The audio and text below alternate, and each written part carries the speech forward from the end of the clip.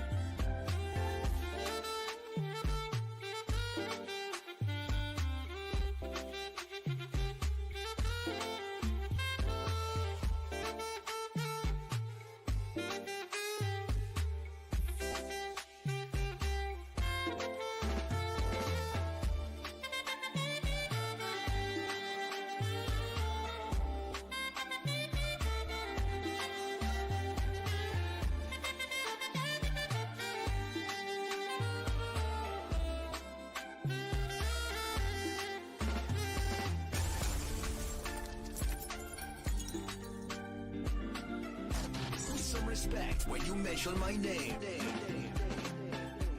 DJ Cypher in the mix.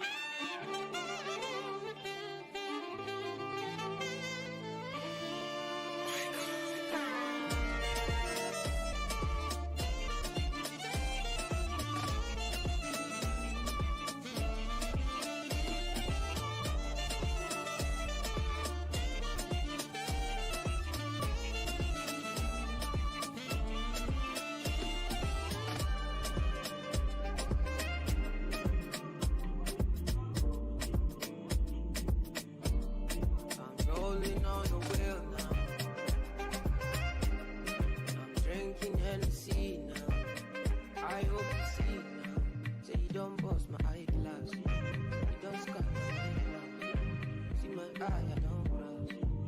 You put me down. See why you make me bitch. Why you make me bitch. See why you did to me. God save me.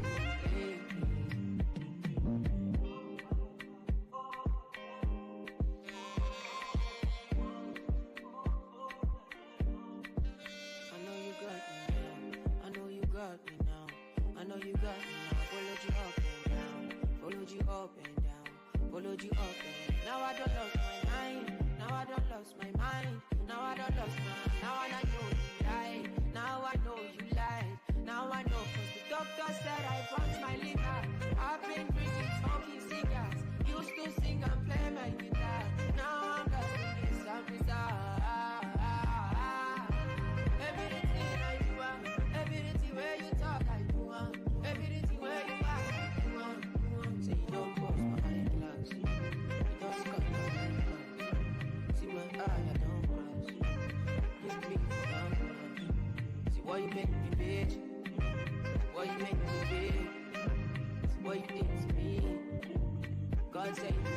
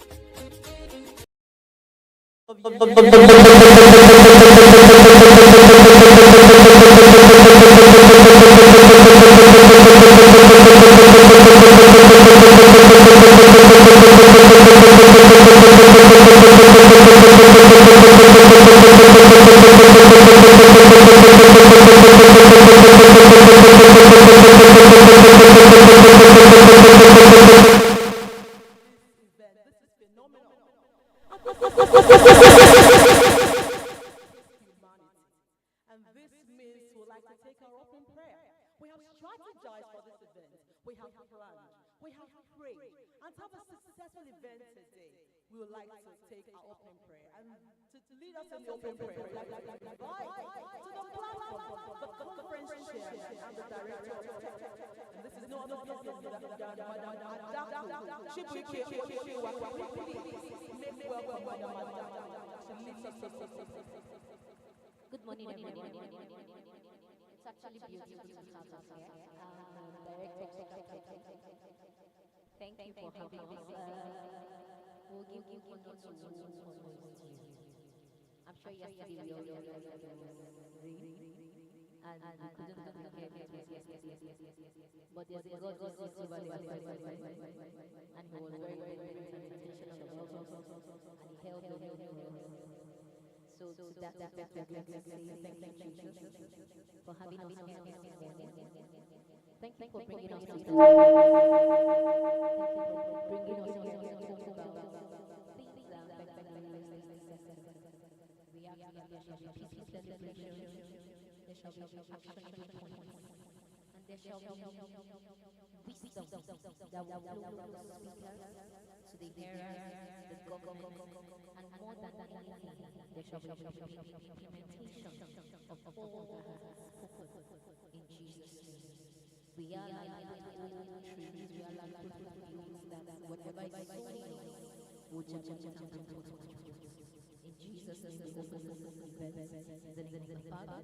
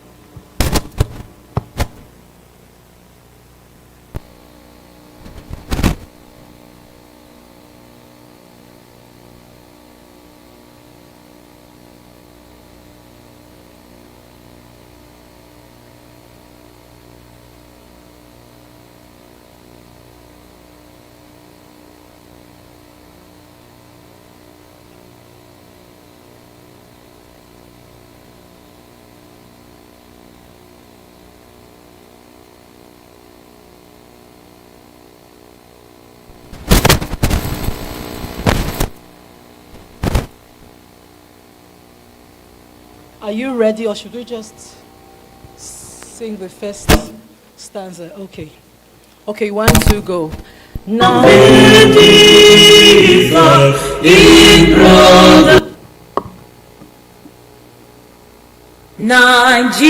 Nigeria, we hail thee, our own dear native land. Though tribe and tongue may differ, in brotherhood we stand. Nigerians old and proud to serve our sovereign motherland. Our flag shall be a symbol that truth and justice reign. In peace all battle honored, and this we count as gain. To hand unto our children a banner without stain. O God of all creation, grant this our one request. Help us to build our nation where no man is oppressed, and so with peace and plenty Nigeria may be blessed.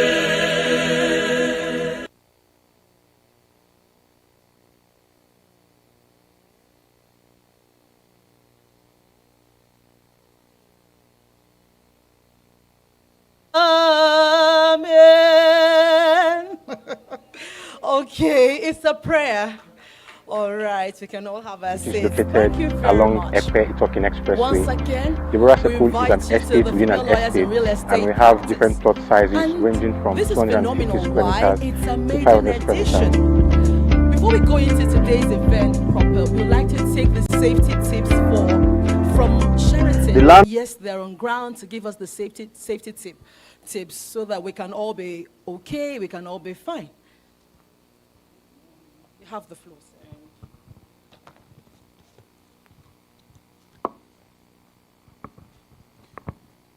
Good morning, our esteemed guests. Welcome to FOPAM by Charity. And thank you for choosing our brand. My name is Liberty. I work in the Safety and Security Department. I am here to inform you of the following safety guidelines and instructions available for your use as provided by FOPAM by Charity in Lagos. The floor where you are seated is the first floor, and on this floor we have about 4 emergency exit doors. Okay. We have about 4 emergency exit doors provided at designated points as indicated by appropriate signage. We have one by the Galaxy hallway. We have one by this hallway and one by the elevator landing, one by the kitchen. And on this floor as well, we have restrooms, female restroom and male restrooms. We have our muster points at the ground floor, where we have our car park at the extreme, where we have flag stand for different nations. That's where we have our muster point for our guests. And in case of an emergency, please listen calmly for further instructions by the emergency response team via the loudspeakers. And during emergency, elevators are not to be used. We urge you to use the emergency exit doors as indicated by appropriate signage. Once there is emergency, the elevators will be disabled. We also have in place smoke detectors, hydrants, sprinkler system, fire detection system, automated fire doors to assist protect crossfire. And we have qualified firefighters with serviceable fire extinguishing equipment within the facility in conjunction with ATIOS, a local government fire station. We also informed that we have certified first aiders available on hand around this meeting hall to attend to incidents, accidents, injuries, and near misses. We also have first aid boxes at strategic places. We have 2 hospitals we use in case of any health emergency we need urgent medical attention. We use the Healing Stripes Hospital, the one right opposite the entrance gate of this hotel. It is owned by the Redeemed Christian Church of God, City of David, Victoria Island. The second one is the newly established Coptic Hospital at the Sanfield bus stop here.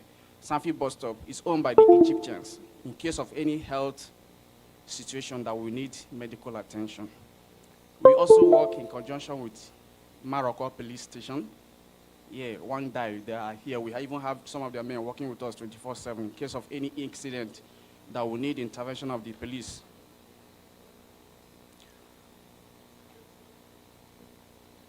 Please, the hall where you're seated, there's no CCTV cameras here. In case of your personal belongings, if you're going out for your coffee break, your breakfast, you're going to make use of the restroom, please keep your items very close to you for safekeeping. We don't have any camera here. We also have an inbuilt house clinic in case of anyone that needs first aid treatment.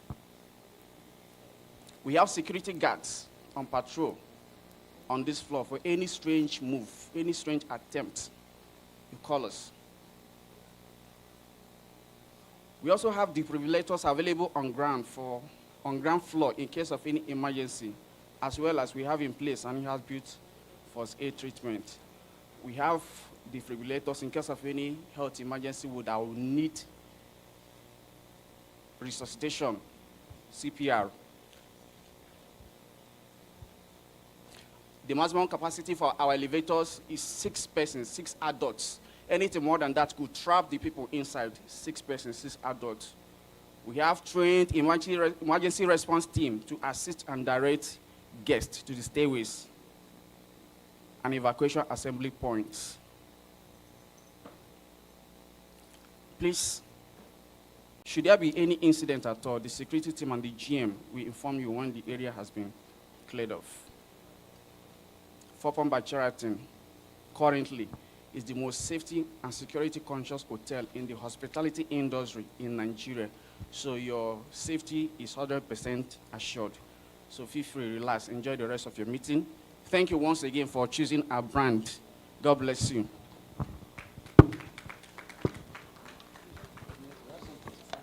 Thank you very much, sir. That's the coordinator. All right. Once again, we welcome all of us.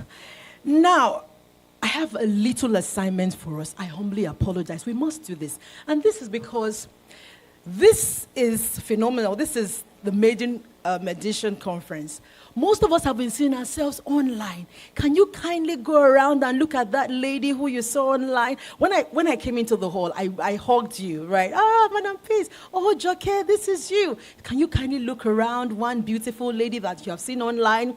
Maybe when we had our Zoom meetings. I know this lady. Yes, I remember you. I remember you. When I saw Madam Flourishing the other time, she said, yes, you anchored the meeting 2 years ago, so please, let's look around, hug your sister, we welcome you, thank you for making it. Yes, can you kindly go around? Madam, please let me hug you once again. Congratulations on this phenomenal event. Madam Adako, congratulations. This is amazing. Can you please go around? Can you please go around? Don't leave our guests out. Good morning, sir. Congratulations. Thank you for coming, sir. We honor you. Thank you, sir. Thank you for coming, sir. Thank you for coming, sir. We honor you, sir. Good morning, ma'am. We're pleased to have you in our midst today. Good morning, sir. We're pleased to have you in our midst today. Good morning. You're welcome. You're welcome. You're welcome. You're welcome. I'm pleased to meet you. You're welcome, ma'am. Good morning. Pleased to meet you. Please go around, go around, go around.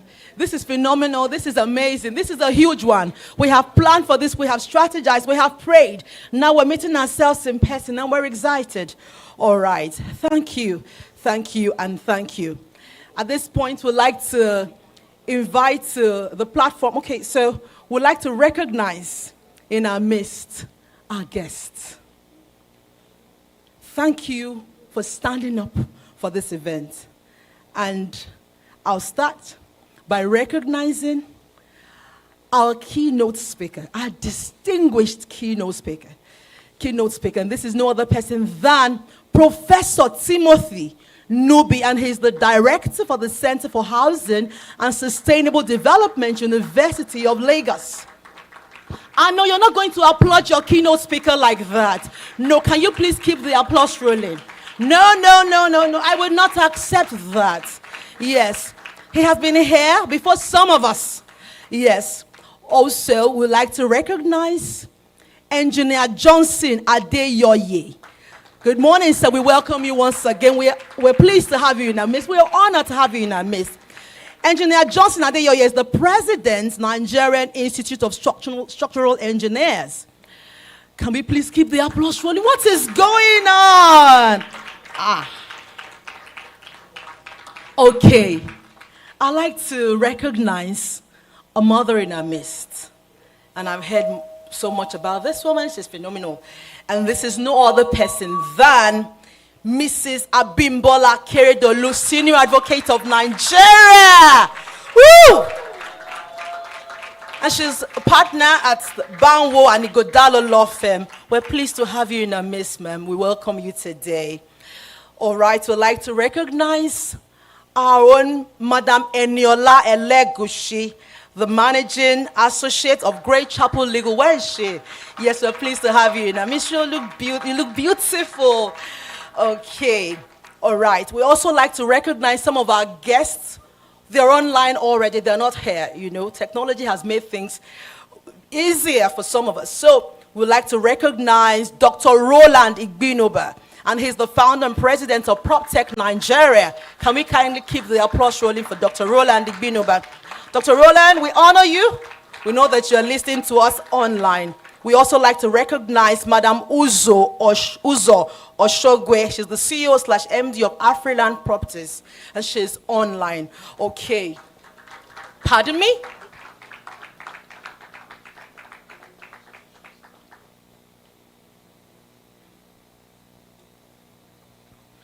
Okay.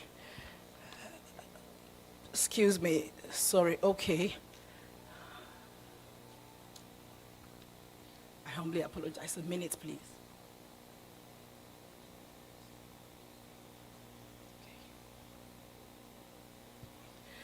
We also like to recognize in our midst another phenomenal woman, lady. Sorry, I've been told not to call them women. It's lady.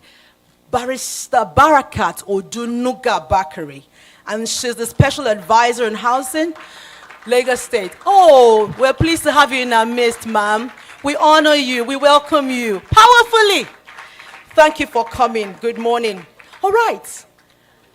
They say great things, great people have great ideas, and they make great things happen. At this point, I'd like to invite to the platform a great person. And this is no other person than Madam Peace Anomnese, the president of the Female Lawyers in Real Estate Practice, FELIREP. Well done, and well done. Congratulations. Thank you. I was wondering whether she's talking about me. I was looking behind. Probably she's talking about another person. Thank you so much. I stand on existing protocol. I want to sincerely appreciate everyone for coming. And I will read straight because of our time. It's on the brochure if you're here. And if you registered, we sent it via email. So good morning, distinguished guests, colleagues, and esteemed participants. It is with great pleasure and enthusiasm that I welcome you all to the maiden edition of our conference, focusing on the pertinent theme, the missing gap, absence of revised laws, rules, regulations, policies, and effective monitoring on emerging trends in the Nigerian real estate market. This gathering marks a significant milestone in our journey towards fostering dialogue, collaboration, and innovative solutions in the realm of real estate in Nigeria. The Nigerian real estate market stands as a crucial sector within our economy, showcasing immense potential for growth, development, and prosperity. However, as we convene today, we are confronted with a crucial realization. A significant gap exists in the framework that governs this sector. The absence of revised laws, rules, regulations, and policies, coupled with the lack of effective monitoring mechanism, present formidable challenges that demand our immediate attention and collective efforts. In our era marked by rapid transformation, disruptive technologies, evolving consumer preferences, and dynamic market trends, it is imperative that our regulatory framework remains agile adaptive and responsive to these changes. The absence of updated laws and regulations not only hinders the progress of the real estate sector, but also poses risk to stakeholders, investors, and broader economy at large. As we delve into the discussions and deliberations over the course of this conference, I'm confident that our collective wisdom, expertise, and experiences will pave the way for insightful insights, impactful solutions, and constructive recommendations. Through robust dialogue, knowledge sharing, and collaboration, we can bridge the missing gap in our regulatory framework, drive positive change, and propel the Nigerian real estate market towards a future characterized by growth, sustainability, and resilience. In a world driven by technological advancement and disruptive innovations, the real estate landscape in Nigeria is rapidly evolving. The emergence of PropTech, the rise of co-working spaces, the growing demand for sustainable and eco-friendly solutions, and the increasing focus on data-driven decision-making are just a few of the transformative trends redefining real estate market. Despite this seismic shift, our regulatory framework remains largely stagnant. Failing to adapt to the changing dynamics of the industry, this stagnation has led to a mismatch between the regulatory environment and the ground realities, leaving a significant void that hampers the growth and stability of the real estate market. The lack of updated laws and regulations not only stifles innovation, but also exposes stakeholders to risk and uncertainties. Without a robust monitoring system in place, we run the risk of falling behind the curve, missing out on valuable opportunities and compromising the integrity of the real estate market. I urge each and every one of you to actively engage, participate, and contribute your perspectives and ideas throughout the conference. Let us harness the power of collective intelligence, creativity, and innovation to address the challenges at hand and unlock the immense potential that lies within the real estate sector.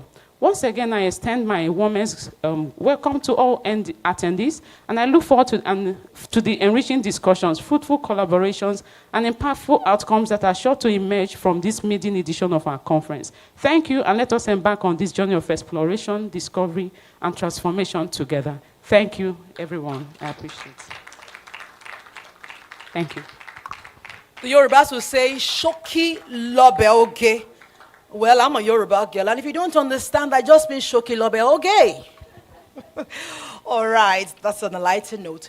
So I've been asked to inform us to kindly download our brochure via our email so that we can follow the program.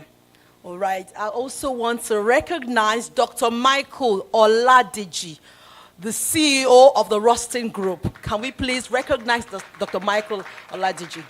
You're welcome, sir. We're pleased to have you in our midst today. Okay, so at this time, by the way, as we're all here, who of us wants to be intellectually stimulated this morning? I want to be intellectually stimulated this morning. I want to add to my knowledge. So at this point, we'd like to invite to the platform the keynote speaker for today's event, who will be delivering the keynote speech in the next 20 minutes. And this is no other person than Professor Timothy Nubi. He shall be speaking to us on the missing gap, absence of revised laws, rules, policies, and effective monitoring of emerging market trends in the real estate market. Distinguished ladies and gentlemen, can we please make welcome Professor Timothy Nubi. We're pleased to have you in our midst, sir. You have the floor.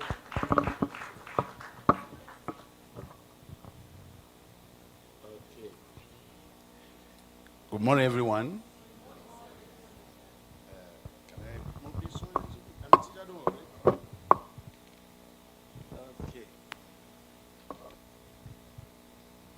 Okay. Thank you so much. With heart of gratitude, I want to say a big thank you for inviting me this maiden edition.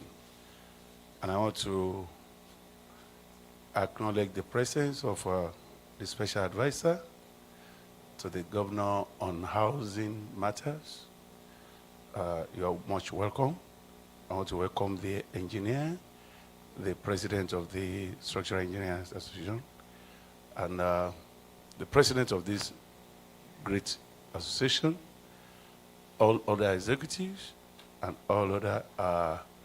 I'm standing on a let me lean on the existing protocol so that we can save time. So thank you so much for inviting me.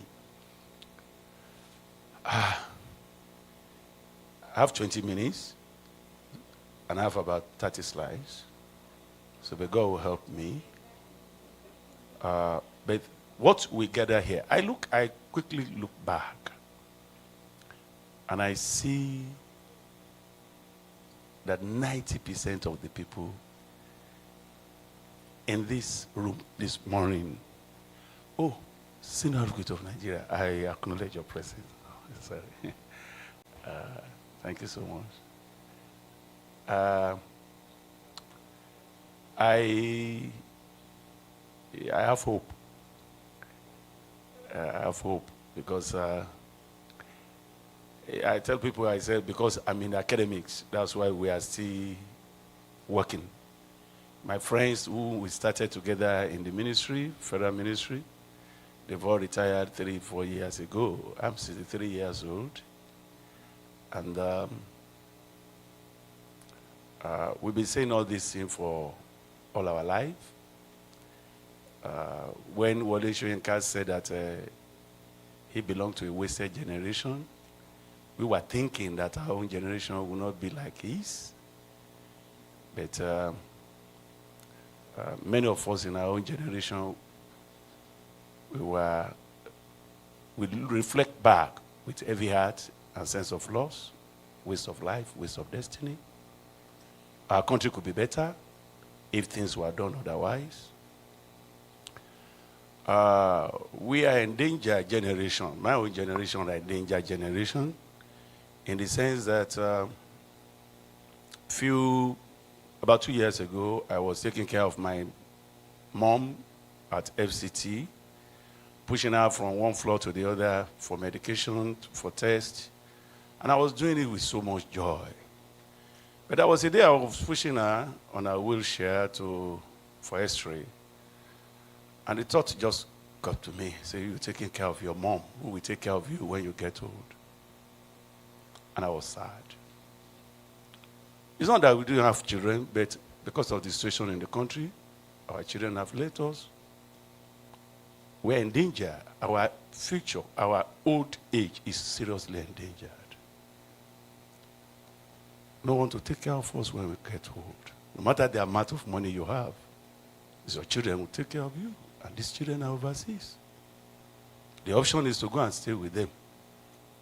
Abandon all you have worked for all your life. But this is the state of the country. It's that country that we are sitting there. We can change things. This is where we find ourselves. But you can change it. That our nation will be a nation where our children will stay. I saw a young Nigerian. Many of you, I don't know how many of us saw the clips.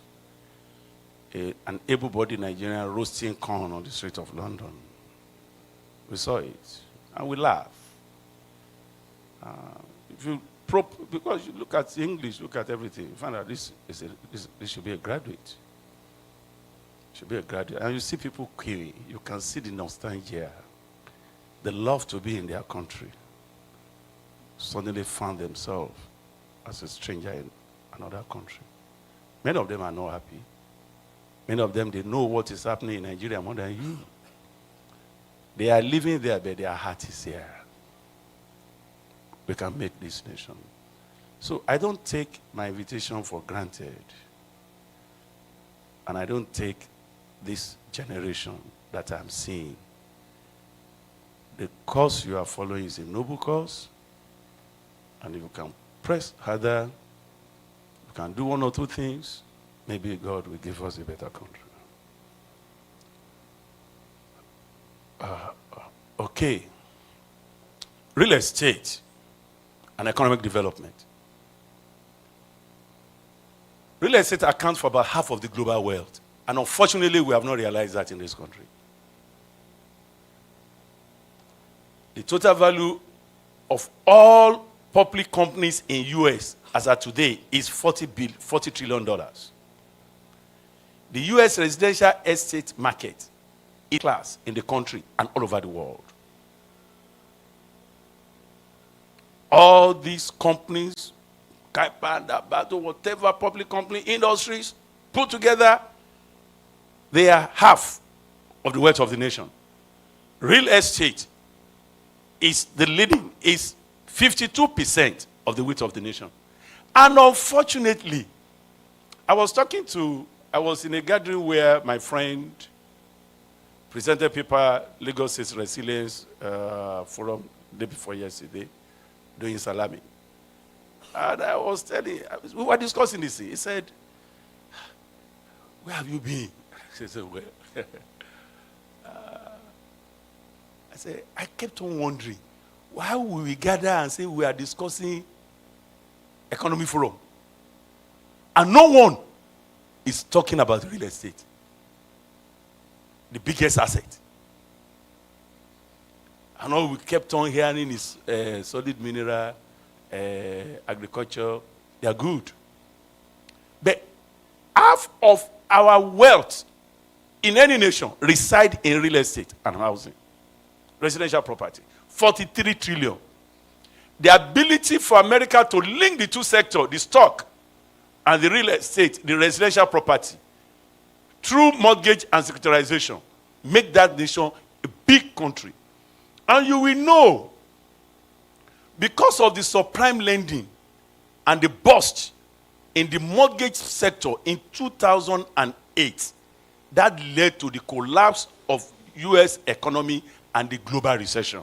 So, if what happened in the real estate market, in the mortgage market, could throw the entire world into recession that we are still battling with today, that tells you that that is the life and breath of that nation. But this nation, we did not understand it. So it's like a nation concentrating all the efforts on 48% of the wealth, neglecting to work on the 52% and really make sure that that sector works. Real estate over the years enhanced the economy. When did I start? So that I can have time to guide me, please. Real estate, I'm just starting, Abby. Okay. Real estate over the years enhanced the economic development of countries like Brazil, Taiwan, United Arab Emirates, Russia, China, Indonesia. You know, when you get there, I mean, what do you see when you get to this nation and you say this nation is great too, this nation is beautiful? It's the real estate you are looking at.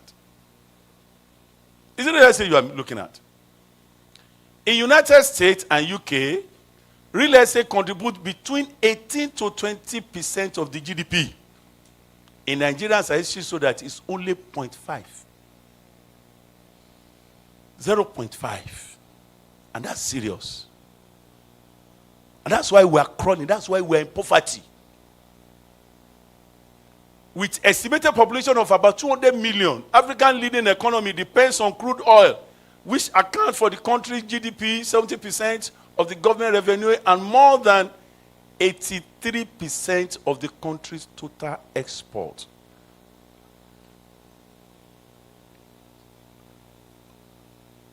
Real estate investments as a driver of economic development. Real estate investment plays a vital role in driving economic development in Nigeria. As one of the key sectors of the country, the real estate sector has a far-reaching impact on various aspects of the economy: job creation, infrastructure development, urbanization and modernization, revenue generation, foreign direct investment, tourism and hospitality, affordable housing and social development, wealth creation and asset appreciation, small and medium enterprise, economic diversity. All these are loaded in real estate, if only we can get it right as a nation. But look at what 2016, I couldn't get the latest, but it can only be worse. Look at international market and investors. Look at what they are saying about Nigeria in 2016. These are investors know that doing business in Nigeria is a big pain. But the country and its potential is just too big to ignore. So each time you see white people inside the plane coming, the great opportunity is here. But doing business here is painful. It's painful. It's painful. We don't make it easy for them. This is the foreign CEO. A feedback from our clients suggests that the removal of the Naira peg will be a positive catalyst. The dramatic slowdown in economic growth, combined with uncertainty in foreign exchange and risks to oil production, means that this is a difficult time to invest in Nigeria. That's 2016. Oh. So what do we want to say now? That's Bloomberg. These are the monitors of what is going on as far as the economy and the world is concerned. Nigeria will remain a tough sell unless the government changes in response to the worst crisis in decades. This is 2016. So, and the situation is worse now. We are seeking investment in the infrastructure sector in Nigeria. Our choice is based on its size and impact on regional trade. These are global investors. This is their position on Nigeria. Japan Deputy Prime Minister on Construction Engineers. That's also May 2016. Yes. Let's look at these critical macroeconomic realities in Nigeria today. Inflation is just too high. Inflation projected December 2023, food inflation 32%. It's serious. That was projection to as of December, but inflation, food inflation now is about 42%. Naira depreciated by 40% against dollars in the first half of 2024. That's a serious one. Nigerian debt crisis debt rises by 75%, hits 87 trillion in 3 months. These are publications, so it's not me. So that's why I brought it as we all have access to this.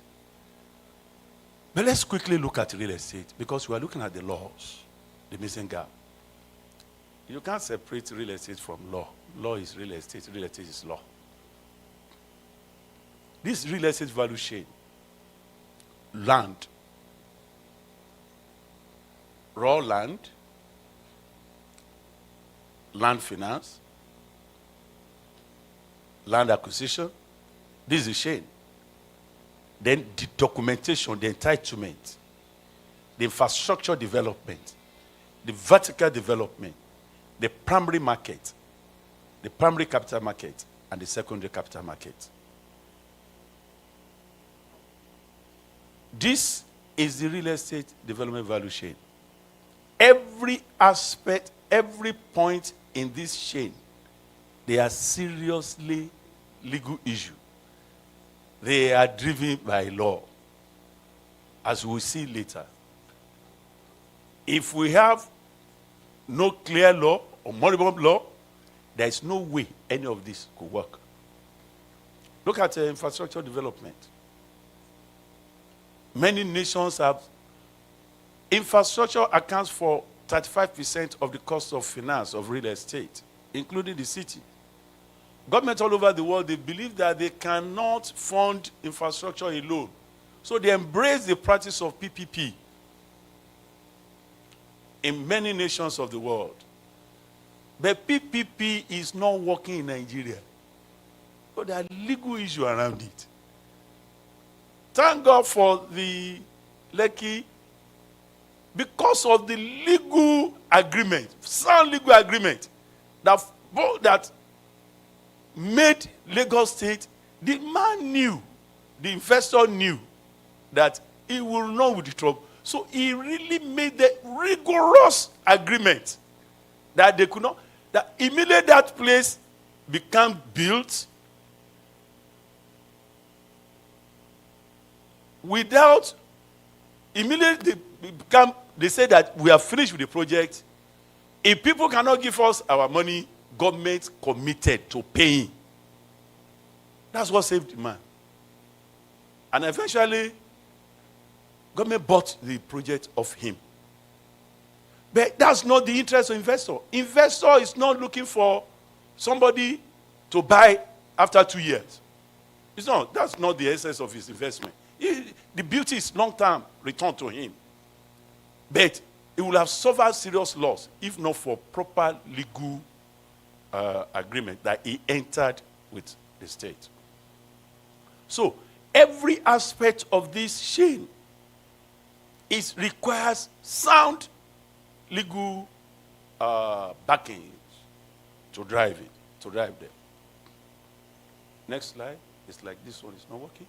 The problem across the value chain. If you have access to the slide, because of the time, the land acquisition, the title, I want to encourage every one of us here to download or buy The Mystery of Capital by De Soto. It's one of the greatest books ever written by man. Say, why capitalism succeeded only in the West and failed everywhere else. All he was talking about is the title. That until developing nations or developed nation or nations in transition, until they develop their title, until they have title to land, they will never prosper. So it's about title. It's about title. And we are still struggling with that. There is no time. In a nation where you can't say, I'm the owner of this land. Ownership, you have ownership only when other people were prevented. The law prevents other people from encroaching. You don't have a house.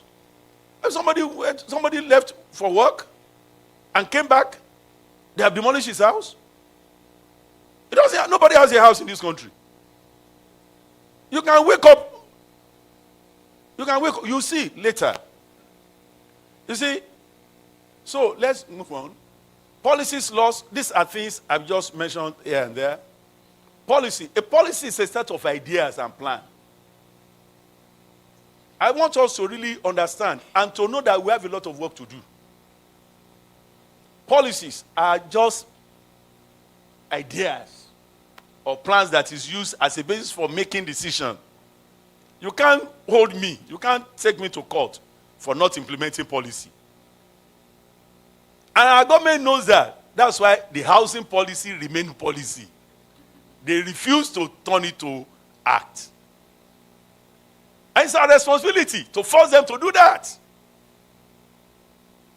I say it's in Section 22 of National Housing Policy. The government should say, it's a policy, it's a policy. It's just an idea to guide us. And so we have construction policy. We have building policy. We have the building code. The law is the system of rules which a particular country or community recognizes as regulating the action of its member, in which it may be enforced by the imposition of penalties. Shooting the birds as is against the law. Oh, I don't know where that's me for. But, National Building Code. National Building Code, if you see demolition going on here and there, if you see housing collapse, we see housing collapse because the code still remains a code. If the building code becomes law today, house will stop dropping in Nigeria. Because it is required in the building code that every house that is about 2-story building must be, just as you do BOT, just as you do MOT for your car, every house you go through that assessment by professionals. Safety, like they come to share with us. Every house. So if they should conduct fitness tests for most houses in Lagos that were collapsing, we will have demolished them or asked the owners to rebuild years ago. But all these are in the building code, but they refuse to make it law. So this is where we have a lot of work to do. That's where we have a lot of work to do.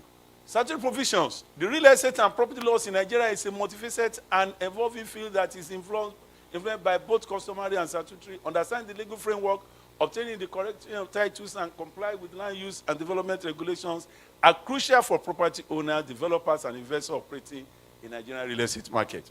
More effective dispute resolution mechanism and compliance with property tax and duties are essential elements in real estate investment successes in Nigeria. Yes, next. The statute provisions. We just list them because we are looking at revised law, absence of revised law. We found out that the laws that still drive this market, they are obsolete laws. Nigerian Constitution, where Obasanjo put, Daddy put the Land Use Act to really finish everybody. 1999. 1999. The Land Use Act, 1978. You can't drive a 21st century country with 28th century law. It's not done. It's not done. Nigerian Urban and Regional Planning Law, 1992. It's too far. Rent Recovery, 1997. So my question when I was going through these slides, next slide, when I was going through these slides, my question is that what has the legislative arms of government, what have they been doing since 1990 something? You know, everybody just go there and sleep. I mean, what is that? People stopped working in the 1990 something. Immediately we entered 2000, it's like the lawyers and the legislative arm, they just went to sleep. Because why are we Conveyance Law, Conveyance Act of 1881, Property and Conveyance Law, Land Law, Land Use Charge. It was 2001. You see it revised 2018, 2024. Because people shouted. Because people shouted. That's why you see revision in that. But where people are docile, they keep on, we were being governed by obsolete laws. Stamp duty 1939, capital gain 2004, conveyance law. Okay, next please. Tenement rate law 2011, tenement law. Next slide. These are the laws. Time 40 minutes. No, it's not done. No. Please, I just beg. Because this is when you say the kingdom. When I saw 20 minutes, it's not done. It took me almost 2 weeks, sleepless night, putting this thing together. It's not done. It's not done. It's not done. Okay, so let's go through it, because there are things that we must do. Okay, let's go through. These are several laws. 1963. Other laws: the rating law, national housing policy, street trading edit, drainage law. There are environmental protection law, for example, provision. I got to a place. We were the Manufacturing Association of Nigeria. They had a program that I was one of the speakers. And they told us, they said, look, do you know that it's an offense in Lagos to cut grass and burn it? I said, all of us should be in prison right now. It's a law. This is not a laughing matter. As you will see, I'm begging for 10 more minutes, please. Please, go on. Go on. In that case, in Land Use Act, you see, because of the inadequacies in this law, the act is seen as being biased in favor of government. That's the act. The president of Redan is on his way. There was a time in a particular state, they paid for a particular parcel of land. They paid about 500 million to get CFO. 3 months after, it was acquired. The CFO was revoked. I was the vice president of the Real Estate Association of Nigeria. The vice president, Lagos Southwest Zone. The office of the Real Estate Development Association of Nigeria started in my office with Babaja Konde. 3 years, it was the secretariat before we moved to Abuja. When that happened, all other members, they turned the meeting to church as we prayed before we started. There are many that almost lost their life. When you just got a CFO, and 3 months after, the CFO was revoked. So the Land Use Act does not cancel holding in perpetuity. You can only hold for 99 years. People don't know the implication of 99 years because it's so long, but there are so many properties in Ikoyi now that they have revised to government, and what they are asked to pay, some just say just go. So, land use decree is in favor of government, and that's why our daddy put it under the constitution, so that it's going to be difficult to be expunged or to be revised. So, but we can do it. We can do it. Because of these problems with the laws, that when you go through the slide, you see, what do we see in Nigeria today? Collapsed building. All of us will still remember this 21st floor that got collapsed near us there in Ikoyi, First Square. See, fresh in our memory. And after Banana, few months after, in Banana Island, one dropped, another one dropped. Houses were just dropping like cockroach in Nigeria. It's because of the law and the regulation. It's either that the law is not clear or people are not adhering to the law. Yes, please, quickly. Let's quickly watch this, because this is key to us. Staying in Lagos, the federal government hopes to deliver 3 kilometers of the Lagos-Calabar coastal highway by the end of May. Speaking at the demolition of shanties attached to Landmark Beach Resort, the minister asked Nigerians to embrace the infrastructure development in various parts of the country. Surayeko reports. For the past 3 days, the federal government has continued to sand fuel the ocean and demolish structures along the first 3 kilometers of the Lagos-Calabar coastal highway, starting with Oniru Beach. The Minister of Works is directly supervising the demolition exercise. The next beachfront is that of Landmark. Before the bulldozers crush the shanties, business owners scramble to keep what they can save from the demolition.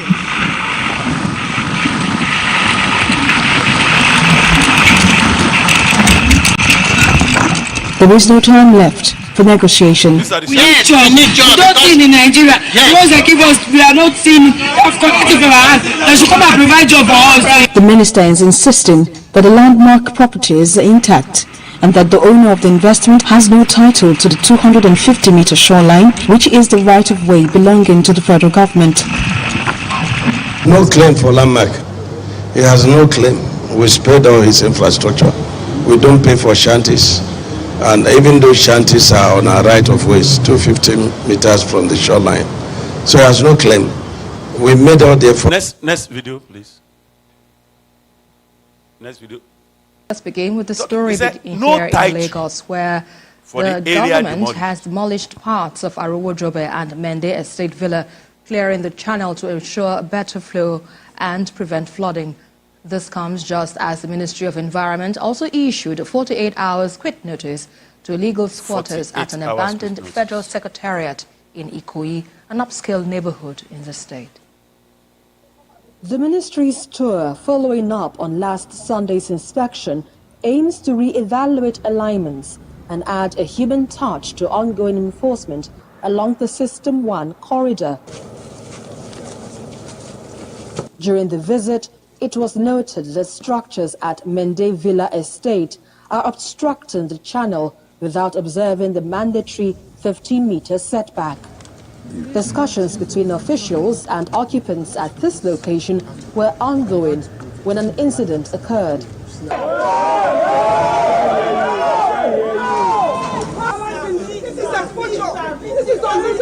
The last video, please.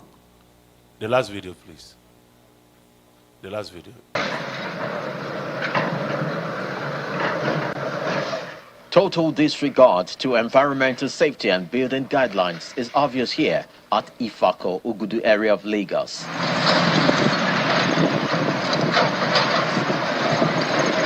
The Lagos State Ministry of Environment and Water Resources is demolishing some structures built on canal paths, affecting free flow of water.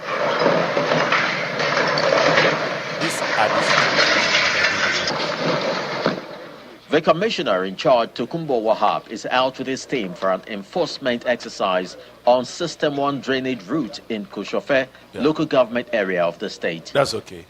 That's okay. You see,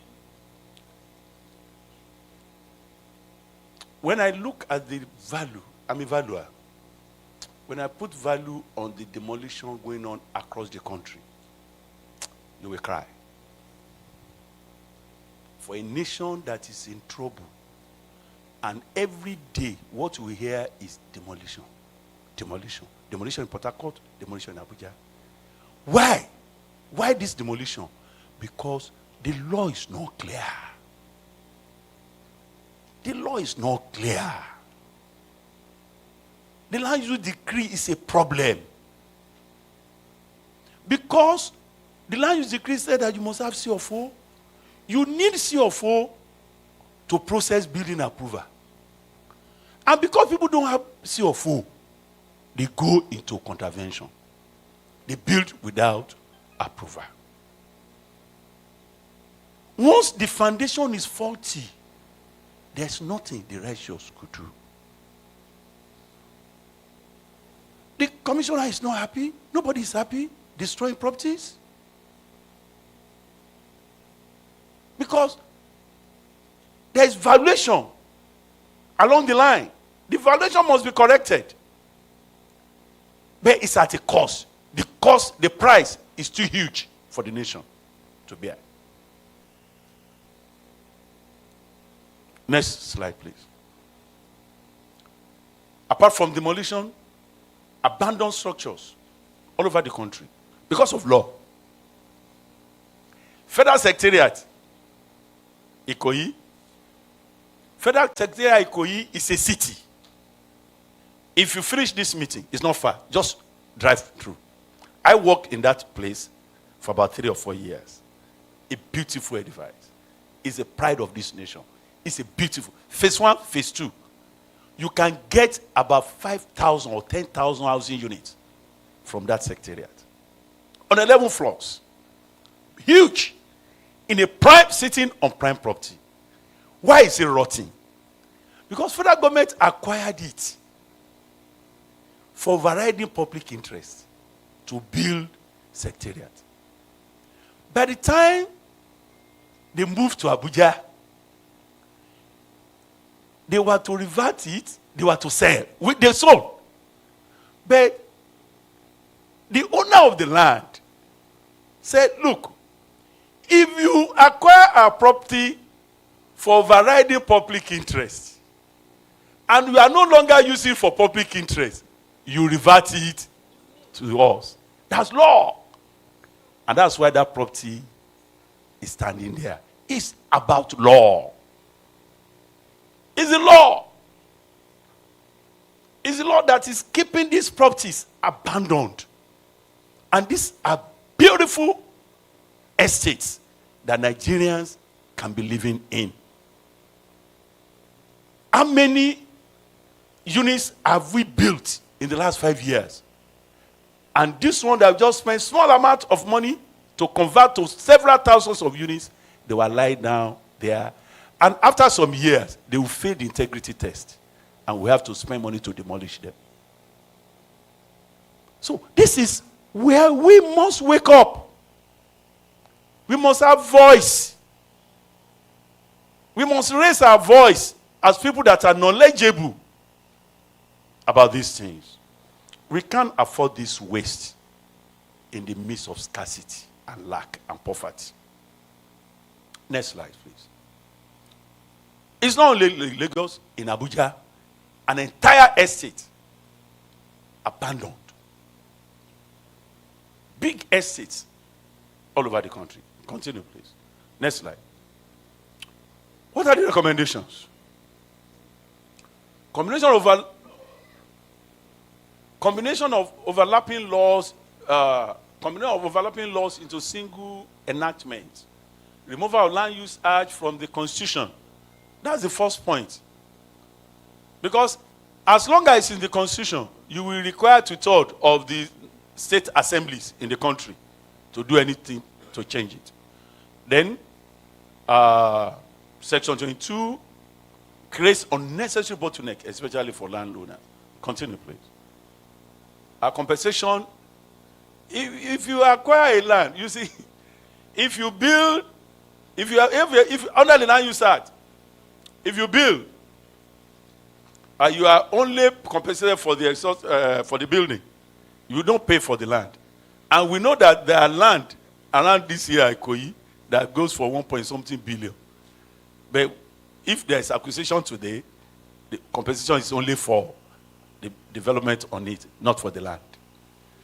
You only return the ground rent for the number of years that you pay, if you pay.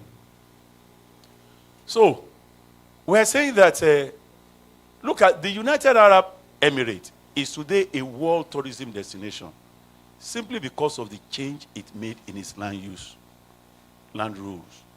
In 2002, UAE liberalized its land rules, granting foreigners the right to acquire land, develop land in the country. Today, the story is what we see in Mother City, Abu Dhabi, Boja, Dubai, and all the rest. I was in Dubai about a few months ago. I was in Dubai in 2006.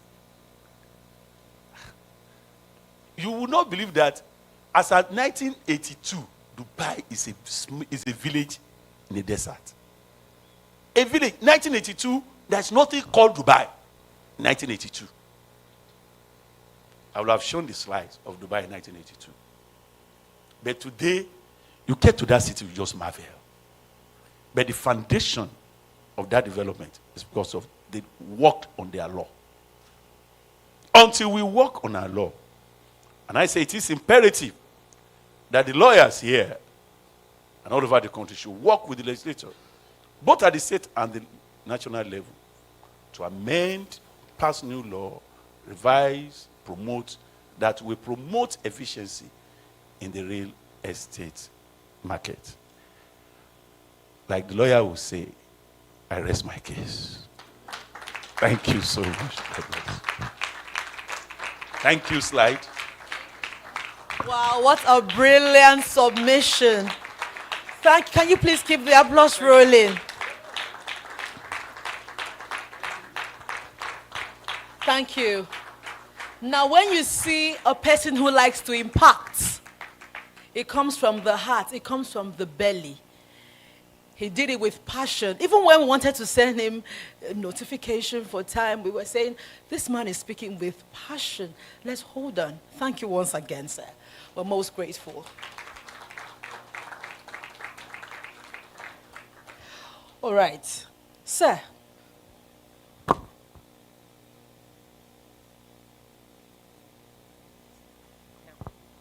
Most humbly, sir, we have an apology to make.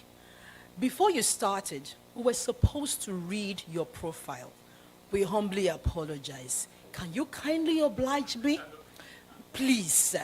If you even want me to allow you to, we humbly apologize. Please, sir, we need to do this. Even though this is against the norm, but we need to do this. And I promise that in 3 minutes, I will do this. May I have your attention, please? Professor Timothy Nubi is a fellow of the Nigerian Institution of Estate Management and has served as the past dean of the Faculty of Environmental Science at the University of Lagos. He holds, yes, thank you. He holds several notable positions, including being a trustee member of the Real Estate Developer Association of Nigeria and the founder and director of the Sustainable Development at the University of Lagos. He serves as the executive chairman of the University of Lagos Property Company Limited. He has an HND in town planning, a BSc in estate management, an MSc and a PhD in construction management. He also holds a certificate in international housing finance. He has published over 78 papers and 10 books on housing and real estate. He has served as a former member of the Technical Board of the Federal Housing Authority and is an Eisenhower Fellow in the USA. On a personal note, Professor Nubi is the proud father of Pelumi, remember that lady? Who is celebrated as the tourism ambassador of Lagos State and the first female solo driver to drive from London to Lagos. Remember that lady some months ago? I never even knew that I was going to meet her father today. Thank you very much for gracing this occasion, sir. We're pleased to have you in our midst. You may take your seat, sir. Okay, so, all right, we'd like to invite the president of the FELIREP, Madam Peace Anomneze, to present his gift. We have the floor, ma'am.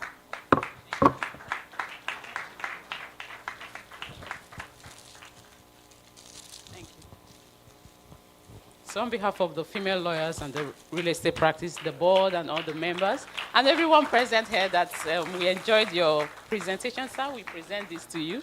Thank you so much. I call Prof. Father. He reminds me of my dad. Thank you so much, sir. Thank you. You're welcome.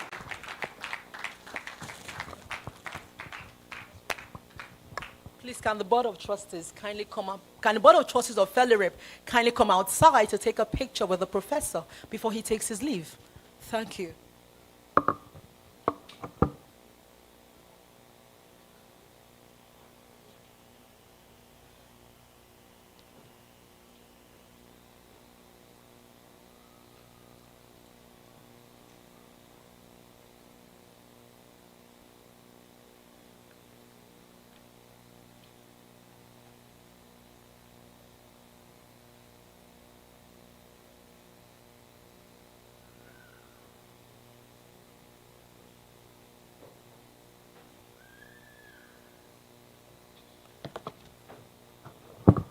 Thank you once again, Professor. All right, we'd like to recognize the presence of Prince Barrister Akintoye Adeoye. He's the national president of the Real Estate Developers Association of Nigeria, REDAN. He walked in during the presentation of Professor Nubi. Right. We also like to recognize in our midst Pastor Femi Fasheru. Yes, he is the resident pastor of the Kingsway International Christian Center, Lagos. Yes, sir. Thank you for coming to this occasion. It's an honor meeting you. I remember those days I used to listen to you on Channels Television. All right, we'd like to recognize the presence of Mr. Shola Eniton, the managing director of Cromwell. Yes, sir, we're pleased to have you in our midst as well. We also like to recognize the presence of Madam Omola Bake Adetumbi. She's the legal advisor of the Real Estate Developers Association of Nigeria, Lagos branch. Where is she? Okay, we're pleased to have you in our midst. You're welcome, ma'am. All right. Somebody said to me the other time, the person said, you'll introduce yourself later. Okay, my name is Joke Fekumo. I'm a legal practitioner and I'm the founder and the lead.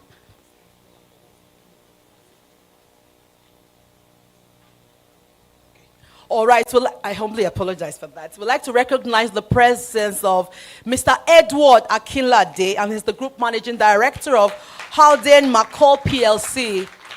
We're pleased to have you in our midst, sir. All right, so I was saying the other time, my name is Joke Fekumo. I'm a legal practitioner, and I'm the lead coach and founder of Polished Speech Consult. Polished to polish your shoes, speaking consult. All right, thank you. Okay, at this point, we'd like to listen to the presentation by the guest speaker.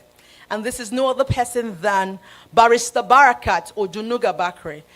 In the next 20 minutes, she's going to take us through the topic, the Lagos State real estate market, roles of the government in reviewing real estate laws, rules, regulations, policies. Can you kindly be upstanding, please, while I take your profile? Okay. So, Barrister Barakat Olawomi, yes. Thank you, yes. Barrister Barakat Olawomi Odunuga Bakre holds a degree in law, LLB, from the prestigious University of Bedfordshire, United Kingdom, as well as master's degree LLM in international commercial law from the same institution. She attended the Nigerian Law School. In 2017, Barrister Barakat was elected councillor of Akiomi Coal Ward, Ward E1, Surulere local government. I thought we were going to give her an applause. She was elected leader of the Surulere Legislative Assembly in 2018. She was re-elected as a councillor in 2021, also maintaining her position as the assembly leader. As legislator in Surulere local government area, Barrister Barakat Olawumi Bakare has passed over 27 bylaws during, wow, that's massive. She has passed over 27 bylaws during her time as a leader of the Surulere Legislative Council to ameliorate the living standards of the people in Surulere and also improve the IGR of the council. Barrister Barakat represents women and youth inclusiveness in governance. She was appointed into the Lagos State Executive Council and sworn in as special advisor to Lagos State Governor on Housing on Wednesday, 13 September 2023 by Governor Babajide Sanwo-Olu. Distinguished ladies and gentlemen, I present to you Barrister Barakat Odunuga Bakare. You have the floor, ma'am. Thank you very much.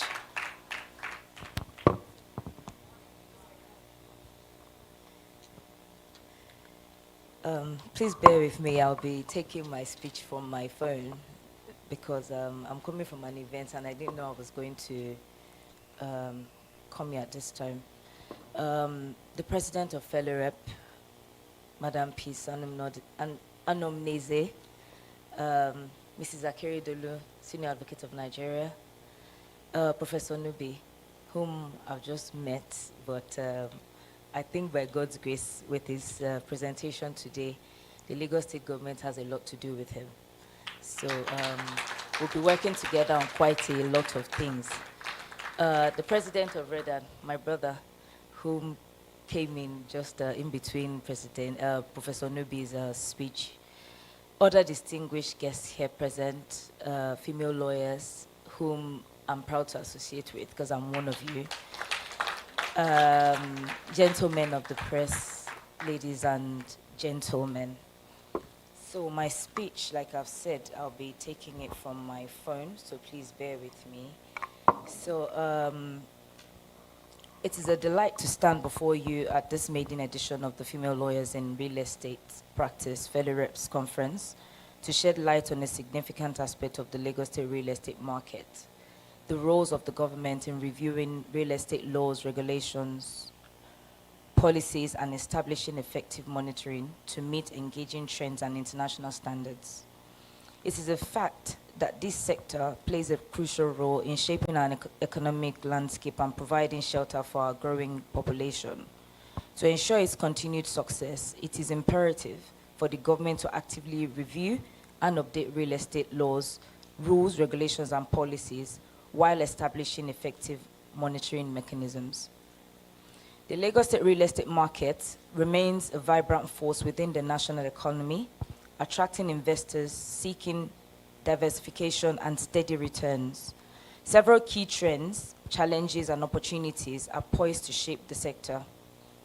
With a rapidly growing population of over 22 million residents of Lagos State, with more people coming in daily, the demand for real estate investment in both residential and commercial sector is very, very high.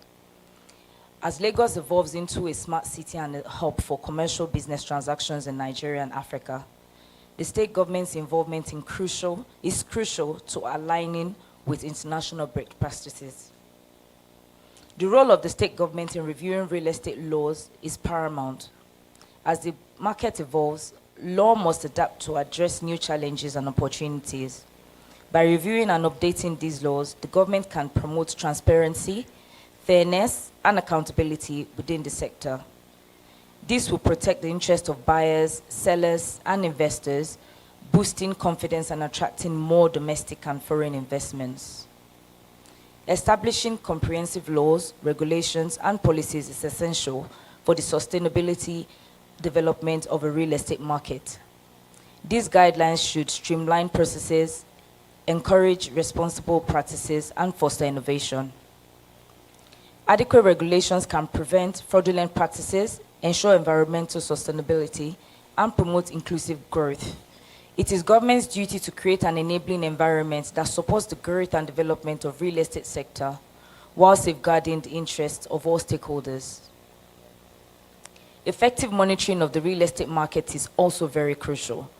The state government has established relevant agencies to monitor the sector, track market trends, identify potential risks, and prevent market manipulations.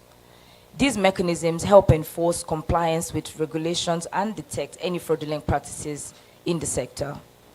By implementing an effective monitoring system, the government can maintain stability, enhance market credibility, and protect the rights of buyers and investors. Aligning the Lagos state government, the real estate market with emerging trends and international standards is essential for its growth and competitiveness. Recent initiatives such as the EGIS, Electronic Geographic Information System, digital systems, yes, and unveiling of the State Land Administration Portal that was commissioned about 3 months ago by the Governor of Lagos State, Babajide Olusola Sanwo-Olu, reflect our commitment to modernization. And I can put it to you that it's Lagos State that started, that's the first to actually have an e-portal for land documentation. So other states are following. The foreclosure, mortgage, and tenancy laws under review at the Lagos State House of Assembly, along with the Lagos State Real Estate Regulation Authority, which I am the overseer, where you can register to practice real estate in Lagos State. So the website is lasrera.lagosstate.gov.ng, which boasts of over almost 1,000 registered practitioners, as steps forward towards integrating emerging trends and meeting international standards. These efforts attract foreign investors, promote sustainable development, and position Lagos State as a desirable destination for real estate investments in Nigeria and Africa at large.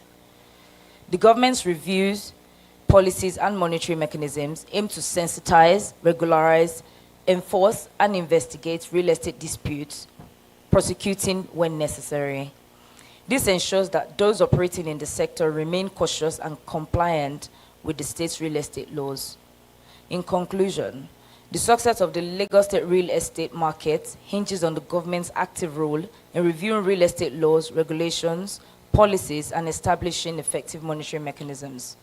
By prioritizing transparency, fairness, and sustainability, we can foster a thriving real estate market that meets the needs of our growing population while conforming to emerging trends and international standards.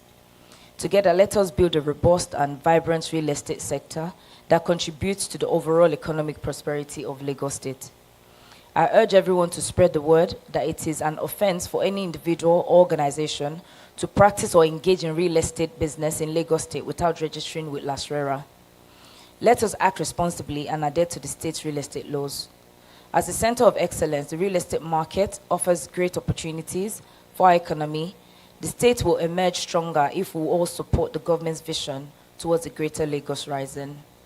I wish us all fruitful deliberations at this maiden edition of the conference and continued success for FELIREP. Thank you very much. And thank you once again, ma'am. We're pleased to have you in our midst today. Thank you for that brilliant and brief delivery. All right, at this point, we'd like to take the first panel discussion. And I'd like to invite to the platform the panelists and the moderator for this panel discussion. However, before we take that panel discussion, we'd like to invite to the platform the president of FELIREP to present the gift to Barrister Barakat Odunuga Bakre. Can we kindly have you up the platform, ma'am?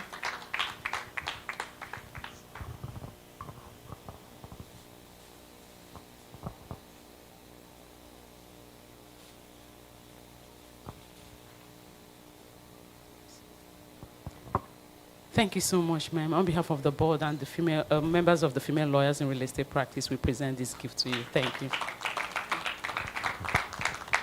And we have the Board of Trustees of FELIREP. Can you kindly come outside to take a picture with Barrister Barakat?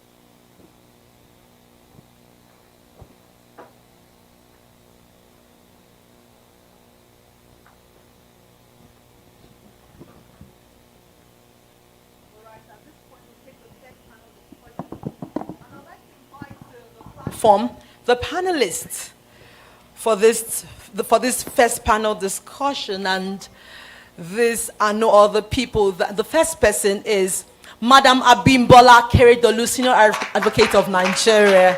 Can we kindly please keep the applause rolling? You see, Nigeria is not a small thing to become an SAN, to become a Senior Advocate of Nigeria. A beautiful lady at that. Yes, ma'am.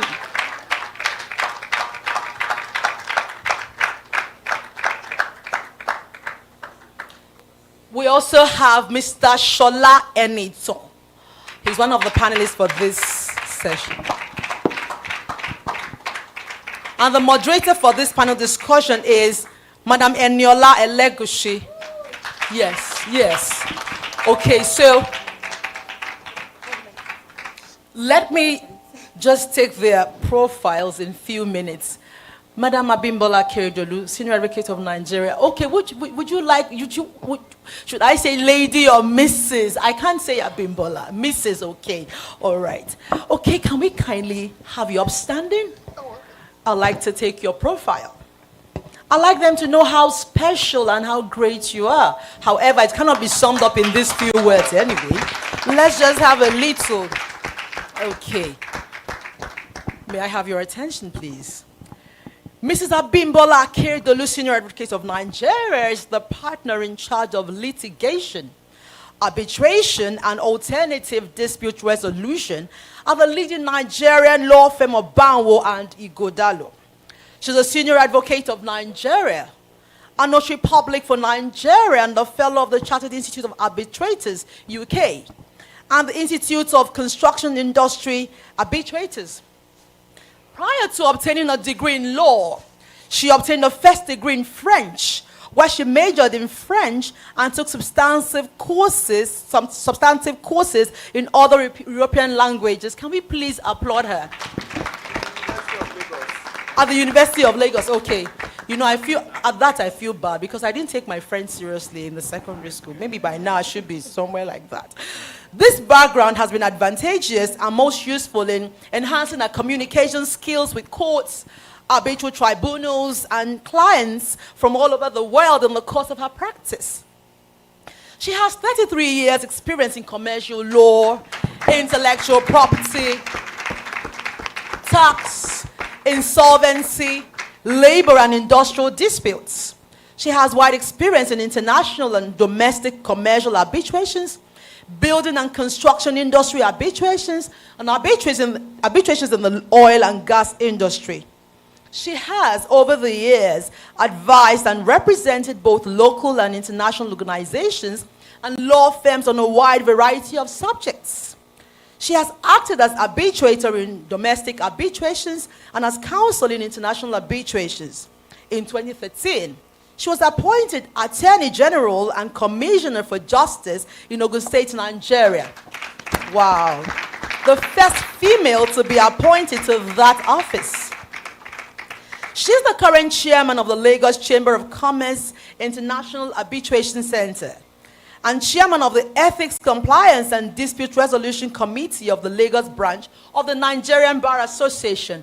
Distinguished ladies and gentlemen, I present to you Mrs. Abimbola Keredolu, Senior Advocate of Nigeria. That's huge and phenomenal. Well done, ma'am. All right. Next, I would like to take the profile of Sir Olushola Olalekan Enitan. Can we kindly? Thank you, sir. All right.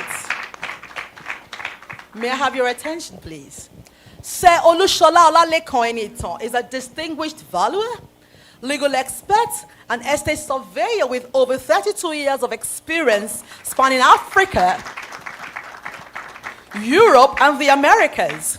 He specializes in real estate investment, management, consultancy, and legal advisory.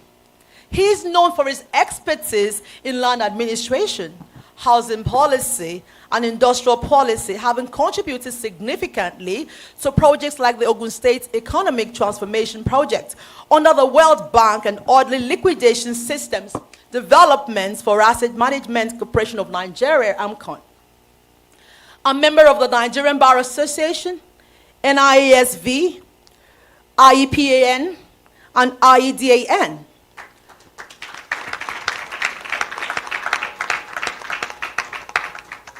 Sir Enito has also held notable positions such as Secretary General of the International Organizations Committee of the United Nations. He's an alumnus of Yaba College of Technology, Nigerian Law School, National Institute of Policy and Strategic Studies, NIPSS, and Lagos Business School. Sir Enito is also affiliated with Levin Global, a consulting organization specializing in asset optimization across the Americas, and serves as Chief Responsibility Officer of the Cromwell Center for Research in Housing and Urban Development, LTD GTE. He is a knight of John Wesley, married to Lady Oluremi Enito, and blessed with children.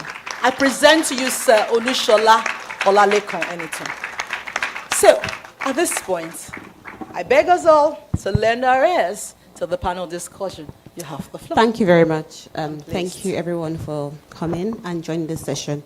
My name is Eniola Elegushi. I'm a managing associate at Great Chapel Legal. The topic of discussion this morning is a comparison of foreign laws with Nigerian property laws. We're looking at the gaps as well as recommendation for these gaps that are going to be brought to the fore very shortly. Ma, I'm going to start with you very shortly. There is no doubt that there is a dearth of legislation regulating property law in Nigeria. Indeed, majority of our laws are unfit for purpose, they are inchoate, and they are obsolete. One might even argue that our property laws are not aligned with international best practices. Indeed. So that brings me straight right into the first question. What are the first question, Ma, is what you think are the key challenges faced by foreign investors in the real estate sector due to Nigerian property laws? Thank you very much. I want to thank FELIREP for the opportunity they have given me to be on this platform. Key challenges faced by foreign investors in the real estate sector. Yes, please, ma'am. I don't think we have enough time to go into those challenges in detail. And I'm so happy. I've learned so much from the presentation by the professor this morning. The key, and he really touched on it. Key challenges. Number one, and it's a key challenge not only for foreign investors, even for us locals. Lack of certainty of title. They gave me this biro today in my bag. I am so sure it's mine. I can take it home, I can put it in my will and give to my grandchild. But I cannot say the same for the property I have bought. Indeed. And the moment you cannot have certainty in the ownership of anything, there is a problem. And like I said, it's not just for locals, it's also for, not just for foreign investors, it's also for local purchasers. Mr. Lamidi, who is a vulcanizer and hopes to buy half a plot of land in Mowe so that he can build something. There is no certainty of title. And that is a very big problem. We liaise with foreign investors all the time. And one of the first things they will ask you, apart from, how quickly can I get title? So apart from the problem of lack of certainty, there's even a problem with the bureaucracy to the acquisition. Because my evidence of title or acquisition is a document. When the document I'm holding, before I even get the document, the bureaucratic bottlenecks, it takes forever. Lagos has tried. Whether they've succeeded is the debate for another day, so we'll pack that one aside. But the process alone, the foreign investor speaking to you by email says, how long will it take us to get evidence of title? And then we start to create all sorts of nice English to say, well, a lot will depend on this and that, just to avoid the question. The same way they ask us, if a dispute then arises, because dispute is a fact of life, there is no problem having a dispute. It is a fact of life. So they are prepared for it and say, so if we do have a dispute, how long does it take us to resolve it? And we'll say, well, depending on if we get a judge that is proactive, we might be in the High Court for 12 to 18 months. then if the other side goes on appeal, we may be in the court of appeal for 3 years. And then if it goes to the Supreme Court, well, creative language. At the bottom of it all is that no certainty of title, no certainty of even the process to get evidence, documentary evidence of said title, no certainty of the length of dispute resolution. Those are just 3 major blocks. There are lots in between. I don't know how much time I have, That's so fine. let me. Thank you very much, ma'am. So I'll go straight into the second question, because related to the first. What are some of the potential benefits of aligning Nigerian property laws with international best practices? I really don't have much. I'm only Nigeria qualified, so I'm not foreign qualified, so I can only speak to Nigeria. But then, your question suggests that there is an international best practice. So let us say, it's up here. What does it benefit Nigeria? Oh, let's even leave international best practice alone. Let us even just have best practice, local best practice. International best practice is a high barrier. Let us even have just local best practice. I draw the analogy oftentimes. The Great Wall of China was built many, many years ago over a long period. And what was the intention when they built the wall? Was to secure China. So they went into this expense to build and build, but they kept having invasions. Why? Because the men at the gate will collect cola, and the invaders will come in. If you have the best process in place, but the people who are to man it are not living up to their job, you will not even achieve best practice. It has been said that the laws are obsolete, I concede that the laws need reviewing. But let us even get to the standard of the existing law. Are we obeying it? I was sitting next to a gentleman who said the problem is enforcement. Okay? So why are those who are supposed to enforce not enforcing? Problem number 1. 2, Lagos State has put in electronic processing at the lands registry. But I can tell you, so I say no more. Why is it not working? Because the people we have put to make it work, the same thing when they say we will get your passport within 3 or 6 days. Some vested interest, it's not in their interest for you to get that passport in 3 or 6 days. You need to come and see them. The same thing is happening in the registry. Until we begin to have a sense of commonwealth, I'm sorry, our problems are foundational. If you bring the law they are using today in the UK to Nigeria, we are creative. We will frustrate it. So the problem lies in us. A lack of a sense of commonwealth. In Yoruba, they say, "Afemisha lo sologbo deran ogbe." For the benefit of those who don't understand Yoruba, that it is that selfish interest that turned the cat into bushmeat. Other animals they move in packs. They look out for each other. So before they become bushmeat, it will take a long time. But the cat is very selfish, only looking out for himself. So that cat is easy for it to become bushmeat. The more we continue to look out for eye and only stomach infrastructure, our sense of commonwealth continues to remain diminished, and even the best processes in the world will not work. I hope I've spoken to it. Thank you very much. We need to deal with those foundational issues before we need to change our mindset. Let us stop thinking about just me. You are a civil servant in government today. Eating. Retirement will come, 60. The gravy train will run dry. How do you plan to continue? Is what you are doing sustainable? Thank you. Thank you very much, Ma. And I have one more question for you. Are there areas in... I'm coming to him very shortly. Thank you. Are there areas in Nigerian property law that seem outdated or inefficient compared to modern practices? My personal opinion, and I've said it, let us first obey the one that is on ground. When we then achieve that standard, we can then say, wait a minute, Why are we doing this? But we haven't even achieved that basic standard of obeying what the law is. The Land Use Act is the main law that regulates and the professor has very aptly and very ably pointed out the flaws or the weaknesses in that law. It's a constitutional reform that will change it. It has become a revenue or a gravy train for governors and governments. They look to land. Maybe I shouldn't mention. There's a particular state where we understand that the governor said, I spent 6 billion on election. I need to recover it. And it is at lands that the money is supposed to be coming from.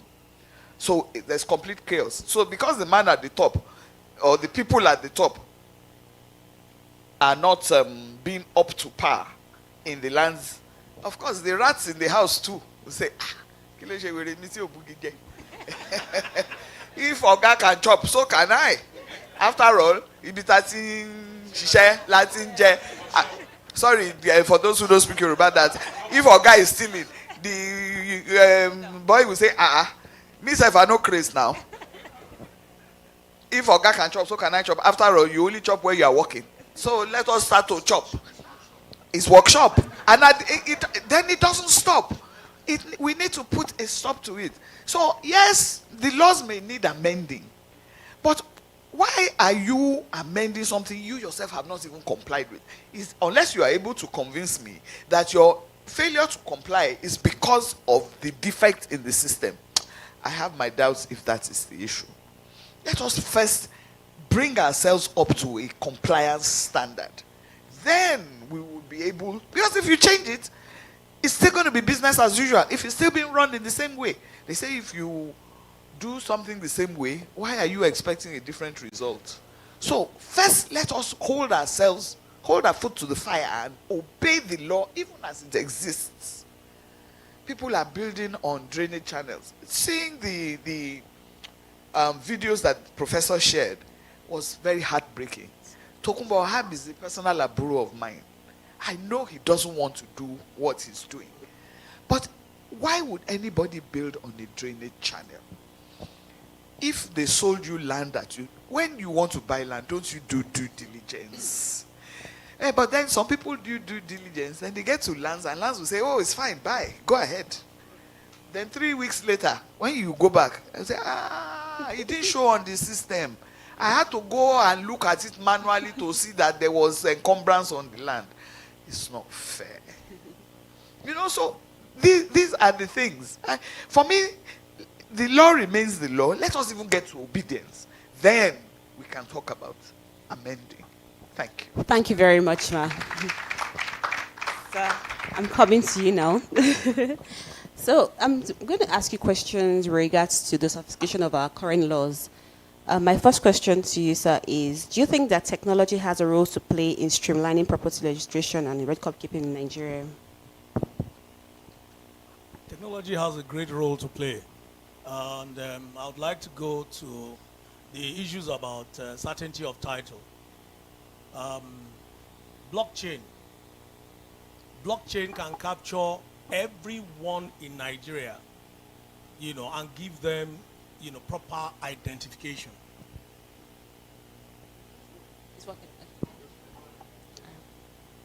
Blockchain technology can capture everybody,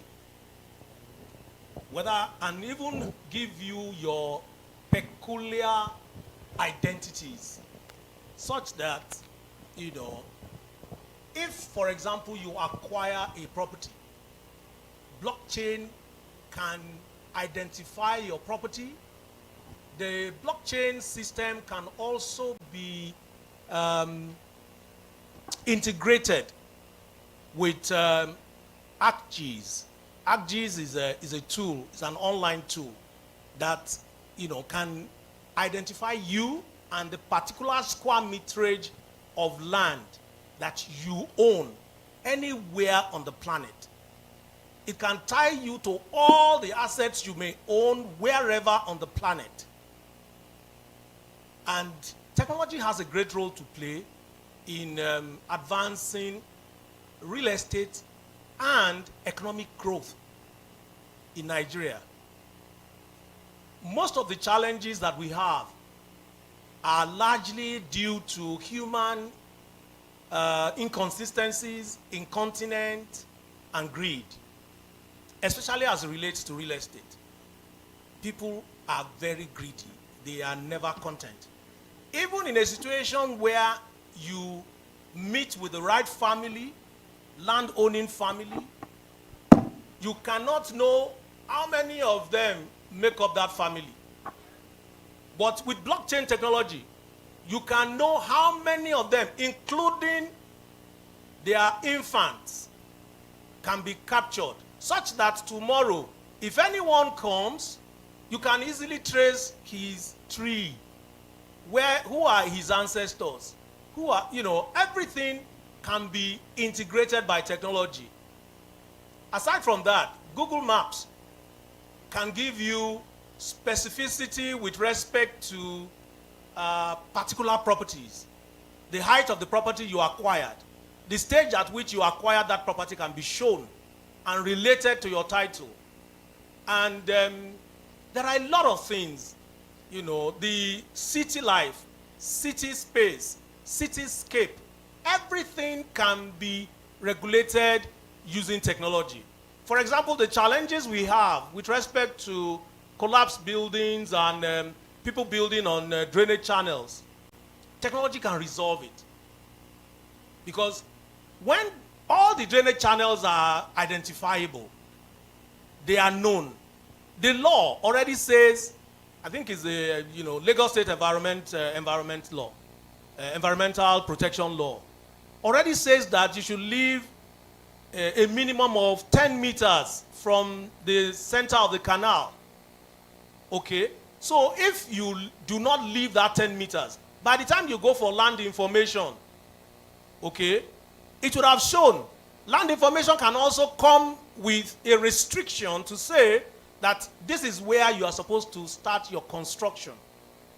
Everything can be tied to technology, if we have people of integrity manning it. Because what, the learned SAN said about the human factor is foundational to every of our challenges in life, not just in real estate. And real estate is life anyway. I totally agree, sir. Thank you. That brings me to my second question. How can legal education and public awareness be improved to ensure better understanding of property rights in Nigeria? One of the things that I have seen, by the way, my group did the compensation claims for Landmark. Landmark has a compensation claim.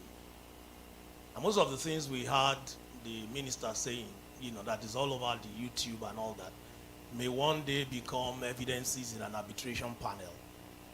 Okay.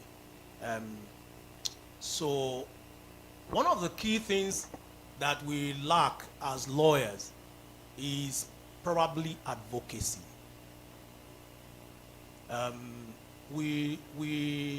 think we are not restricted by the professional ethics to do advocacy, because advocacy is the giving of enlightenment to society to enable them understand their roles as to the law and their responsibilities in law.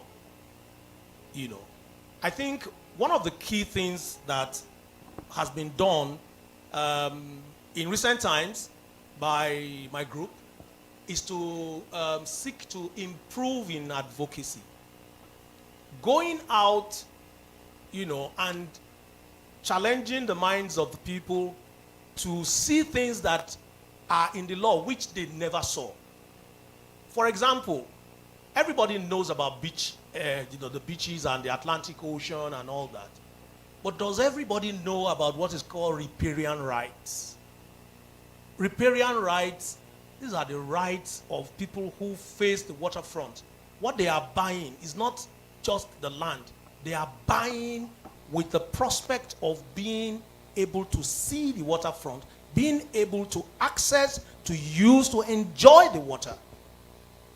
And if people don't know you will, of course, see issues where, a supposedly well-enlightened person will represent Nigeria and say things that really, don't mean jack.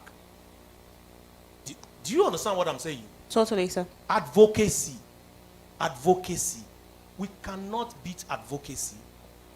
Also, there are connectivities that needs to be made. A lot of the laws have been revised by decisions of court.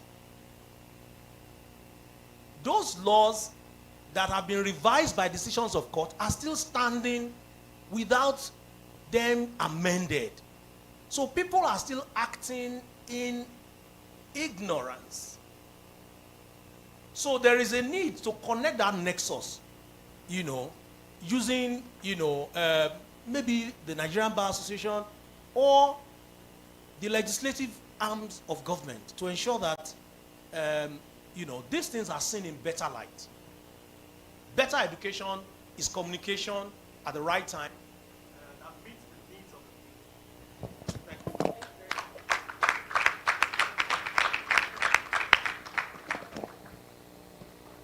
My last question, sir, is in the event that these reforms are going to be made, and as they are being proposed, how do we ensure that the reforms will be in tandem with, they would address the issues, the needs of all stakeholders? If the laws are indeed reformed, how do we ensure that they meet the needs of the people specifically? I think it's a challenge for all professionals in the real estate environment to ensure that, the needs of the people, laws are actually supposed to meet the needs of the people. And the best way by which we can gauge whether the needs of the people are being met is in the growth, in the economic growth that is supposed to happen when good laws are put in place to ensure that, society develops. So where you see that there are challenges, for example, you see flooding, you see, all over the place. The same government that enforces sanitation and environmental, environmental protection is the same government who failed to clear the drains. Do you understand? So, the needs of the people is to have an environment that is clean, that is conducive, that does not, how do you then compensate, people whose properties were destroyed in the last 2 days by floods? Because I think the government has gone out yesterday to go and clean the drains and the water has gone. So who takes care of compensation? The needs of the people as of now, right now, with respect to the flood damage that happened in the last 3 days, 2 days, 3 days, is that covered in law? So, ensuring that the needs of the people are met is by gauging their economic development and to see that there is growth. Thank you. Thank you very much. And that brings us to the end of this panel session. Sorry. Yes, please, ma'am. I would just want to contribute to that last question. How do we ensure that the needs of the people are met when these laws are passed? So, passage of the law, and your question is, once the law is passed, how do we, I think, before we pass the law, stakeholder engagement is very important. If you pass those laws without the involvement of the people to whom the law is going to apply and who the law is going to bind, it's a waste of time, as you yourself have said. So stakeholder engagement is very critical. This cloak and dagger method of passing the law, giving them 12 hours notice to come and make their contribution, cannot work. Stakeholder engagement is critical. And those who are passing the law and trying to use cloak and dagger to do it should not forget that they will one day leave the hallowed chambers of the legislature or wherever it is they are, and the law will apply to them. So it will be in their interest to ensure that the majority and the stakeholders are carried along in passing the law. Thank you very much, ma'am. We'll take 2 questions from the audience. Any questions, please? Yes, please, sir.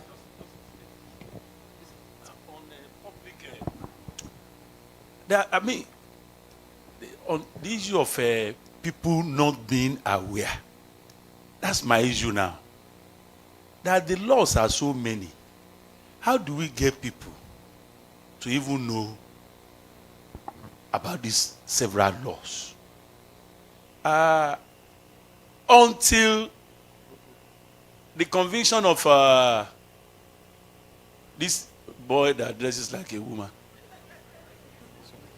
Huh? Bobrisky, huh? You see, until he was sentenced, I never knew that to spray money was illegal. And this law has been there since 2007. And I said, Nigerian prison, everybody should be there. Children's wedding, I spread money. In the church, we spray money. Even in the church. So, how do we deal with such hidden law? You know, like you want to take insurance. They will tell you that there is something they write small, you won't be able to read. When you come for claim, it's when you come for claim, they will say, it's there. So how do we, these several laws, because someone just told us that when we are doing that workshop, someone just said, look, there are laws concerning in Lagos today for sinking borehole without permission is 6 years imprisonment. And everybody was just digging borehole. So how do we know? How do we decide? If you want to be, if government want to put you in prison, there are several things. When that person told me that, look, do you know that cutting grass in your compound and burning it is 6 months? So, and I've been doing that all my life. Burn it at night. So, I don't so that advocacy, we can step up advocacy. So we can dig up all the laws that will help this sector and actually dig up advocacy. Because that estate at Maiden has been there for 18 years. For 18 years. They got approval. They have approval. No. This particular estate, they were with me. They have approval. It's eventually when they brought out the approval that they said you did not get drainage approval. I started my life as a town planner. By the time you will be given building approval, looked at drainage, cable, power tension, everything, setback. But there are these laws that are standing alone. That a section in the ministry does not even know that this law is in a environmental protection agency. Today, there are laws regulating the noise level of your generator. Before you can bring generator to your house, you have to invite them from the environmental protection agency and get clearance that this is the decibel of this noise. If not, you could be put into prison. If you don't have that paper, you must get paper. That's what the law says. So we have so many of these things that we are not aware of, that we must, as lawyers, actually, we have to really dig them up and actually help this country with it. Thank you. Thank you very much, sir. Can I? Yes, please, ma'am. Sir, thank you very much. And I totally agree with everything you have said. But I must then knock the bottom out of everything by saying ignorance of the law is no excuse. So what do we do? Having as agreed that position, I think organizations like FELIREP can have and in this area when government is into revenue drive, you can put it together a small compendium and make it available to your members, or you need to recover the cost of printing. But that kind of document from an organization like this will put you in the front burner. Women do it before the men. Well noted, ma. I'm taking the hints of the court. So, and in different organizations or groups to which we belong, we can do this to help our members. And if one of your members has that kind of compendium, in giving legal advice to somebody who says they want to buy a house, or asking you for real estate advisory, you can also then throw it in and say, you need to also have this, and that person will be forever indebted to you. That, wow, this my real estate person is really good, full of information. Someone else has that problem, say, talk to my guy, and it's business for you. So thank you very much, ma'am. That is well noted and will be effected accordingly. Thank you. Any questions? I hope I will get a complimentary copy for bringing the idea. You will, ba. We assure you. Questions, suggestions for this panel is closed. Yes, please. Thank you. My name is Ceci Ondei. I think Nancy just spoke my mind. I think I want to address you, as lawyers. I bought Laws of Lagos State last month, about 300,000. And I felt, that money was not big money, but I felt the impact. And what our town planner said is actually correct. I've counted like 5 or 6 different laws that were passed before Lasrera. I started taking notes, and like, wow, this is a serious problem. I think I started creating content on these things on LinkedIn, because I'm quite big on LinkedIn. So when people don't know about these things, like I'm like, even me, I don't know about these things. Like there's a law in Lagos State that says 2007 law that has allowed us to sign documents electronically before we amended the Evidence Act in Nigeria. But we don't know. So the way forward, I think FELIREP can start by buying those laws, because they're quite expensive. You can come as a group, buy those laws. Let your members have access. Because one person buying is quite, might tell in your pocket, but buy as a group and start seeing how we can bring out these things. And put it online. We're online, put it on, can have blogs or whatever. People will see it. They might not come immediately to contact you, but if you continue doing it over time, I give you 2 years, you guys will be a force. So let's start with that. People who don't know a lot of things, even lawyers don't know it. If I don't know a lot of things, it's not about saying it's not trying to put anybody down. There's just too many laws around. So if you can come together and start advancing, government, you're even going against your own law. This is what your own law says. And start taking, I told my friend who's a founder, start taking positions. This conference is a very good platform. Make statements on certain things to the media. Say, the law says this. This thing we think you are out of line. We're not fighting you guys. We're trying to see how we can work together. That is how government can start thinking and saying that, peers, we have good intentions. We are doing it the wrong way. Let's look back and see, because people are watching us now. And if we start acting like we don't have watchdogs, who will put us in check? That's my own contribution. Thank you. Thank you very much. Yes, please, sir. I want to take a different view on what has been said or what has been asked. I actually believe that our government, both federal and states, are committing crime against Nigerians. How or why did I say so? Most of these laws are passed in one day, at the back of every one of us. Let me not go be specific on this one. Let me just go and talk about some of those states that are passing law. Emir removed in one day. So many other, I don't want to go there. Like this Lagos State Regulatory Agency Authority is good. But then you have to pay 1 million to be there on an annual basis. That is what my company is paying. Now, when this law are being passed, where did they hold, what do you normally call it? Open hearing. In Lagos State, they must go to every local government, put it on all newspaper, announce it. No, it's always passed overnight. It is when later you know about it and you are bound.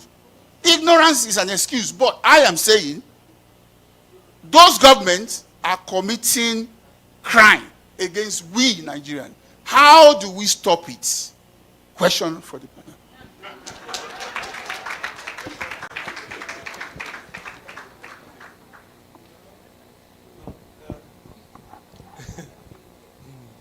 Well, I think on the issue of Lasrera, there was a time, in between Lasritrad and Lasrera. Lasrera is the Real Estate Regulatory Authority. It used to be called Real Estate Transactions Department. The two, whether Lasrera or Last Retreat, were actually set up to ensure that there is proper real estate transactions, monitoring, and enforcement, fundamentally. However, public hearing for the Lasrera law, as that, actually identified, was not there. And then when the law was passed, the law was not in circulation for almost 2 years. We were asking, where is this law? We were even asking government officials, and they could not provide the law. I had to reach somebody who was in the committee who drafted the law to send me a draft copy that was sent to the assembly for passage, for me to be able to see the content of what that law consists of. I think, as lawyers, we can file, suits that will ensure that government does the right thing. Mandamus. Thank you. It's the way to go.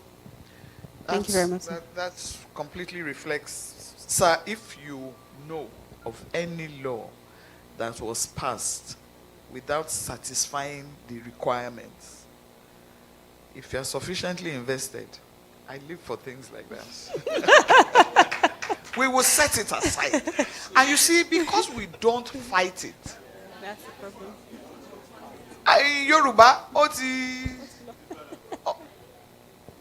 it has become, they take us for granted. But sir, if you know of it, there are tools in the law. I'm a general of the law. So we have our weapons with which I am familiar. And we set that law aside.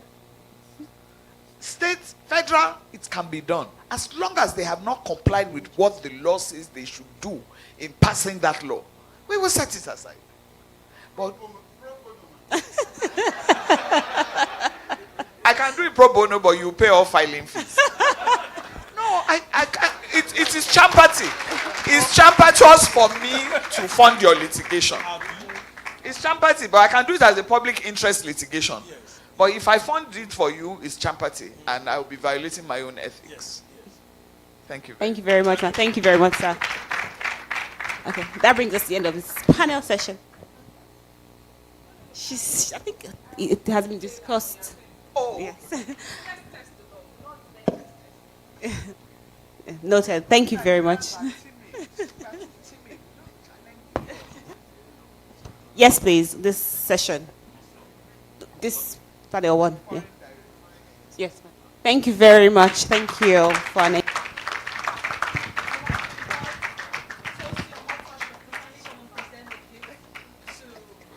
Mrs. Abimbola Keridolu and Mr. Shola Enito. Also, please, the Board of Trustees of the FELIREP should kindly come outside to join in the photo.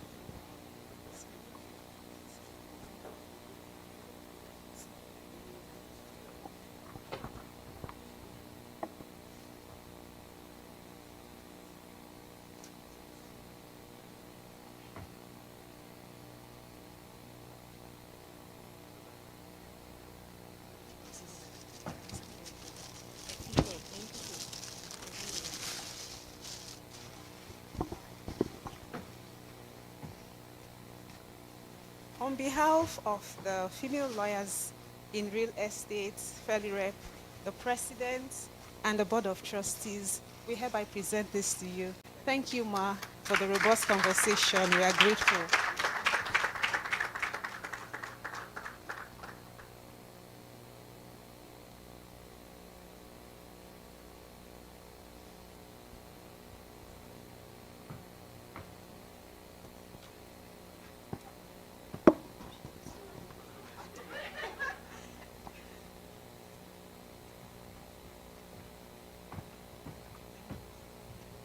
On behalf of the female lawyers in real estate practice, the President and the Board of Trustees and members of the female lawyers in real estate, we present this to you. Thank you, sir, for the robust conversation.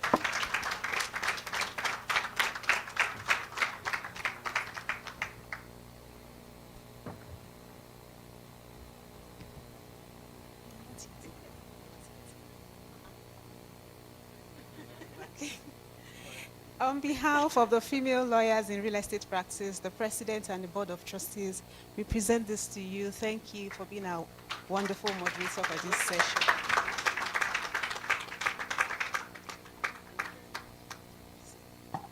So I would like to invite the board members.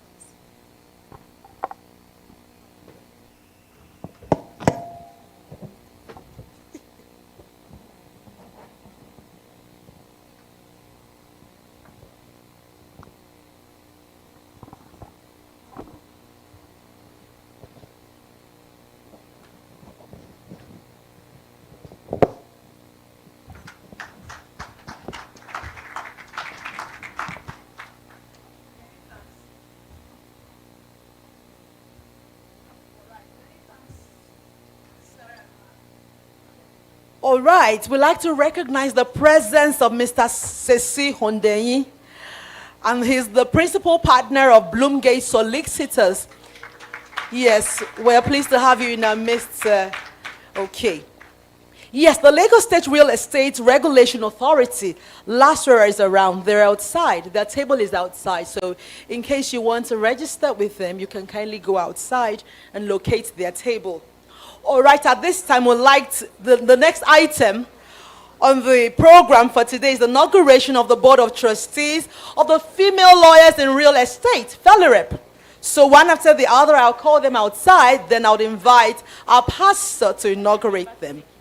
So the first person I'd like to call to the platform is Adaku Ochiwa, and she is the Director of Strategy of the Female Lawyers in Real Estate Practice. Next is Chioma Okwowulu, and she's the Director of Corporate Social Responsibility. Please, let's keep the applause rolling. These people have done a lot. We also like to invite Adetola Adeleye, and she's the Director of Corporate Governance and Compliance. Okay, she's online, all right. Okay, also we'd like to invite Ifeoma Obel Moloku, and she's the Director of Welfare. Is she around? Can she kindly come outside? Okay. Also, Tosin Omotosho, she's the Director of Technology and Social Media. Omotayo Akinubi, she's the Director of Administration. However, she's presently not in Nigeria. We also like to invite Flourishing Olu Adekoya, and she's the Vice President of Female Lawyers in Real Estate Practice, FELIREP. And we'd like to invite Madam President herself.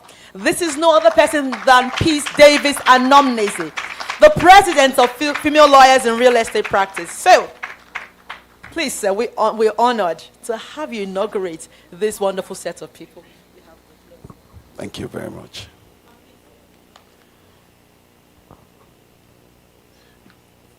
Good morning, ladies and gentlemen. Firstly, should I say that this is a huge privilege for me to be here this morning. It's a huge privilege for me to have heard all that has been shared earlier on by our Prof. It was huge enlightenment for me, and also the panelists as well. The Prof shed light on the issues surrounding real estate investment. The panel discussion also looked at the challenges as well as the recommendations, what could be done. And here we have these learned ladies that have been charged and called upon at this time to be in the forefront and lead, well, somebody said advocacy amongst other things, in making the real estate market, real estate investment effective in our country. As we have heard this morning, is a tall order. They need to be supported in every way. We all need to stand with them. We all need to encourage them. And we also need to pray for them. So I want to firstly congratulate you for this privileged position that you have been called into. And I want to encourage you that you have conceived this. It basically means that it can be done. You have the desire to do it. This was not a mandatory thing. This is something that you have given yourself to. And I believe that the vision will be realized in Jesus' mighty name. So allow me to congratulate you and also to formally welcome you as Board of Trustees of FELIREP. And it is my prayer, that you will be able to achieve quite a lot within a very short period of time. Okay. So please, if you can I ask all of us, whichever way you pray, whichever way you can pray, if you can just stretch your hands. Your right hand is the hand of blessing, as we know it in my religion. Just stretch it towards them and pray for them. Firstly, we want to pray that the Lord will preserve their lives. They can only do this if they are alive. Let us pray that the Lord will preserve them. The Lord will keep them alive. Secondly, pray that the Lord will give them peace of mind, that they will have peace of mind at home, peace of mind in their families, peace of mind in their own businesses and in their own careers, to be able to have time for this noble calling. Let us pray for them, that the Lord will give them wisdom. The Lord will give them understanding. Let us pray that the Lord will also open doors for them. We've spoken concerning advocacy, that the doors will be wide open unto them and they will have access into the places where they need, into people, into organizations that they need to be able to be effective in that which they have been called to do. Let us pray for success concerning their vision and their mission, that indeed they will be a blessing to our country. Let us pray that they are coming together. It is not going to be just for a society, but rather that which will transform our society. Father, we thank you. We give you praise. We bless your holy name. We commit your daughters into your hands, whom you have called by yourself, ordained at this time to take the lead concerning the issues around real estate investment, particularly from the law perspective. Father, we pray that in the name of Jesus, that you will open the heavens upon them and you will give them wisdom with which to be able to do what is right, to be able to advocate for what is right, wisdom with which to be able to help the citizenry, wisdom with which to be able to help the nation, even help the government. We pray that you will give them uncommon and unusual favor, that will open doors of access unto them, that they will be able to go and advocate. They will be able to go and change what is wrong into what is right, that you will use them mightily, O God, to be able to be a blessing to the real estate industry. Father, we pray in the name of Jesus that individually you will bless them with long life. You will bless them with peace of mind, peace that surpasses all understanding. Let it garrison their hearts. We pray, Father, in the name of Jesus, that you will bless them with understanding and knowledge to be able to know what to do. Father, we pray in the name of Jesus that you will bless them with good health. Now, Father, raise helpers unto them, those who you will use to complement their effort.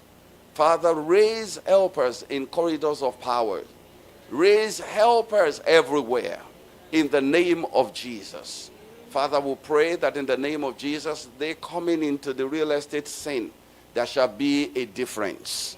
There shall be a difference. There shall be a difference. Within a short period of time, let them record huge successes. In this mission, they will not fail. They will not be discouraged. They will not be tired.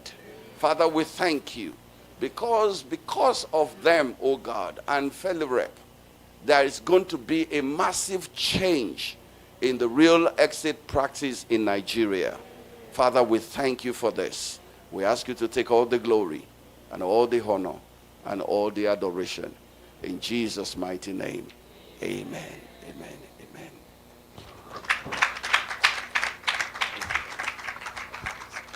A million thanks, sir. All right. Distinguished ladies and gentlemen, we have received a lot intellectually this morning. At this point, we'd like to receive a lot as well into our bellies. So, I'm pleased to inform you that tea is outside. Are we not excited? All right.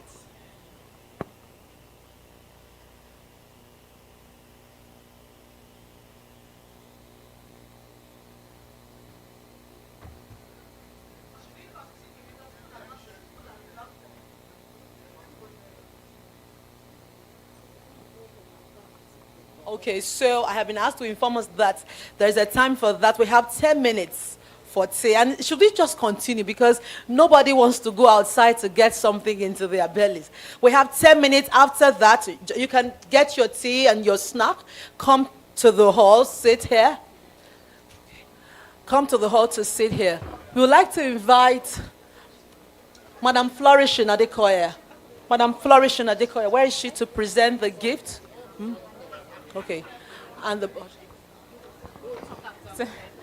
on behalf of the board and the members of the female lawyers in real estate practice, we present this gift to you. Thank you so much, sir. We appreciate you. Thank you. Thank you very much. Thank you.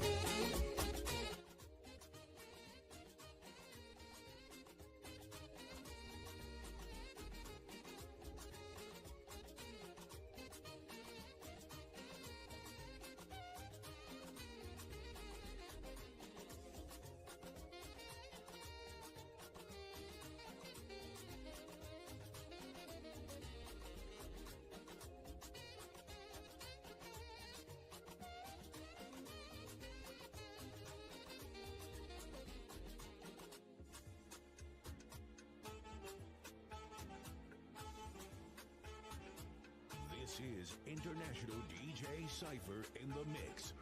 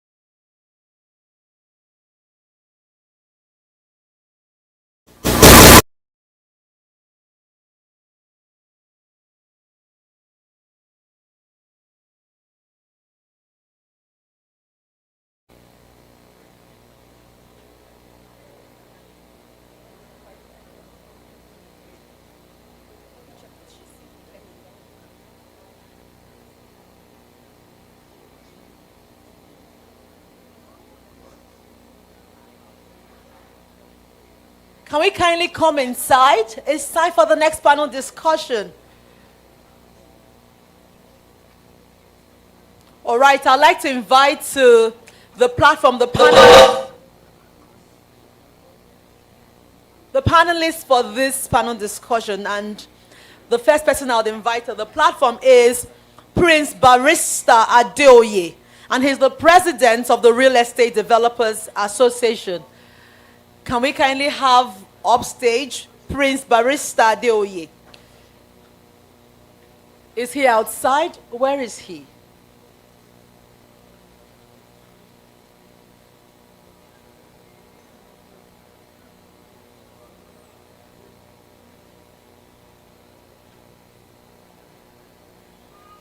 We also like to invite to the platform Engineer Adeyoye, and he's the Nigerian Institute. He's a member of the Nigerian Institute of. He's the president of the Nigerian Institute of Structural Engineers. Yes, sir. All right.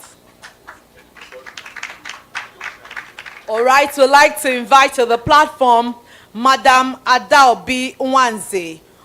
She's the CEO of the Landmark Group. She's the secretary of the Landmark Group.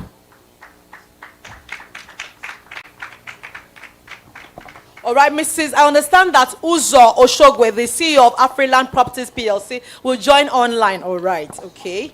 Then I'd like to invite to the platform as well Mr. Edward Akinlade, the Group Managing Director of the Haldane McCall PLC.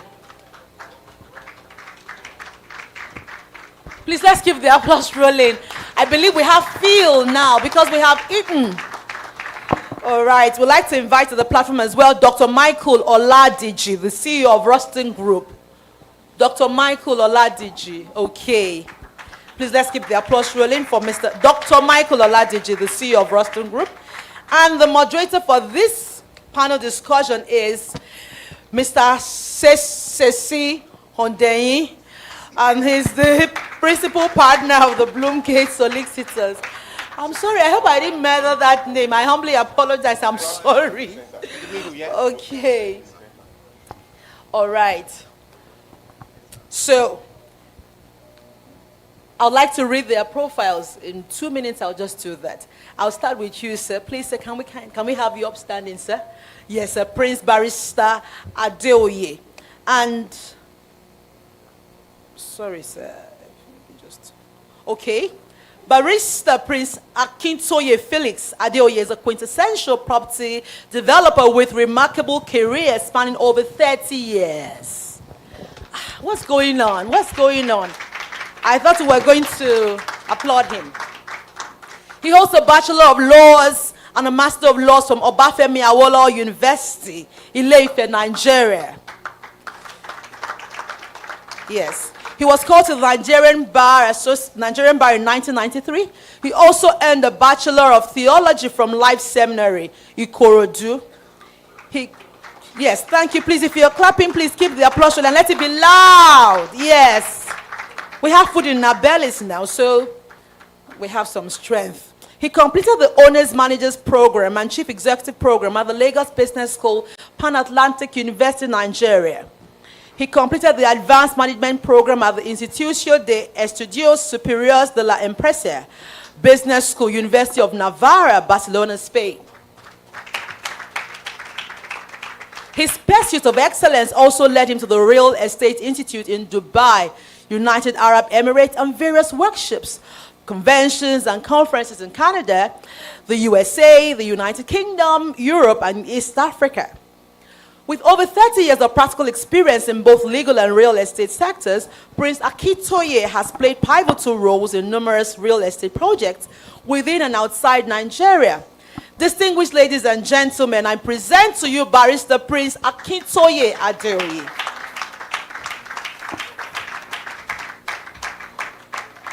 All right. Okay, the next person whose profile I'm going to read is Engineer Johnson Adeyoye. Thank you, sir. Okay.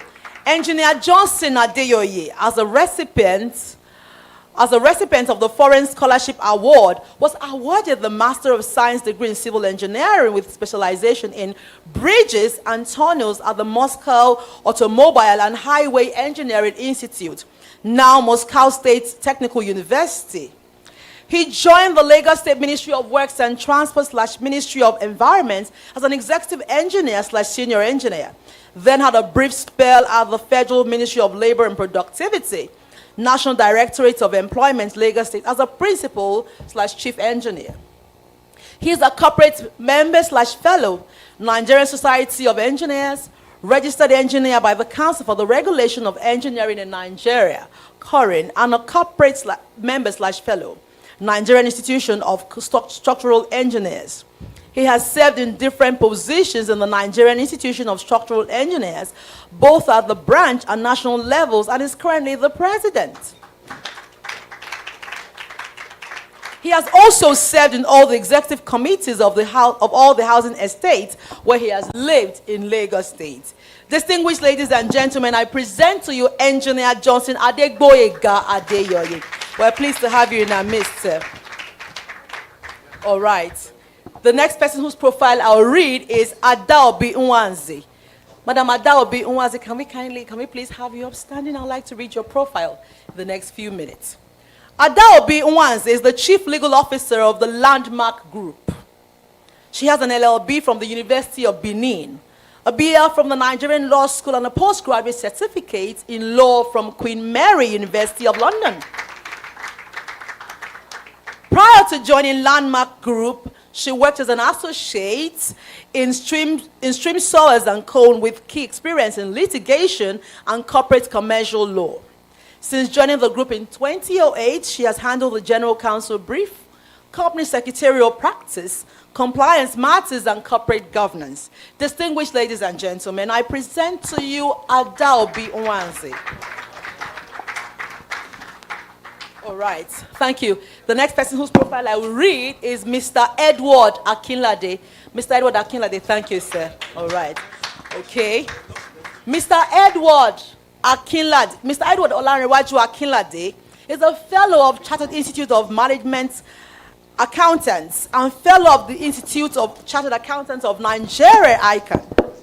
He obtained his MBA from the London School of Business Studies in 2010. He attended London School of Accountants in 1990, where he got his CIMA qualification. He obtained National Diploma in Business Administration from Lagos State Polytechnic College of Science and Technology in 1983. Mr. Akinlade worked with Southeast Business Services from 1993 to 1999. From 1999 to 2003, he worked with Best Value Associates, seconded to Alpha Merchant Bank London as the head of Treasury. He thereafter, from 2003 to 2006, worked with Lambro Limited in London as their managing director. In 2007, Mr. Akinlade registered and became the group managing director of Suru Group Limited. He is currently the group managing director of Holiday McCall PLC, with Suru Express Hotels Limited and Suru Homes Limited being his subsidiaries. He is highly competent in property finance and trading, versatile in the origination, conception, structuring, and completion of a wide range of property developments. He has pioneered the development of cooperative upscale luxury terrace housing units in the local Nigerian market and abroad. He pioneered the arrival of the U.S. Best Western Hotels brand in Ikeja, Lagos. Wow. Mr. Akinlade possesses excellent advisory and project implementation skills. He has sat on the board of different companies where his board leadership has made a remarkable difference. Distinguished ladies and gentlemen, I present to you Mr. Edward Akinlade. All right. The next person whose profile I will read is Dr. Michael Oladiji. Can we please have you stand, sir? Thank you, sir. Dr. Michael Oladiji is the group president for Rustin Group, a world-class conglomerate of repute providing top-notch services in technology, media, and real estate. He holds a bachelor's degree in psychology from the University of Ibadan, Nigeria. He later bagged the master's in business administration in operational management at the same University of Ibadan. Dr. Michael Oladiji holds a doctorate degree of Doctor of Business Administration from Swiss School of Business and Management, Geneva, Switzerland. Dr. Michael Oladiji also holds an international diploma from the International Institute in Germany. He's a certified Oracle 10G database administrator from the Oracle University, USA. He's a member of the Advertising Regulatory Council of Nigeria. In 2013, he was honored by the City and Guilds of London through the Department for Protective Systems in Dubai, United Arab Emirates, an alumnus of the Faith Foundation. He has a portfolio of transferable skills and professional experience with about 20 years across various business units. Can we please applaud these people? When you celebrate people, people will celebrate you. See, this panel sessions, we have people who have great pedigree. People you say of timber and caliber. Can we kindly applaud these people, please? I'm a Yoruba girl. They say Ori mi wu. As I'm reading the profile, Ori mi wu. I say my head is bigging. Permit me to say that. Okay, so he's a media, corporate and marketing communications, business, operations and development expert. He's into real estate brokerage and development with core competence in information communication technology. He has won several awards and holds various certifications in diverse fields. In 2015, he joined other prominent leaders and thought and was conferred with the Kwame Nkrumah Leadership Award. He is currently the deputy chairman of the Lagos Chamber of Commerce and Industry Real Estate Group. He's also a mentor of the South African Institute of Black Property Practitioners. Distinguished ladies and gentlemen, we present to you Dr. Michael Oladiji. All right, you may have your seat, sir. Right now, I'd like to hand over the microphone to Mr. Shesi Hundeyi. Thank you very much. So it's about afternoon. So good afternoon, gentlemen. Good afternoon, ladies and gentlemen. Are you excited to be here? Are you sure? All right, I'm excited too, like you are. So this panel session is going to be a 2-in-1 panel session. We should have been 2 moderators here, but I'm the only one that will be doing this, but I'm up to the task. Anyways, so we are looking at, oh, okay, awesome. Sorry, can you tell the guests, can you tell our audience, let them meet you. Can I have that microphone for her? Can I have 2 microphones? All right. Awesome. So I would focus on the aspect that has to do with the legal aspects, the challenges faced by developers in real estate.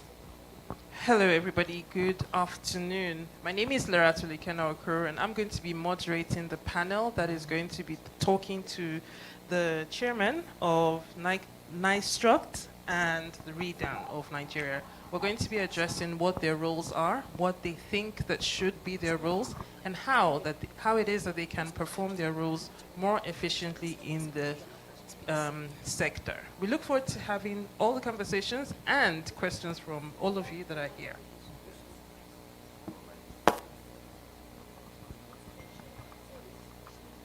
Yes, I have just been informed that Uzuamaka Oshogwe is online. Yes, there she is. Can we kindly? Yes. Thank you, ma'am. I'll just take your profile shortly. Uzuamaka Oshogwe is a seasoned professional with over 30 years of experience.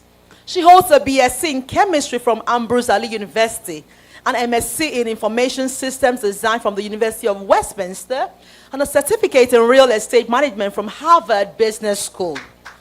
Please keep the applause rolling.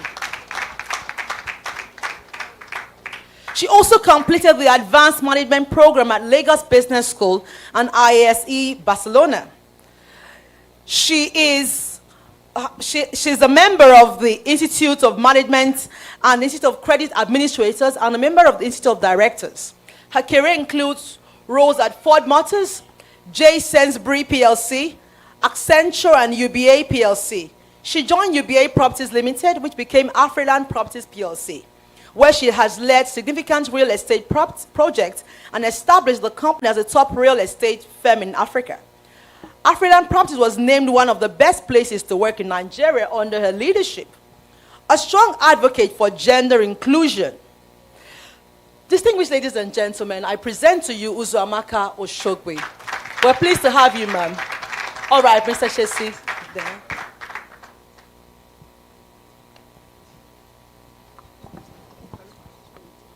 Thank you. Thank you, Mr. Moderator, for that good introduction. On this panel, we have, I'll call them developers, and we have the professionals who work with developers. That's how I can term them. So we have a ratio of, I think it's about 3 to 2, 3 or 4. Yeah, 4 of them are developers. 4 to 2. Yeah, so but we'll find a way to merge the questions. So I will start with Landmark, because Landmark has been in the news. So Landmark has been, but don't worry, it's nothing controversial. Yes, and those issues are issues that I think for all of us we are learning. And Nigeria is a very unique country where you think you know it all, you think you've done everything right, and suddenly something happens and you realize that, wow, so it appears there's something I need to learn. So Landmark is a very good case study for us on this panel. So the question I have for you, ma'am, is that what key legal hindrances do real estate developers face when embarking on their projects? Because the law is actually supposed to be an enabler. But are there issues within the law that you have seen, like we've just seen recently, that you think that going forward you should be able to navigate better? Thank you very much. Good day, all. It's an honor to be on this panel. What key legal issues does one face in undertaking development in this country? I think first things first, you have 3 different arms of government that are looking to have oversight over what you're trying to do when you're trying to create value. You have the federal, you have the state, you have the local, and in between you still have the ministries, departments, and agencies. And quite a few times you find that they all want the exact same thing. So I would say one of the issues you have is uncertainty, because while you plan and you budget and everything, you don't know what's going to come out at some point in time. So as a developer, one of the things you do is that you budget that risk, you put that cost in your project cost, and ultimately it reaches the end user, the end consumer. And when you think about the fact that housing for all in Nigeria is still a it's a myriad concept. It's not something that is we see happening in the foreseeable future, if you say. These sort of things ultimately choke off the ability to provide housing, which we would say is a normal, fundamental, basic human right in a sense. So it's the uncertainty and the cost, because there is a cost to these things in terms of actual monies you pay out to several organizations, several authorities, because you just want to be able to just develop and deliver your project. All these monies you pay, and that ultimately ends up, we all pay for it in one way or the other.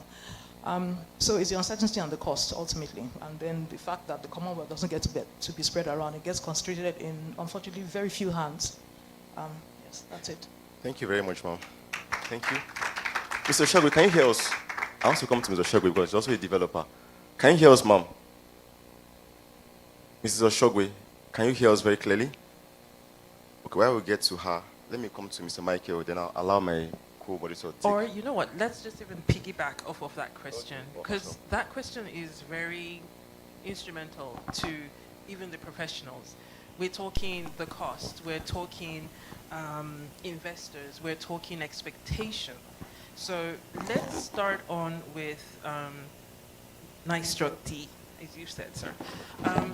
In this type of scenario, we know that, so let's even leave the first part of developers need to have all the approvals and all that in place. When we come into the actual process of construction, there always has to be a structural engineer. We can't always say that government should hold the cane that basically monitors everybody. How do we impose different levels of management, different levels of checks and balances, so that investors who actually are then trusting their money into these projects can actually get some form of security? She has she has rightfully talked about the not knowing, the unsurety of everything. How can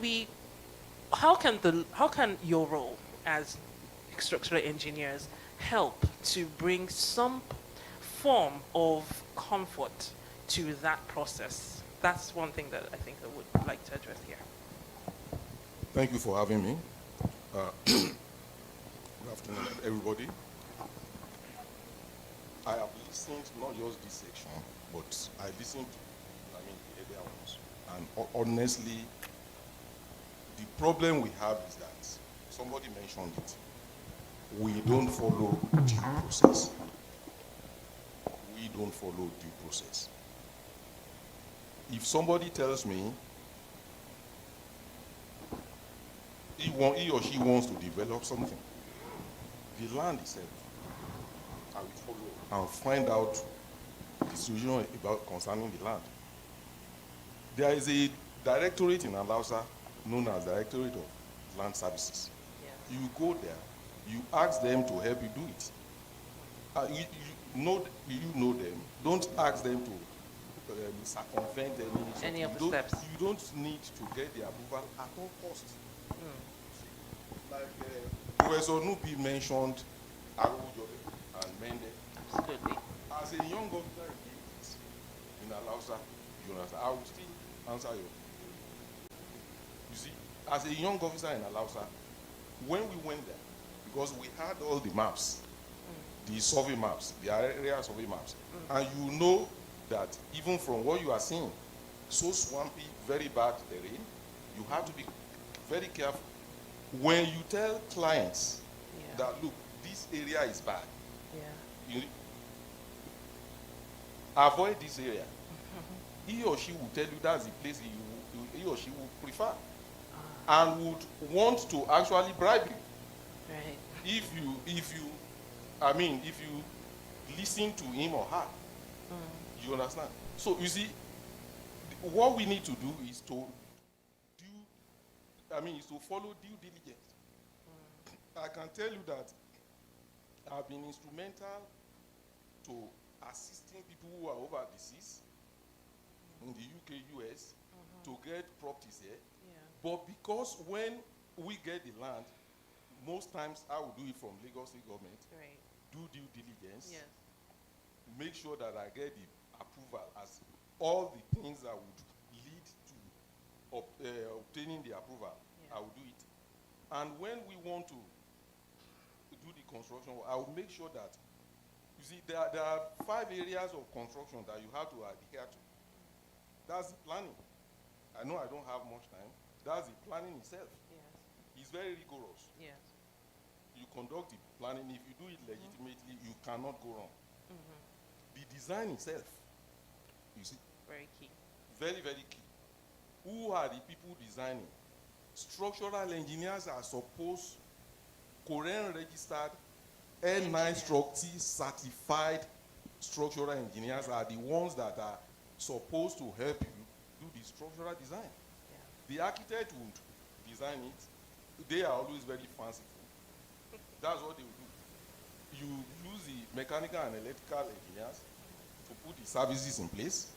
But I tell you, if your structure or your building is going to stand and withstand the test of time and display the durability that you want for 50 years, for 100 years, the span that you want your structure to retain. You see, it is the duty of a Korean registered N9-Struct certified structural engineers.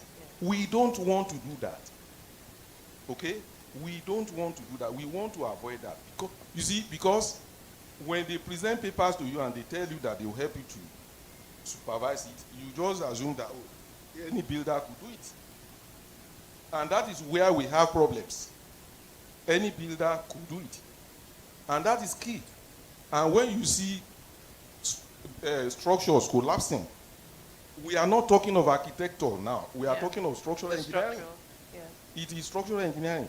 And I make bold to tell you, look, the man that designed the first core, the 3 buildings at Gerard Road in 2021, you see, it was awful. It was embarrassing on national television for him to be saying that, well, I don't know, mentioning his name, I don't know whether it's well, let me mention the first name, Mr. Femi, saying that he will not engage professionals in his work. And you can imagine a cobbler going into that. And each flat in those high-rise structures, they actually went for not naira, dollars, $600,000, $1.2 million, and yet you didn't have competent hands. Nigeria is blessed with the best hands. Absolutely. If you come to N9-Struct, I'm currently the president and chairman in council. If you come there, whatever you want to design, whether world-leading design, I will give you the structural engineers that will do it for you. They have earned their names. And that is why if you look at the 4 set of buildings we have, particularly in this Lagos Island, there is nothing wrong with them 50-something years down the line. Exactly. So we need to follow due process. Right. If we follow due process and do it legitimately, we cannot run into problems. That's totally understood, sir. But the question then becomes, what do you think that in your organization can be added in as a measure to help to manage this? You've labeled different reasons, different ways that you get circumvented. What do you think? Because here we're trying to talk about the roles of the different parties as professionals. What do you think should be a role that becomes sacrosanct to development, that investors, because every time we talk about real estate, we a lot of times we forget the investors. The investors are on one side of the table. The developers are on the other side of the table. If investors are not buying, developers are out of work. Certainly. So what role do you think should become sacrosanct such that investors can hold something on that end and say, if you don't have, it's not going to be cast in stone, but then it can become something that investors look out for, and they know if this is missing, it's a red flag. Look, I will answer, but that is actually a question for the people you call. I will answer it. You need to secure what the investor is putting on the table. And that is the role that you need to do. And how do you secure it? By making sure that even where you want to put up the development is safe. You have valid title, and you can have it. You have valid title, and you can have it. Yeah. When somebody said, I think it was Professor Nubi who mentioned it, that they said something did not go to drainage. I am telling you, they will avoid that thing going to, they will avoid it because they know in drainage, people there are streets, they will tell them to their faces. It won't work. Are you getting me? Yeah. They will tell them to their faces that it will just not work. So they will just say, let's avoid it. But in years to come, it is when the thing backfires, just like you see the honorary commissioner doing today, which nobody likes to put down an edifice because we all know the cost. Right. Look, Mr. Femi Oshibono, what was his name? Unfortunately, in the, Four Square Gospel project, the three duplexes, he also went with it. And that was saved him. Otherwise, it would be litigation for the rest of his life. Do you understand? We just need to do the correct thing. At the right time. At the right time. If you do it, look, they will bring a law. Let us leave the name, whether they call it LAPSCA or LASPA or LASERA. Once it concerns you, follow up, talk to them, meet them, and see how it concerns you, and then engage with them to make sure that you look. I don't drive regularly. Okay, my driver is downstairs, but when my driver's license expired May 29, I was born on May 29. Before May 29, when I went to where they renew, it was like, God, what have you come to do? I've come to renew my driver's license. Okay. I drive once in a while. Right. Do you understand me? Because I enjoy driving. Yeah. You see, I went back there to make sure that I renewed my driver's license, and I can show you I have temporary driver's license in my pocket. Yeah. Despite the fact I didn't have to drive myself down here. All what you see, I have never had problems with people that have assisted and supported to erect structures in these Lagos. I have never. One of them lives in the US. The building plan approvals are in my house. Okay, she does not, she's a cousin. She does not even want the husband to know. No, I'm telling you. But it's in my house. Anytime she comes, she will pick it from my house. And look, when I wanted, I'm a local boy from Lagos State. My first house in the village in the year 2000. What did I do? Put up the building plan, went for the approval, and they said in this area, because I opened it up for them in a division of Lagos State, it has become a GRA. I took the equipment there, opened up the area, and built the first house there. I got building plan approval. So when these technicians were ravaging the place looking for where to make money, I didn't have to turn up. I just told them, write the building plan approval on the wall. And that was the magic. And it solved the problem. Okay. So we have to learn not to circumvent rules. Lawyers say that ignorance is not an excuse in law. So why do I give opportunities to somebody that is looking for ways and means to make me? And that's because if we do the right things, we solve all the problems. Thank you very much. Put it on the table. We get to fix it. How do and get it done legitimately. Thank you very much. That's very comprehensive. Thank you so much, JC. All right, thank you, Leratu. I want to come to Mrs. Oshogwe. Can you hear us, ma'am? Yes, I can. Oh, awesome. Thank you, ma'am. I want to ask you as a developer, I know that before you start building a project, before you develop a structure, you most times acquire properties. I know you've had a few properties in Lagos. I know about some of the high-rise buildings. How are you able to navigate those challenges you usually encounter with title and perfection, knowing that you have investors on one hand who are waiting, and you also want to build a structure, you have a timeline, you have money from the bank you pay back. How have you been able to find a way to work around these challenges? Thank you, ma'am. Okay, thank you very much for having me. It's been a pleasure. I've actually enjoyed the session so far. Okay, I think we've talked a lot about challenges, and according to the study conducted by the Center for Affordable Housing Finance in Africa, they said the average time it takes to complete land acquisition in Nigeria is approximately 274 days. However, when compared with sub-Saharan Africa, it's an average of 45 days. So just that alone, we know that time is money for us. So how are we been able to surpass these challenges? One thing is to be aware of the challenges, because if you're not aware of the challenges, you wouldn't know how to actually surpass them.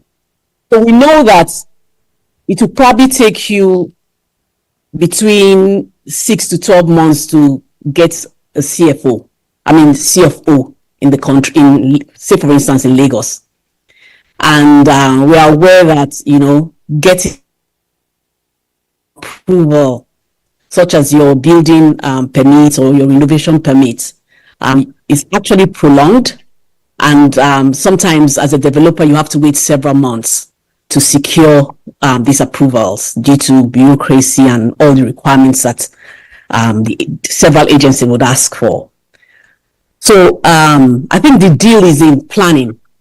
So for instance, you want to start a project, you have to ensure that you take into account how long it's going to take you to actually get your building permit. We're also aware that you have to deal with several agencies, and you must begin to engage them, let them be aware that you have a development that is coming up, and ensure that the requirements that is required, that you already have all your documentation in place. So it all comes to proper planning.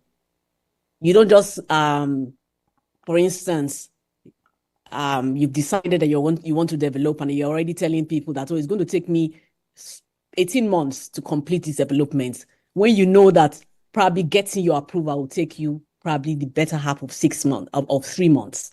So you must manage your clients appropriately.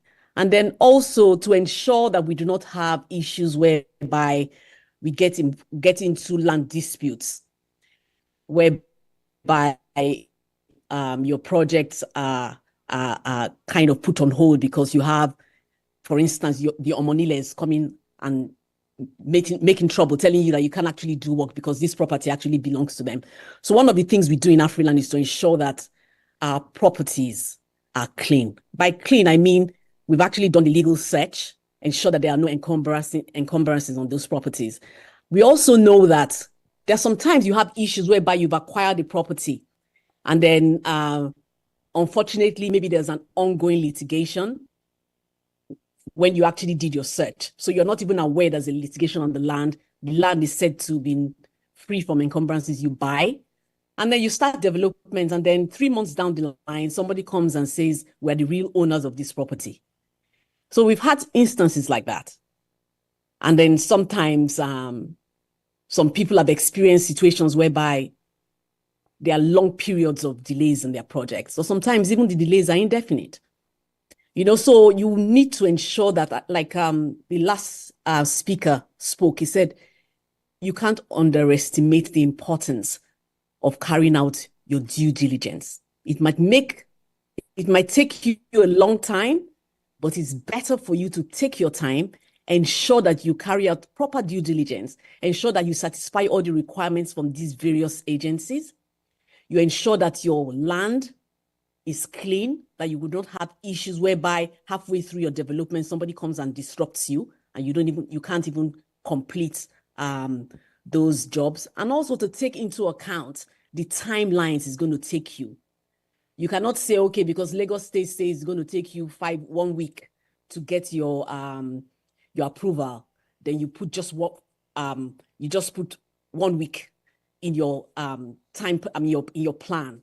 You have to ensure that you ensure that all of those documentations are in place, because we're all aware, because like somebody also said about ignorance is not an excuse in the court of law. You have to ensure that you know your requirements and you have all this information and all this documentation in place. Because if you start your process with the agencies and then halfway through the line, you haven't actually submitted the requirements, then it will be delayed. Then you blame the government for saying that, okay, it's going to take, you promised us it's going to take you a week, and now it's taking us 3 months to get approval. So all of this has to be taken into account to ensure that that's why they call it pre-execution stage. You have to plan well, and it will end well. So those are the few things that we've actually put in place to ensure that we do not have a lot of interruptions during development, and then also that we're able to keep to timelines and also keep to cost. So those are the few inputs that I have to keep. Thank you very much. Thank you, ma'am.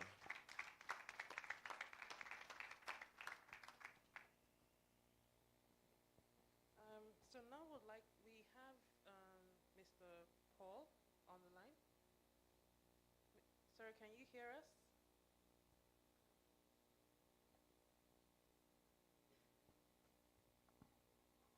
Mr. Paul Owanibe. Hello, sir. How are you? Can you hear us? I'm not sure I can hear you. Yeah, the volume is quite low, quite low. Can you hear We're us? actually straining to hear you.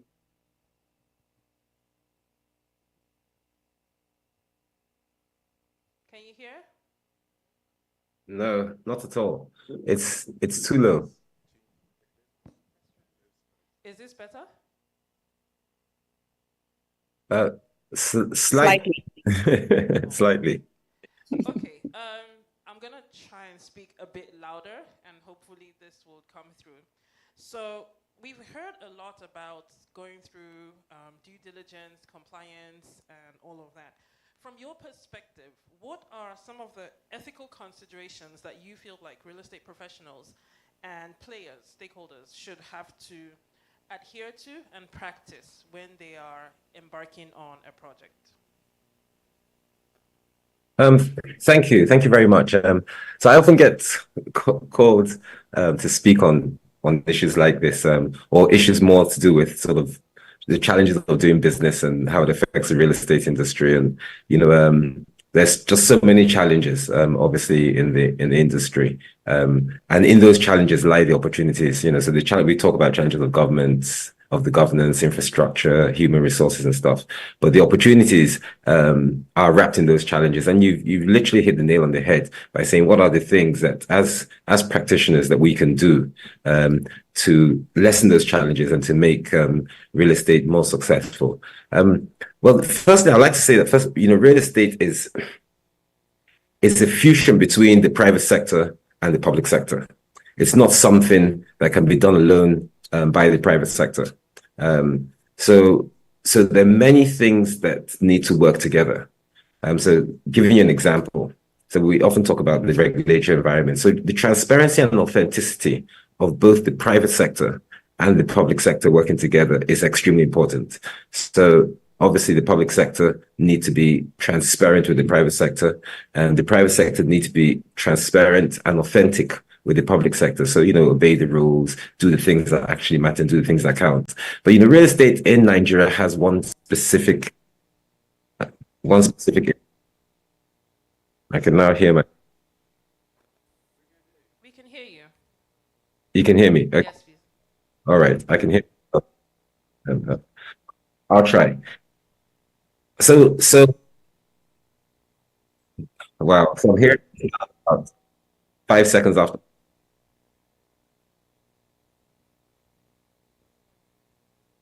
Can you hear me? Yes, absolutely, we can. All right. Okay.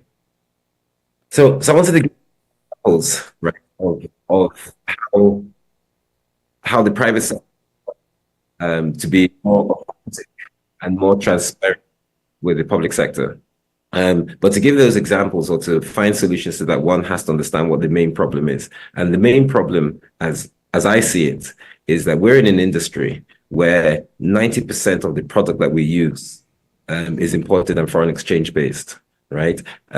Yet we're selling to a market that 90% is domestic and non-foreign exchange based.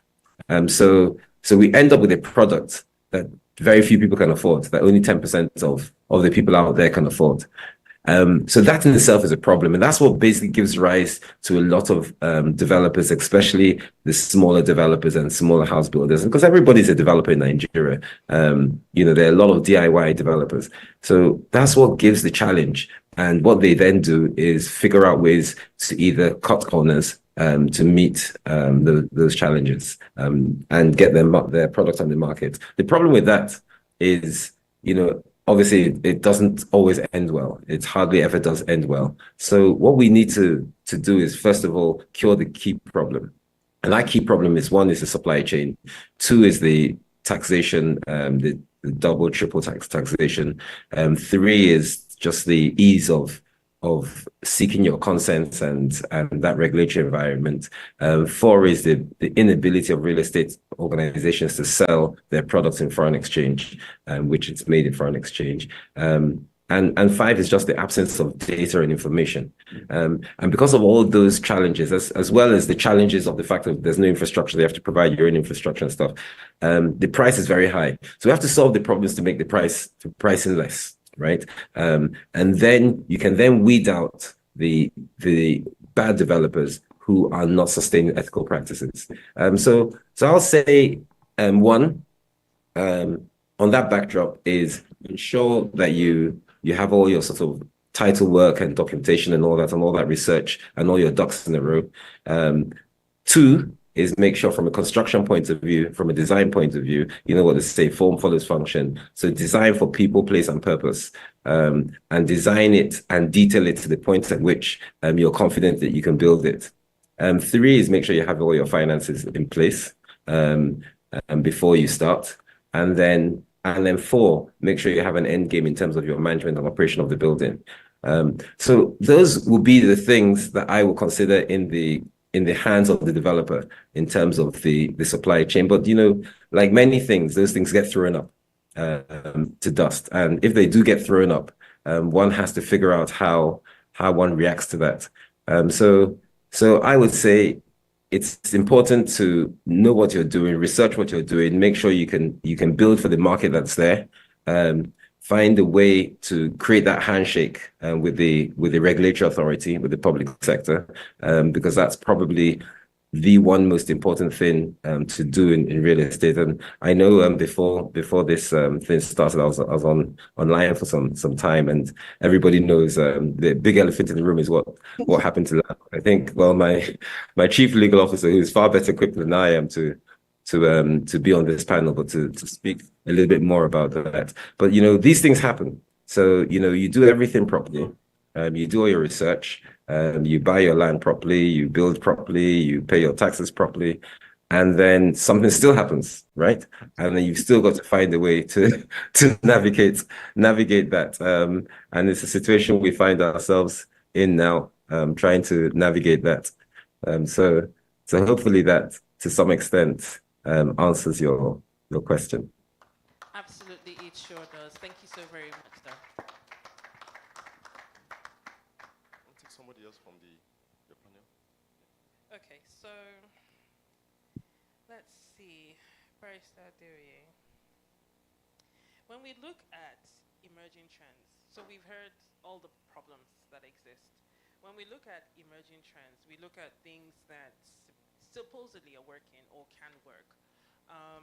And we think of where it is that our real estate market can and should go to. As Redan, how would you say that the organization or your association would be better equipped or should better navigate through to be able to help make these things easier? Let's even take one angle, for example, that is design for housing, affordability of housing. What would be one way that you would like to see Redan or the industry go as relates to Redan in that niche? Thanks so much for that very important question. And let me start by saying a big thank you to the organizers for inviting me to this event. Thank you so much. When it comes to the business that we do, the real estate in Nigeria, you can claim to be an expert when you have not received the beating. But you can be thriving today. Everything may be going on very well and people are clapping for you. Some years ago, I bought a parcel of land from Ogun State government during Governor Daniel. I bought from Omonile, then bought from government, paid to Ogun State government. That was 15, 16 years ago, thereabout. Paying over 180 million. Governor Mosu came in. Just about 3 or 4 months after getting to power, he revoked CFO issued by Ogun State government, land bought from government. You know, that is the peak of insanity. Peak of insanity. In 2009, there is a community called Igbokushu, just down the road, few kilometers from here. I got a loan of 120 million from Oshoni Bank. I bought some parcels of land there within the Elegushi scheme. Out of 20 plus, I was able to get 2 plus, 18 plus gone.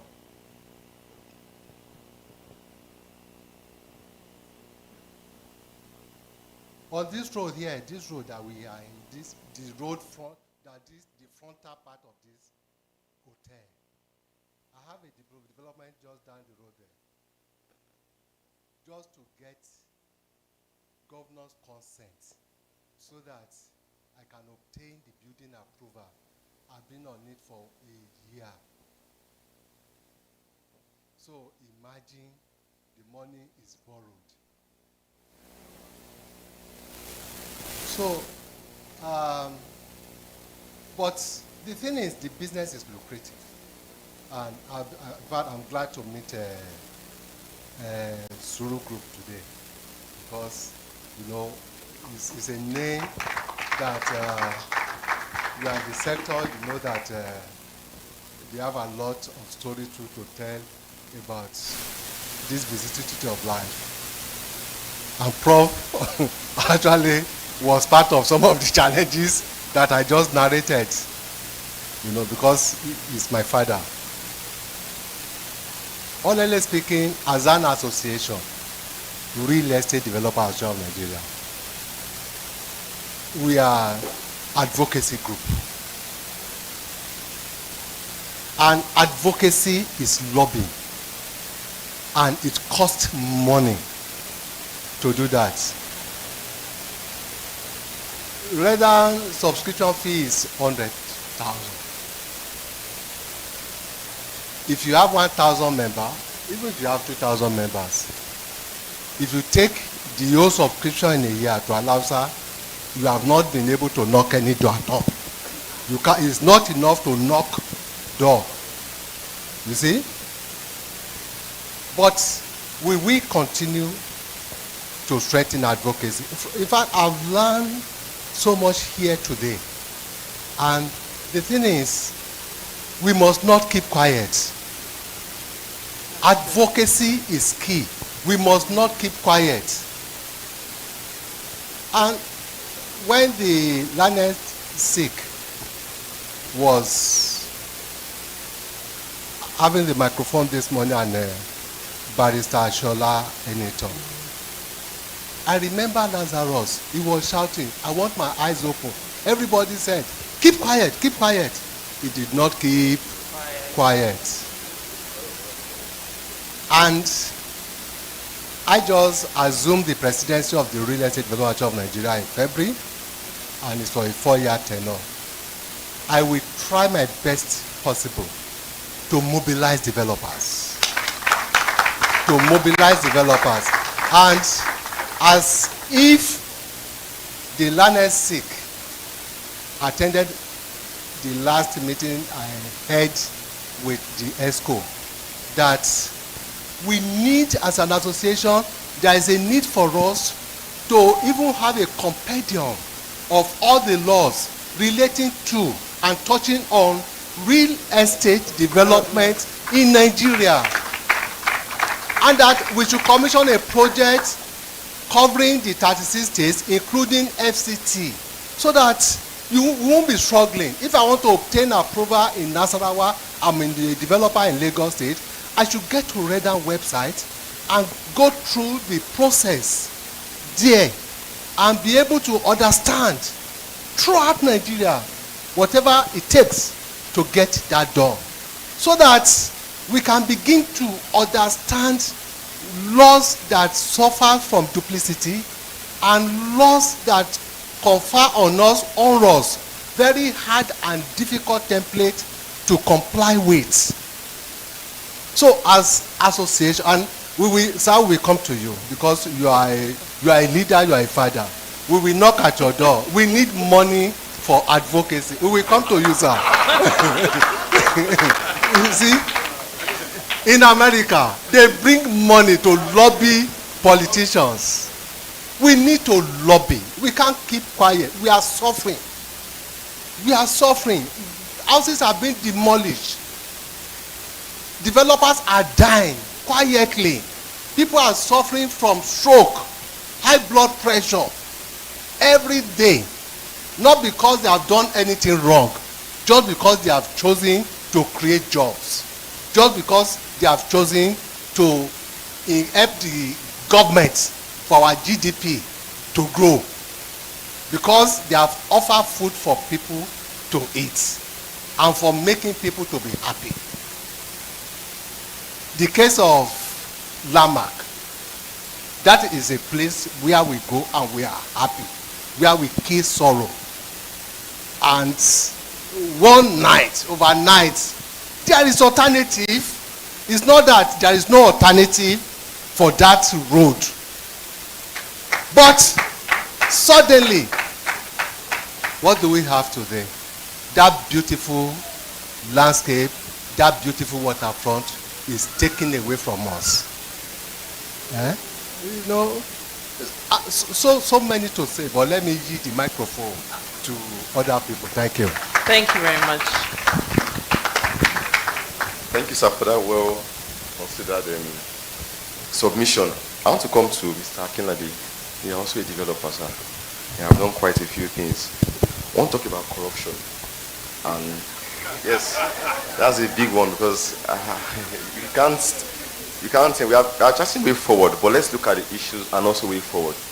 What role does it play in affecting projects, and how can we solve this problem? Because we are the ones that use this system.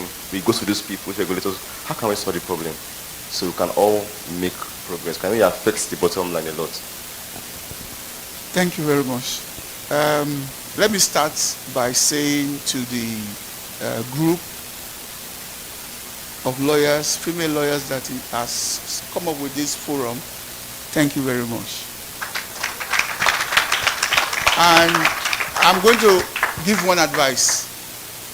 For over 4 years now, I don't come to this sort of talk because we have been talking in Nigeria and nothing come out of it. So if you are going to invite me next year, tell me what you achieve on this talk. If you don't achieve anything, I'm not coming. I want to put that down. Now, I will answer your question by series of case studies, because by the grace of God, I've been in this sector in Nigeria for 18 years. In the UK, 10 years before. So I have had experience in the two markets. Corruption cut across. The government is corrupt. The developer are corrupt. So corruption meets corruption cures. In the United Kingdom, if I want to do development, I will apply to the planning office. If I don't get a reply within 8 weeks, it is deemed approved. In Nigeria, you have to navigate the water and know how to start. And by the time you finish the development, approval is not even given. In 99% of the cases in Lagos, all the houses that we are building, we don't have building approval. If you want to get building approval, you are wasting your time. So what do? We break the law. In my company, I will tell you what I do. I apply, I pay the fee, I get on with it. I know it's not right, but it is the government that is corrupt that is making me do that corruption. So I'm identifying those corruption, and what have I been doing? The Attorney General of Lagos State, Lawal Pedro, is my friend of many years. I have been tackling them. The last conference they did, I went there, I tackled them on two issues. This particular process of waiting for approval, this particular process of waiting for consent is taking forever. Forever. If you don't go and pay corruption money in Alausa, you will never get any one of them. We are, like he said, we have been timid. I will open it for you. My experience, I came from a background of where the truth must be told, so that we can move forward. If you've been hiding it, I will unhide it for you. But thank you very much. The Attorney General of Lagos State has now proposed series of law, and he has copied that 2 months deem approved. Is awaiting the state's legislature to look at it, and it will be done. If they oppose it, I'm waiting for the public hearing. If they oppose it, I will go there and I will go and shout. Another one is, so that is the planning aspect that is taking forever and ever. Another one is the consent. Complete waste of time. In the United Kingdom of Great Britain, once you pay your lawyer goes on the website of the land registry, it is done. Again, searches in Lagos and in Abuja are 419. Let me explain. In Lagos, you do search at land, and you think you are successful. Call lawyer to go and do search. You are wasting your time. Number one, a case is pending in court on the property. Alausa is not aware. 2 properties I have lost over the years. I bought Johnson Product of Nigeria from Chief Mrs. Oprah Benson. Outstanding litigation. Jegal won the litigation at Court of Appeal without me knowing. One day they arrived, they chased us out. I have bought property from Ato Batele on Okpebi, unknown of litigation. One day they chased us out. Before I bought all of them, we did search at Alausa. Clean report of finding. You need to go to drainage. You need to go to environment. You need to go to transport. In fact, another one, I bought a property in Owode, Elede, Owode, Majidu, Owode, my 12. There are 2 C of O on the property. So I bought it from 1 C of O. There's another one. When the wahala started, what distinguished the 2 is that the survey plan inside the 2, one is showing a survey of a land in Ogun State. Yet both registered in Alausa. I have to now go and rebuy the land from the one that has the correct survey of the land. When I say the government is corrupt, Alausa.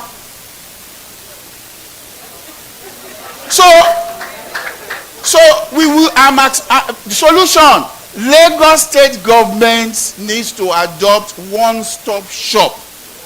That all the agency must be there. You make an application to search, even the courts must be there. Must be there. So when I say corruption is on top of corruption. So I'll give you 2 more examples and then I'll keep quiet.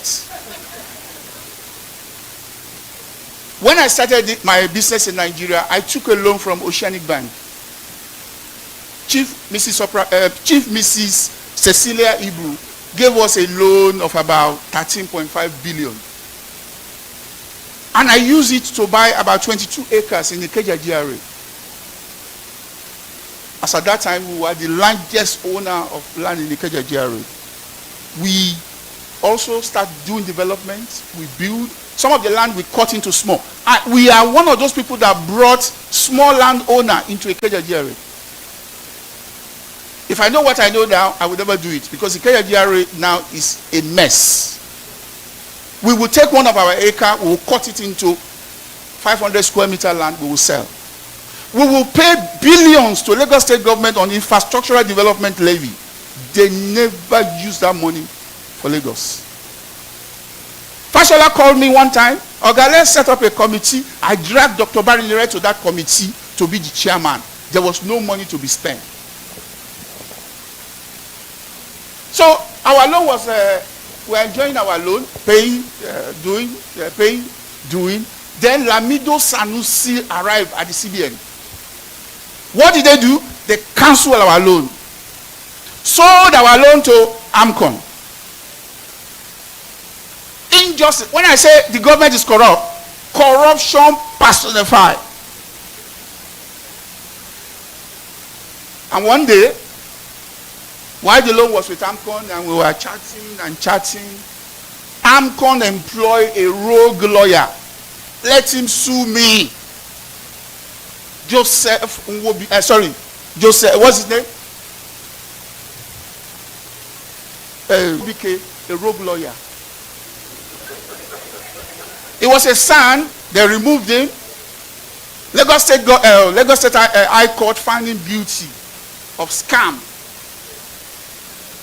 But when he got to the Supreme Court overturned it. So what did he do in our case with AMCON? He asked AMCON to take our property to a court. And they sue, who did they sue? The Nigerian police, and list our property. They couldn't sue us because they have gone to court. We have won the case that we're not owing them. So in order to seize our property, they went to another court, sued the police, that the police should come and help them recover their property. That some rogue are there. We are the rogue. Best Western Hotel on Allen is what I'm talking to you about. I said the government are rogue, are corrupt. Everybody is corrupt. From 2017, it took us 7 years to get justice at the Supreme Court early this year on that matter. A lot of people lost their job. A lot of people lost their job. I ended up in hospital because it was mopo that came and tear gas us out of the hotel. Your president was my PA as at that time. We were in it together in this Lagos. So I give thanks to God. God gave us justice, and that's why I'm boasting today.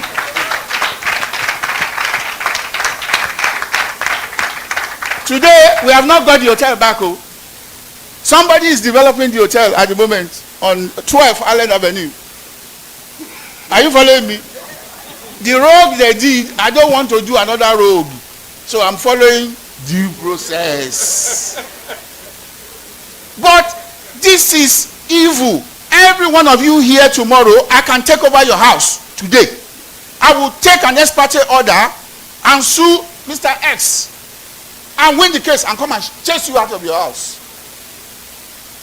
The corruption in real estate in Nigeria, you cannot have that in England. So let me end with another one. The Omonile scam.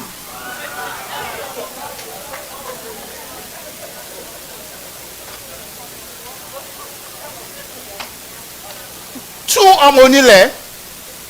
In fact, let me give you a reference case. There used to be an Oba of Okota.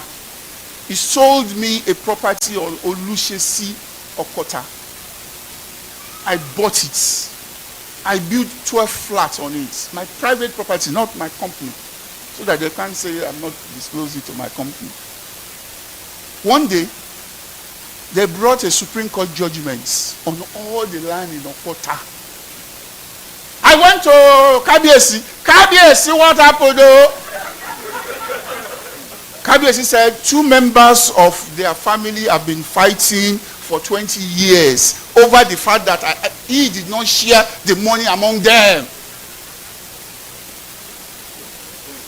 The Omonile scam. What is the solution? There is a Lagos state government anti-Omonile, whatever.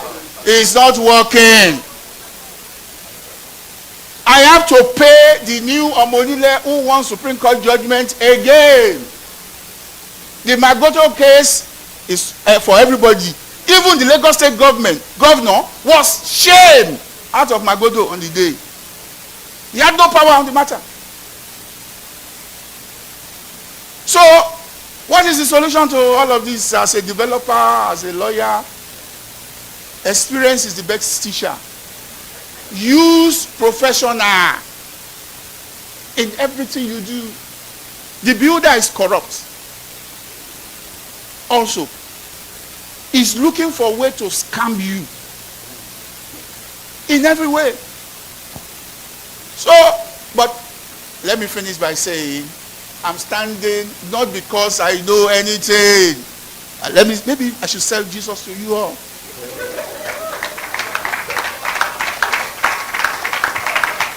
It is the grace of God that can take a man through corruption in Nigeria.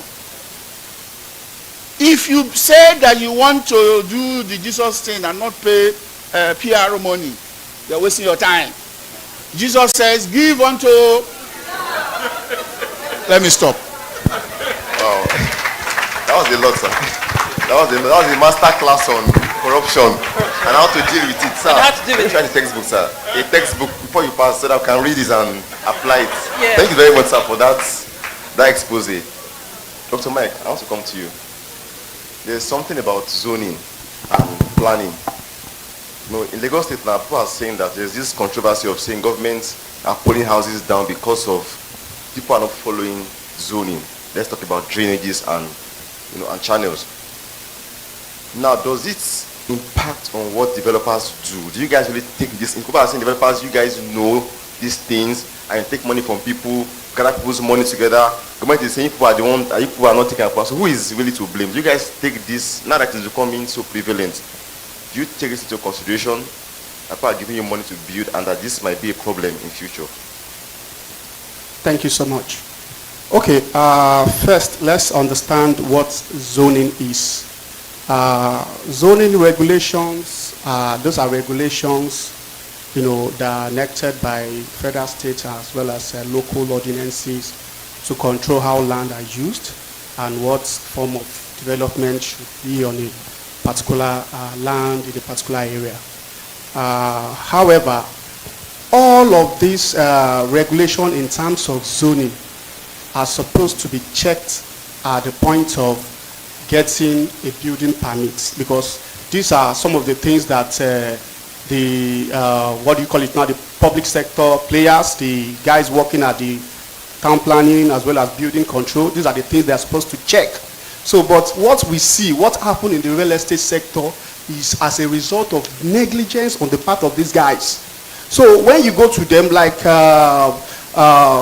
my boss has just said, now when you go to those guys, I've experienced it personally. We had a project we wanted to develop, and I approached the guy that heads that particular unit, and of course my file was there for almost 3 months. It wasn't approved, and not as if there was anything or something was wrong, but because I had not done the right thing. I've not, been able to handshake, So eventually I had to approach him and say, look, what exactly is delaying this approval? And he opened up to me that we need to go and bring 1 million naira. I was like, where will I get that from? This is a project that the fund to even run the project is not on ground. We just want to secure the approval, and then with that approval we can, push it out to investors to secure funding. And then at the end of the day, I had to cough out 500,000 to secure that approval. And lo and behold, I discovered that even there were 1 or 2 issues with that particular design that ordinarily shouldn't have been passed. But because the man was more interested in what he's going to get than the due diligence, than for him to check and say this and this and this are not right, the setbacks are not right, oh, there's a NEPA pole, those are the things that they're supposed to check. So honestly speaking, I think I would just say that for us as developer, it's very, very pertinent that the conception of a project plan, that is good to work with all relevant stakeholders, work with experts, because there are some areas that you are not very, very, what do I say it now, you're not very good at, but like he said, real estate development has become a profession for everybody. It's like everybody now, especially in Lagos, is a developer. Once you have money, once you are a billionaire, you start buying land and start building without even consulting professionals. I've had people that they know nothing about development, but personally they supervise the project, and at the end of the day they deliver the project. So I think that we need to, more importantly, we need to work on our legal reforms, because it's at that stage that we can control who does what. You understand? If there's a law in place that says you can't run a real estate development project without you being a member of REDEN, then it becomes a criminal offense for you to run that project. So I think that there's much to do. We can sit here and speak all the grammar, talk from morning till night, but sincerely, the guys that determine what happens in this industry are the guys there. They are the guys in Abuja. They are the guys at the National Assembly. So what we need to do now is to see how we work with them to ensure that we're able to secure legal reforms that will be able to change the face of things in this industry. Thank you. Absolutely. Thank you so very much for rounding up with that. I think we've all come to agree that there's a lot of collaboration, there's a lot of synergy, there's a lot of work that each group, each party, each organization has to do that is ably represented here. And when we talk about the reforms, luckily for us, we are right in the middle of the female real estate, the people who are in the real estate practice. So I think that all of us would be taking that as a challenge to say, the work that needs to be done has to start with us. How do we start? By one, looking for the laws that affect real estate, that impact on real estate development. How do we help to ensure that there are reforms, especially as regards to who can practice real estate? If we start, I think, if we start, and this is me thinking based on everything everyone has said here, if we start there, we can at least come out of all of this and say, there's a role that everybody has to play, but it all feeds into one big special purpose vehicle. And I would like to think that your organization, madam, would be happy to take on such a project. So that, as Oga has said here, next year we want to have this next edition, we will be able to say, outcome of the Maiden edition, we at least started this. We got to this point in this discussion, in this reform, so that we can also support the Redan with the lobbying that they need to be able to do, and we can ensure that the NISTRUCT members also are able to help to enforce the laws that say that buildings must have these professionals on board. I think we're in agreement with that. Thank you so very much. Because we are totally running out of time, we're going to have to end this session here. Thank you so very much to each and every one of you. It's been really insightful. I know I have learned a lot, and I appreciate the contributions from everyone that is here physically and to both of you that are joining us remotely. We appreciate your insight. We thank you so very much for being here and having us. 30 seconds. We'll time you. Just to let you know that we read and sponsor a bill to at least introduce sanity into the industry. The bill came through House of Rep, Senate, but the president didn't sign. So now we are trying to do another one now. But this one that I want to do will not be to regulate the industry, but to even regulate developers. And I will be soliciting to FELIREP to be part of that committee. You know, Vice Senator is there too. And we'll be inaugurating that committee very, very soon, this month of July, so that we put another bill together. And I've discussed with the Honorable Minister for Housing and Urban Development. So it's in support. I've discussed with the MD of Federal Mortgage Bank. It's in support. I've discussed with the Family Home Fund. These are some of the stakeholders. So I've reached out to some of the stakeholders and they are in support that there must be sanity. You can't just wake up one day and you become a developer without going through the necessary training. And we have equally signed MOU with the Center for Housing Study, University of Lagos, for training of developers. So, Prof, thank you so much. So we'll just take quick closing remarks from everyone so that we can move on. Thank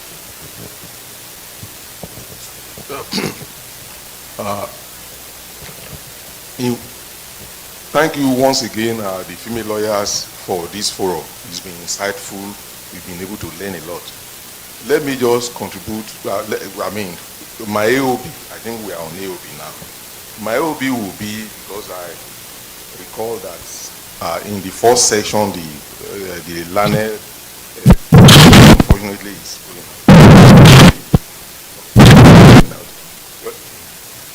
I wanted to talk about flooding. And most people don't realize one thing. It was part of what I think one of the gentlemen spoke about here.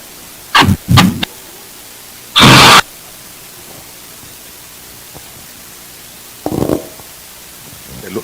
Your road is as good as your drainage system, and we need the drains, especially whether tertiary, secondary, and primary. We need the tertiary drains.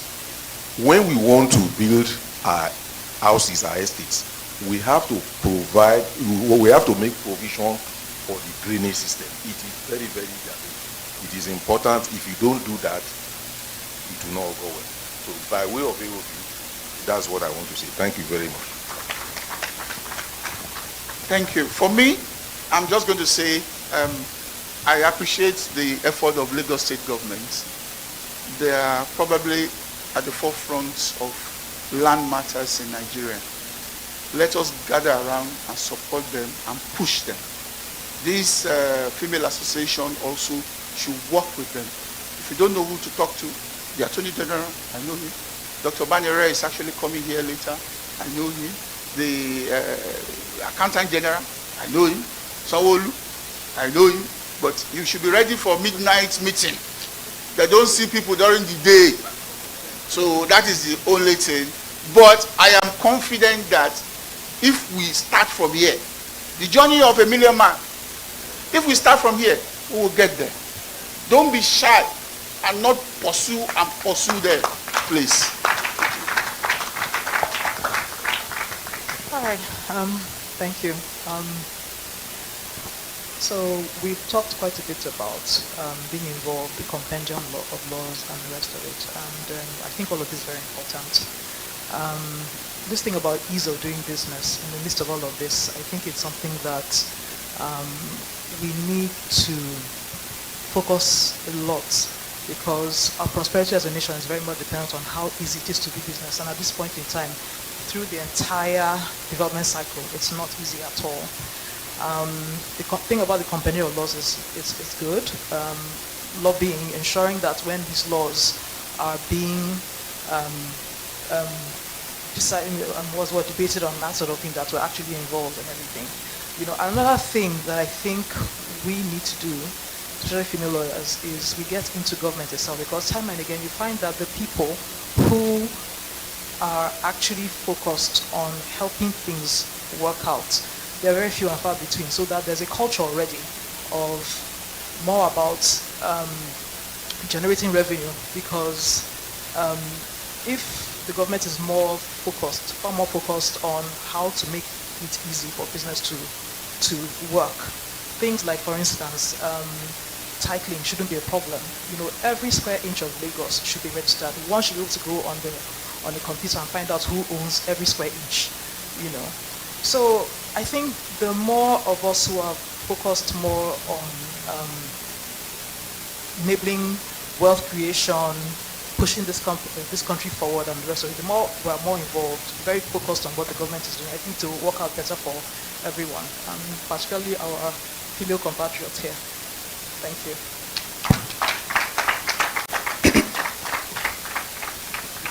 Okay, so in conclusion, I would like to encourage the FELIREP, Madam President, particularly, let's not just have these events for the purpose of blowing grammar and speaking theories.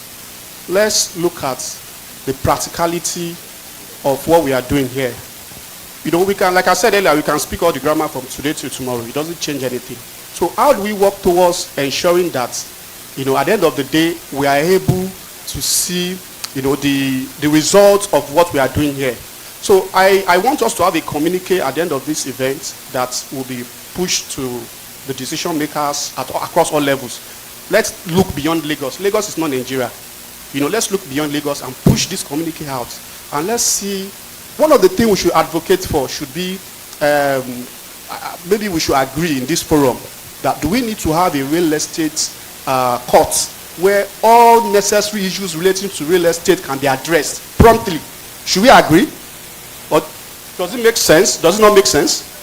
Because we have industrial courts where you have issues with labor you can go to and issues can be addressed. I think we should also have a real estate court. So that, because that's my experience with investors. Each time I'm, you know, discussing with investors, they are telling me that, look, I'm not interested. Because at the end of the day, if there's an issue, it takes 10 years, it takes 20 years. So it's a turn-off for investors. So, but if you have a real estate court where when there are litigation, there are issues, within a space of 3-6 months, issues are resolved. So I think that should also be part of the thing that we should be putting across, you know, in our advocacy drive. Secondly, I also want to add that for genuine investors to come into this sector to play, because like I said the other time, most times people that are developing are not genuine investors. They are people that probably have money and they are trying to look for a way to preserve that, you know, that fund. Sometimes the funds are even illicit. However, I don't want to go deep into that. So, but for us to have genuine investors, genuine players to play in this field, we need to look at the funding gap. So can we also advocate that the government can create or design an SPV, special purpose vehicle, that allows financing guarantee for genuine investors in real estate development? So please, let's take these 2 points and pass it across to the decision makers, so that at the end of the day, we'll be able to see results of our gathering. Thank you. Thank you, sir. Mr. Shogo, you can have your closing remarks, ma'am. Okay, I'll just be very quick. Professor Modi mentioned the UK and the US, and the contribution to their GDP was between 18 to 20%. And that for Nigeria, real estate's contribution to the GDP was 0.5%. The resources we have in Nigeria is comparable to the resources we have in all these other countries. But the reason why we are at 0.5% is because of all these challenges we've talked about. And Okay, Mr. Can you hear us? recording laws that are obsolete, that has no way, hasn't aligned with the current reality in the country. So we need to have this in place to ensure that investors have faith in the system, because there's no point having court judgments cannot be enforceable. It's just as cheap as the paper it's written. And the clarity and transparency in our processes in land registry is a big deal. So we need to look at that. And there's something that majority of people have spoken about is also public awareness and education. Even though, yes, we said ignorance is not an excuse in the court of law, but people need to know what they have to fight for. If people understand what their rights are when it comes to land, then they're able to speak up and fight for their rights. And then also, when my brothers just talked about putting in place small family courts, land courts, where we can, resolve disputes in months rather than years if you go to a court. And then finally, advocacy, which we've all spoken about. The good pastor prayed for the FELIREP Board of Trustees. They need to push these reforms for us. And I just pray that God will continue to give them access to the necessary platforms that they need to make the difference, and also the grace to convince the powers that be. Because that's where we are. Reforms advocacy to push and implement all of these reforms. If not, we're going to come here tomorrow and we'll keep talking and nothing is done. Thank you very much for the opportunity. Thank you, ma'am. Can we have Mr. Owanibe to give us his closing remarks?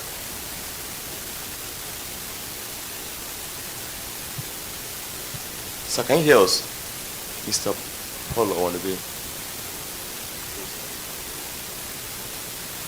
No, I can't hear you. It's muted. Everything is so... Okay, he's back. Mr. Paul Owanibe, can we have your closing remarks, sir? Your closing remarks.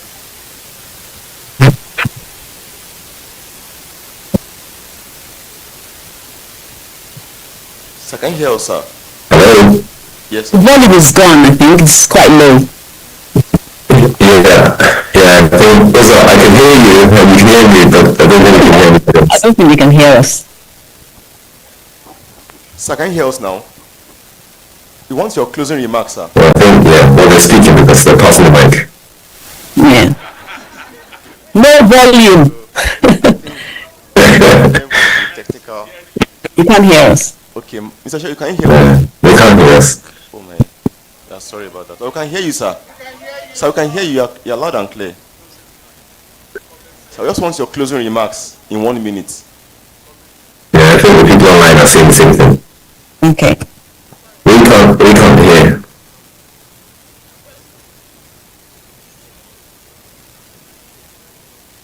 We can't hear you, and it looks like you can't hear us.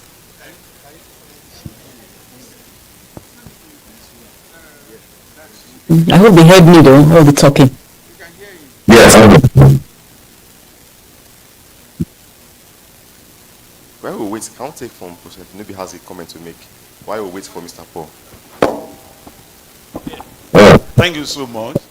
Well, I'm so happy with what is happening here because you didn't come in the morning when I started.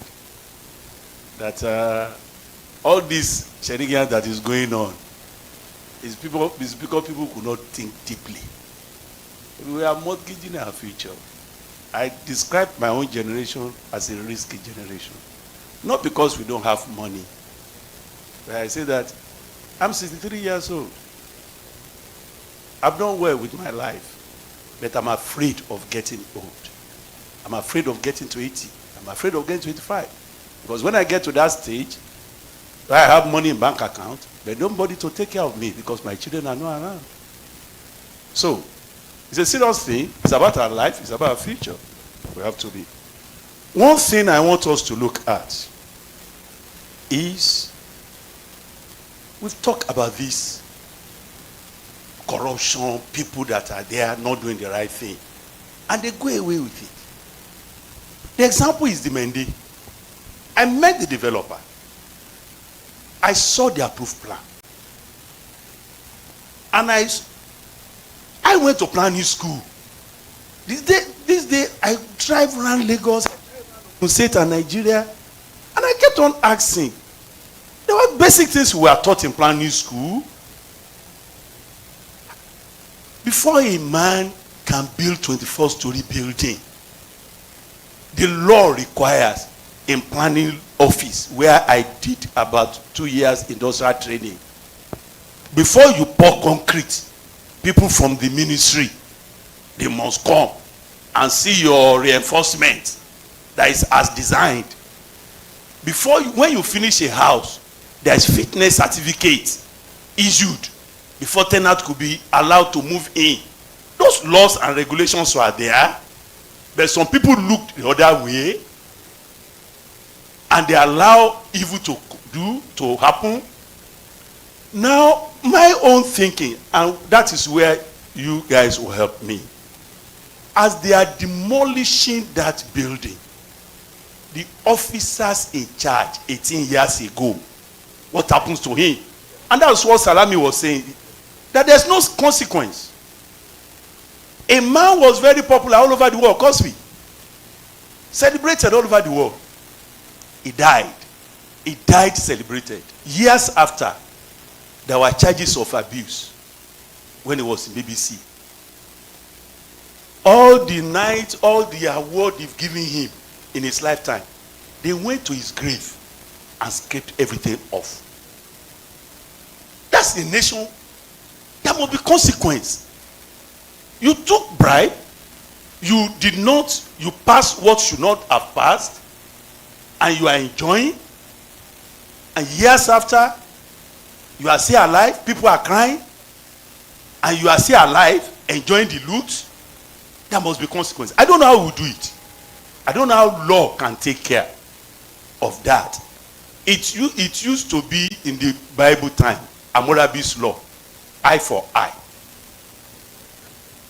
I don't know how consequence can be built.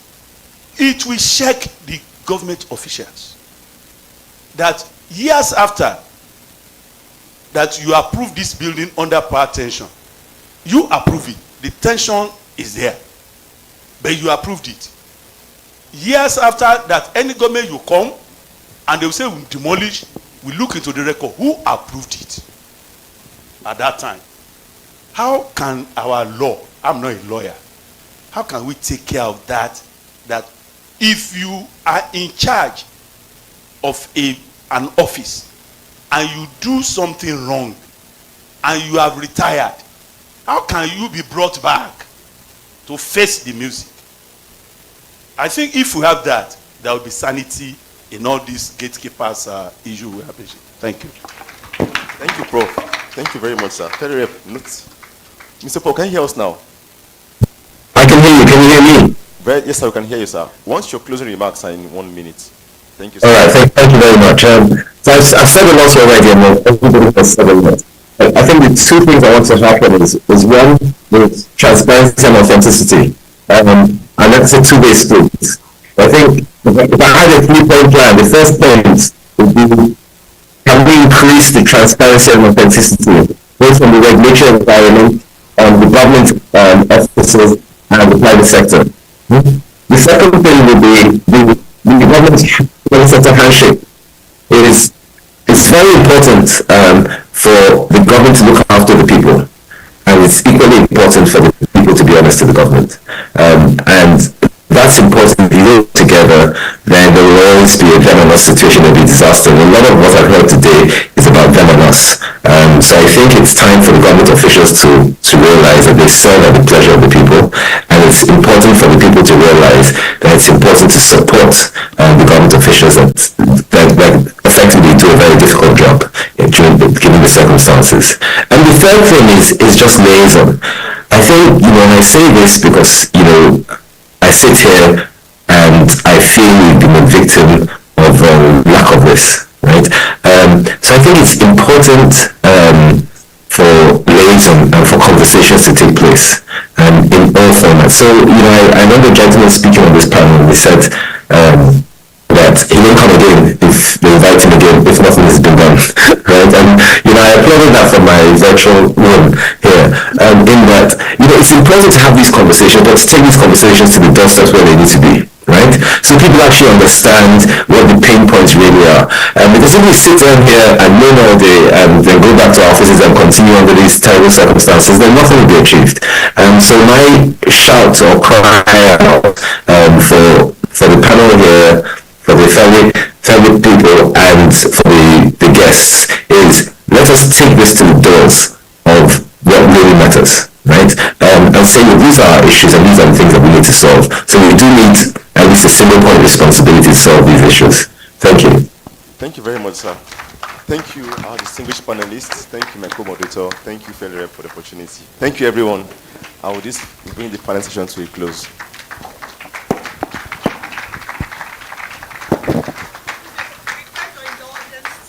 Hold on a bit. The FELIREP says a big thank you to all the panelists for this session. We'd like to invite the Vice President of FELIREP. Panel session. Thank you very much, MC. Thank you so much. This panel was, in fact, really, really, really impactful, and we're grateful once again for all that you have said. And we assure you that even if it's just an inch of outcome, like our accountability mentor has said, we will remain accountable to you, sir, and we'll be able to bring some percentage, even if it's 0.1 of an outcome. We'll do better than that. Okay, so the gifts, please. Yes. Okay, so the first gift that I have is going to be presented to Mr. Edward Akinlade. So on behalf of the President and all the Board of Trustees, I present this gift to you, sir. Thank you very much. The second gift that I have is for Mr. Engineer Johnson A. Adeyoye.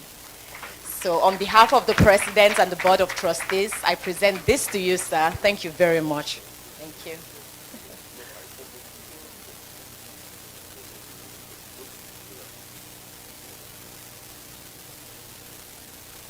Thank you, sir. Okay. So this gift is for Dr. Michael Oladiji.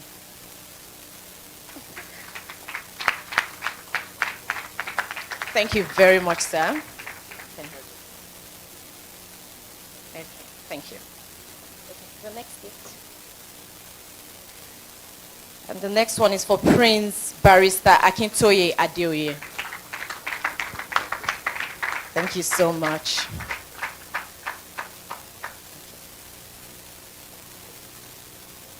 And we have for Mr. Paul Onwanebe. So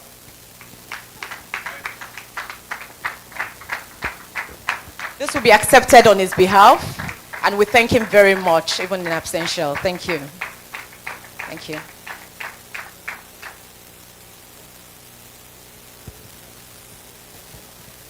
So this is for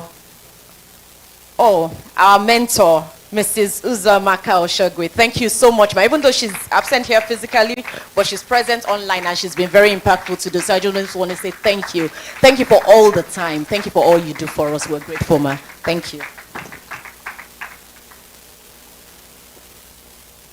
Okay. And for Mr. Shesi Ondenye, he's part of the family, so thank you for everything you do. Thank you.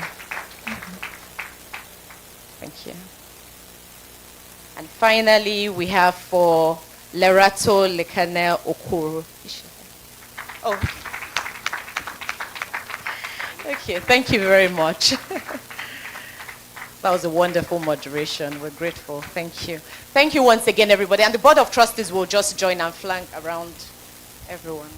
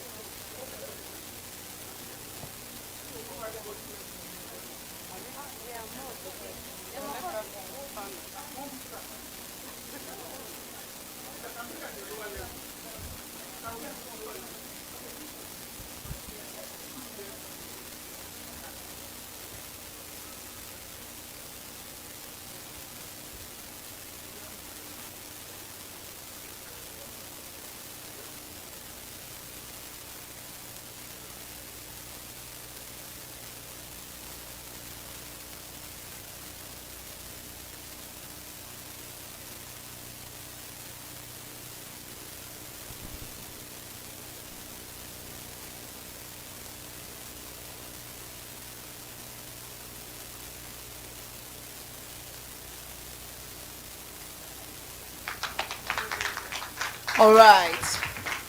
Immense thanks, sirs and ma'ams. The next item for today's program is, yes, is another plenary session, and we have Dr. Roland Igbinoba. He's online. He'll be joining us online.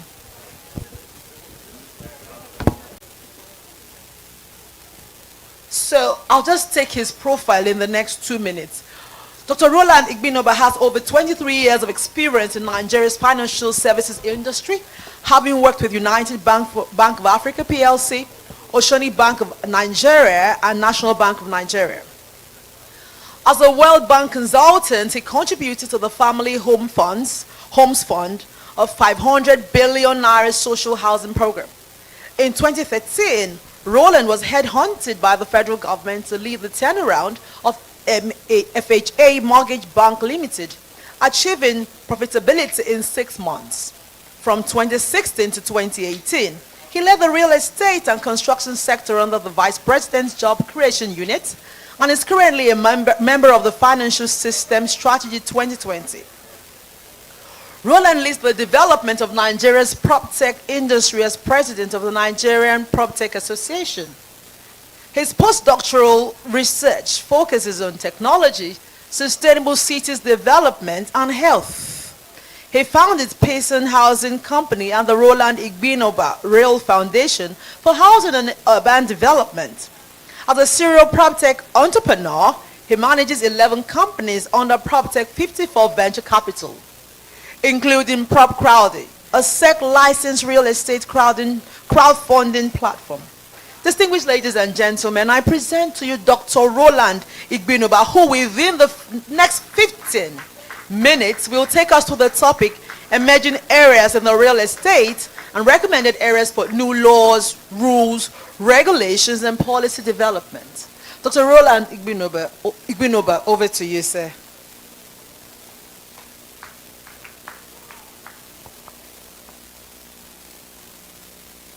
Which you guys do actually.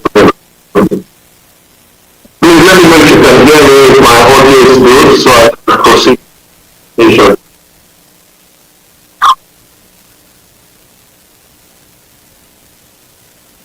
can I get a chance to share my screen?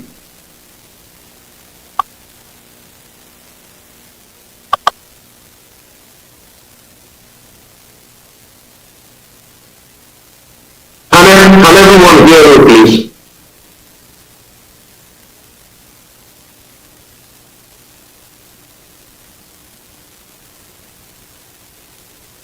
Can you hear me? I'll need to know this. I can't hear any feedback or any audio. Can you hear me?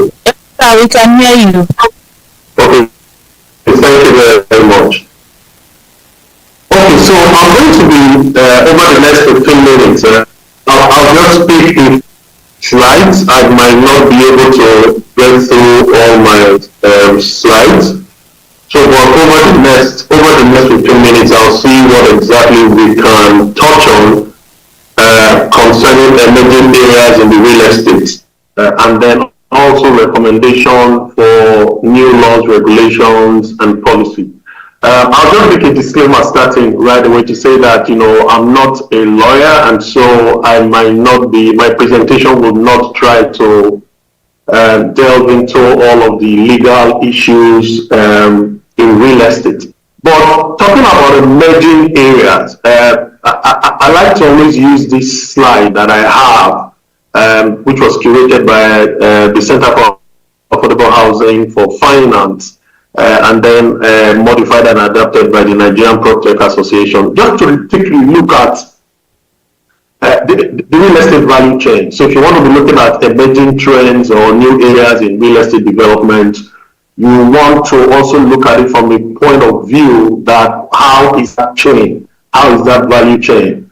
And what we have found in a lot of in emerging and also emerging economies where contribution of real estate, so contribution of real estate to GDP is very high, is that there have been new innovations, especially around areas of technologies, right from access to land, which is the very first part of that value chain, up until the maintenance of the property. So my conversations around emerging trends will basically be looking at this value chain to see, is there anything that is new in access to land, in planning and building regulations, infrastructure and services, again, up onto the way to facility management.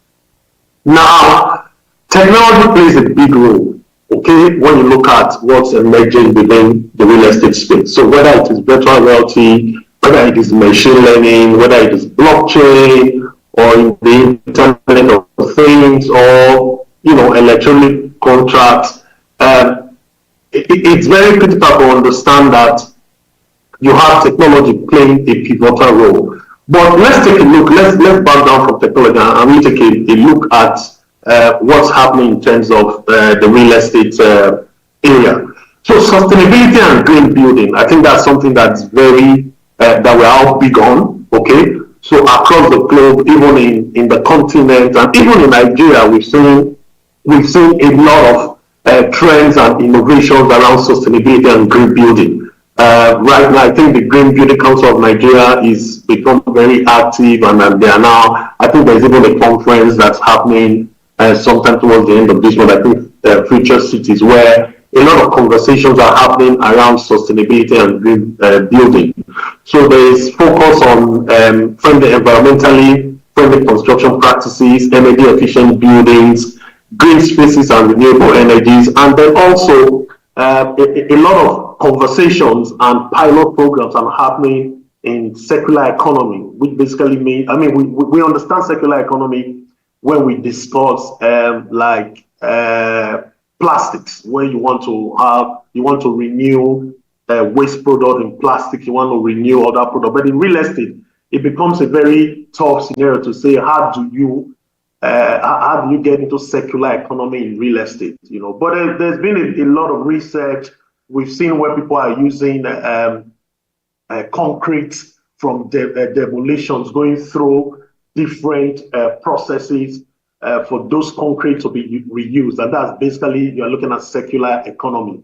Also on the service side, we've seen where abandoned properties are being reused, or they are now being used for co-sharing or co-living spaces. So you see all of that in terms of sustainability. And then when you look at technology integration, and this is where the entire gamut of PropTech comes into play. So across that value chain that I just showed us earlier, technology has a role. And so whether it is blockchain, whether it's in land titling, whether it's in virtual reality and augmented reality, you find the integration of technology across each of the value chain. Even now, when you talk about valuation of properties, technology is playing a big role. We all know of Zillow and Rightmove in UK and how you can get data just by going to those platforms. So technology is playing a huge role in terms of areas that are becoming new in the real estate sector. But I must say that not that these areas are new globally, but they are just beginning to gain ground within the continent and also within our climate in Nigeria. And then also you have alternative capital. Okay, there's a lot of conversation around fractional real estate investment. And so in January 2022, I think, yes, sorry, in December 2022, I think or January 2021, forgive me, the Security and Exchange Commission brought out a rule for crowdfunding. And in June of the same year, they brought out a rule on digital assets and tokenization. Okay, but you find out that these alternative capital areas have not, because a lot of developers who want to go through the traditional routes of raising funding, or a lot of them now also go to the exchange, maybe they want to raise money through commercial papers and all of that. But you have, which I think is still good, but with the SEC regulation on crowdfunding, on digital assets and tokenization, I think that opens a new vista for alternative.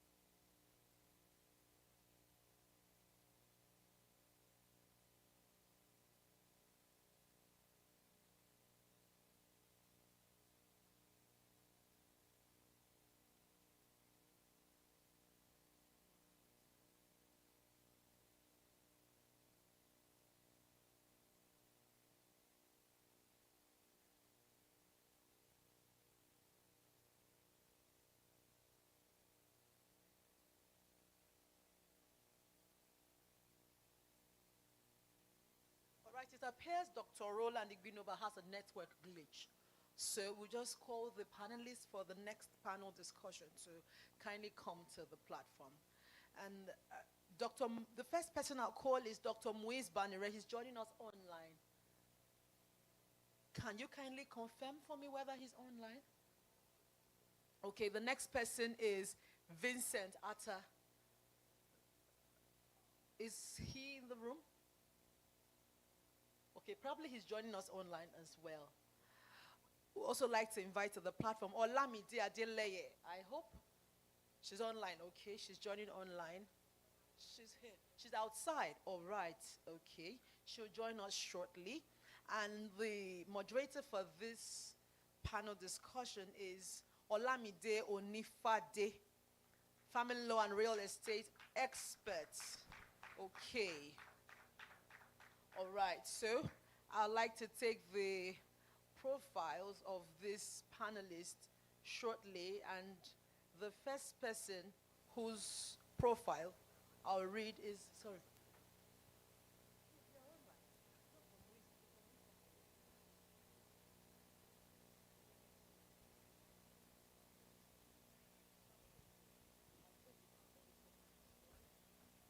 This is Dr. Muiz Banire online, so that I'll read his profile, or I'll just go to the next.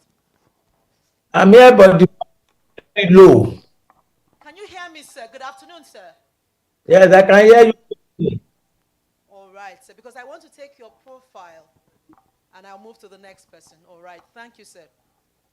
So please, Dr. Muiz Banire obtained his LLB degree from the University of Lagos in 1988 and was called to the Nigerian Bar in 1989.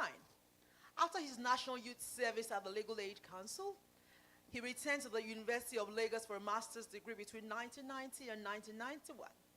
His teaching career commenced when he joined the Faculty of Law, University of Lagos in November 1991, where he rose through the rank of assistant lecturer in 1992 to a senior lecturer in the Department of Private and Property Law in 1999. He has published many books and articles on a variety of issues and areas of law.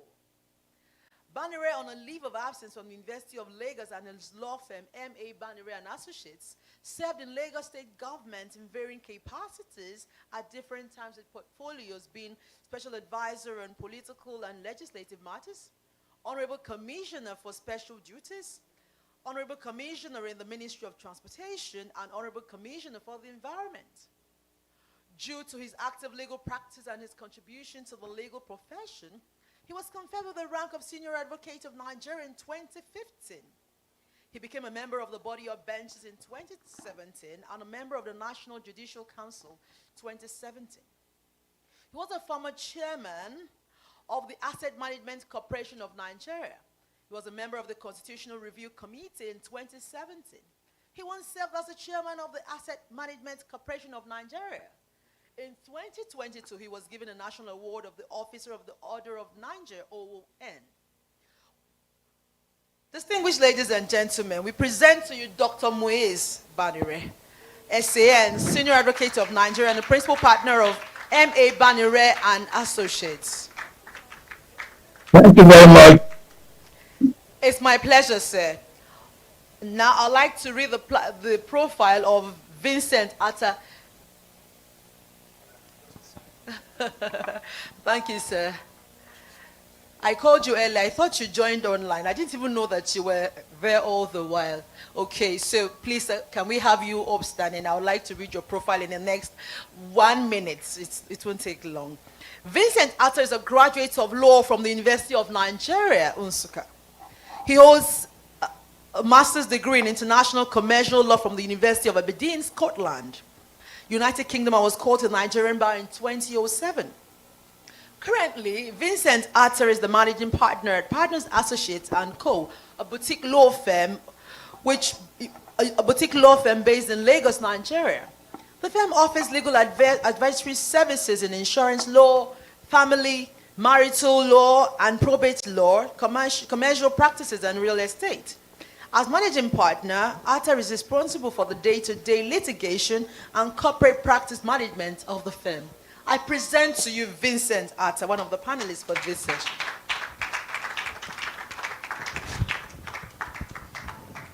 I don't know whether Olamide Adeleye is on. Oh. Don't worry, I'm Olamide Onifadeshi. Yes, I saw her. She was somewhere there. All right. Okay, so Olamide Adeleye, can we kindly have you upstanding? Thank you. Mrs. Olamide Elizabeth Adeleye is an arbitrator, a seasoned lawyer with over 22 years of post-court experience. Ma'am, please, permit me to say that you are beautiful. Please, I was looking at you and looking at her. I said, she's beautiful. I'm sorry for that interruption. Because I'm doing serious business here. Okay, so she has engaged in active consultancy and solicitor's work and has researched extensively in property and land law, commercial law, corporate law, and alternative dispute resolution, ADR. She is the founder of YBA and Co. Solicitors. As a consultant, she has provided legal support services to companies in the banking and real estate sectors of the economy. She is the Chief Executive Officer of Heritage Dwellings, a dynamic real estate development company specializing in residential and commercial real estate projects. Mr. Adeleye graduated from the University of Ibadan in 2000 and was called to the Nigerian bar as a barrister and solicitor of the Supreme Court of Nigeria in 2002. With a CELTA certification from the University of Cambridge and having lived outside of Nigeria for many years, she has gained vast experience with the rare advantage of a grounded worldview in teaching communication skills both to teachers and students of varied nationalities. She currently facilitates lectures at the prestigious Nigerian Institute of Chartered Arbitrators. Also, she's running up her master's program, LLM, at the Queen Mary University of London. She's the author of an inspiring collection of quotes and poems titled Canvas and Scroll. She has a soon-to-be-published book written on real estate practices and how to get it right with real estate investment in Nigeria. I present to you Olamide Adeleye. And please, ma'am, so I'd like to hand over the microphone to Olamide Onifade, family law and real estate expert, who is going to moderate this session. Enjoy the time.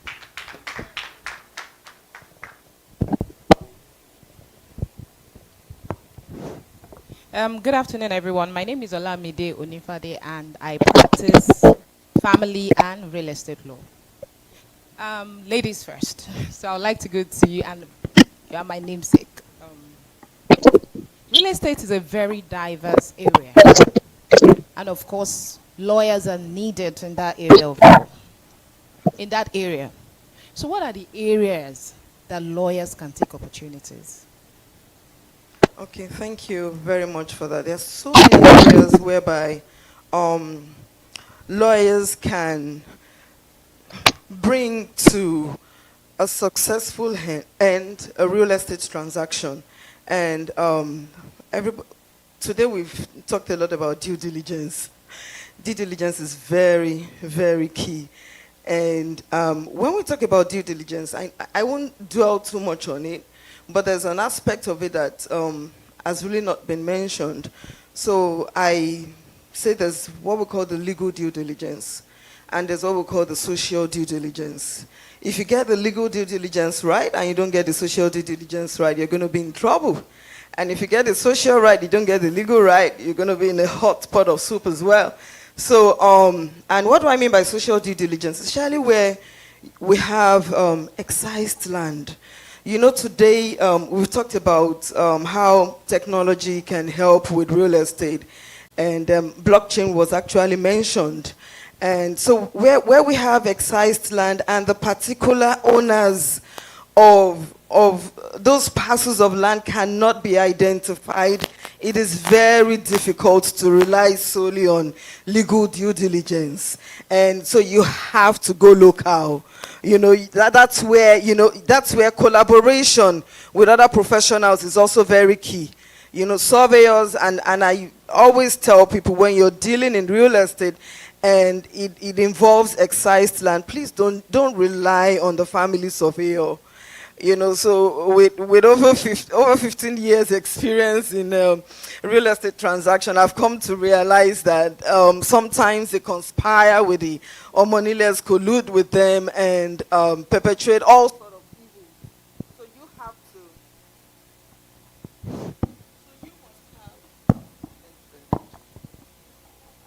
You must have your own surveyor, trusted surveyor that you've worked with over time. So due diligence is very key, and over time, if you do your due diligence really well, and you can have a niche for yourself, it gives a lot of your clients confidence, you know, in your ability to deliver. I would say that with 15 years experience in real estate transactions, you know, and a lot of our clients are actually Nigerians in the diaspora. A lot of them, some of my lawyers in the office I've not even seen at all, they've not met in over a decade. But we thrive based on word of mouth recommendation, and that's where integrity also comes in as a lawyer. And we know that there are certain ethics of the profession whereby you are not meant to advertise yourself and things like that. But the truth is, where your work, when it's well done, will speak for itself. And so, yeah, I would talk about integrity, you know, as when it comes to growing quickly as a lawyer in the real estate sector. And there are so many other areas whereby lawyers can come. What about issues with landlord and tenants as well? You'll be able to advise your clients on what the rules are, what the laws are, you know, for the landlord. I know that right now in Lagos State, there's so much protection for the tenants. That's story for another day. Thank you very much. Okay, thank you very much. Thank you very much.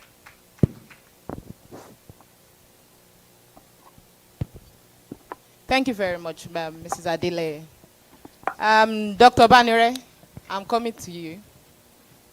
This question is for Dr. Banere because I know that you are a stickler for ethics.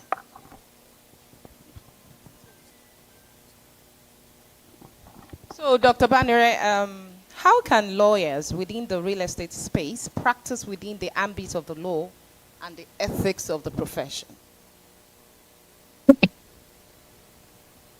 Thank you, Madam Moderator. I think that the question you have posed is very, very simple. You have said we have professional conduct, practitioner, and alongside the legal practice, what and what lawyers should. So the straightforward answer that I get to the rest and you will not be in trouble. Simple as that. Thank you. Dr. Vanere, please, we really didn't get that. Please, can you explain a bit? Yes, I mean by this is that, some things that you can do as a lawyer, some things that you cannot do. And our jurisprudence, particularly emanating from the legal practice, PDC is also the ambit of the rules of professional conduct. For example, there is a global requirement that anything that you do must be that which is in conformity with the standard expected of you as a legal practitioner. In other words, you must not engage in anything considered to be infamous. Otherwise, you can earn the displeasure of the LPDC. So anything that you consider that is infamous, you must not engage in. But anything that you know is that which is permissible by the rules, you can go about it. And the only exception is that some of these things, if you want to go outside those ambits, you have to secure the consent or the blessing of the General Counsel of the Bar for that purpose. Does that make more sense now? Yes, sir, it does. Mr. Vincent, I will come to you. Dr. Banner, there's a follow-up question to that, but I would come back to you. Thank you very much for coming. I'd like to ask you that question too. Within the ambit of the law, what are the things that lawyers should do to remain within the ambit of our profession? Good afternoon, everyone. So I think I take the cue from Learning 6 position. And it's a good thing that most of us here are lawyers. I believe that as a lawyer, first and foremost is you have to be very proud of your calling. You have to take the greatest pride in it. Because I always tell people that I've not come across an accidental lawyer. Most people that I've seen, most colleagues of mine, are very intentional with this profession. That is one. Two, you also stand in utmost good faith with your clients. You see, there was a time I didn't know about that until I received a call from a colleague. No, not from a colleague. I discussed this with a colleague. I received a call from someone, and the person said to me that, we need to transfer a large sum of money to your firm's account. And I said, why? Why do you want to transfer this large sum of money into my, my account?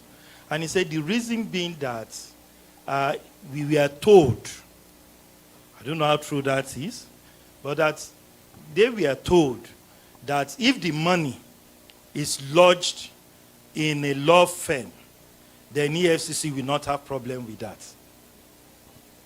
So I said, I'm hearing this for the very first time. But it reflects people's perception of we lawyers. Leave the common adage that lawyers are liars. I believe that there are many people out there that believe that lawyers are people of integrity. And in the course of my work, I've had to be in possession of clients' funds. So talking about how you can go what roles we play in the real estate sector, some of the roles we play. I didn't know until I was approached by clients and said, oh, you know what? I'm leaving a large estate for my children. And I'm sorry to say this, the man said, and I think my children are so useless. He said it in Yoruba that I've come to have wealth. For those who understand Yoruba very well, said, I've come to have wealth that he said, Olatoni Yonu. I thought I was acquiring all of this for their sake. The doctors have told me that I don't have much time left. I'm leaving this world.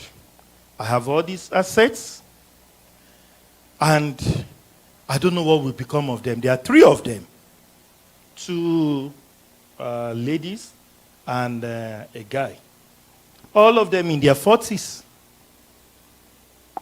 Said my first daughter has children for 3 children for 2 men.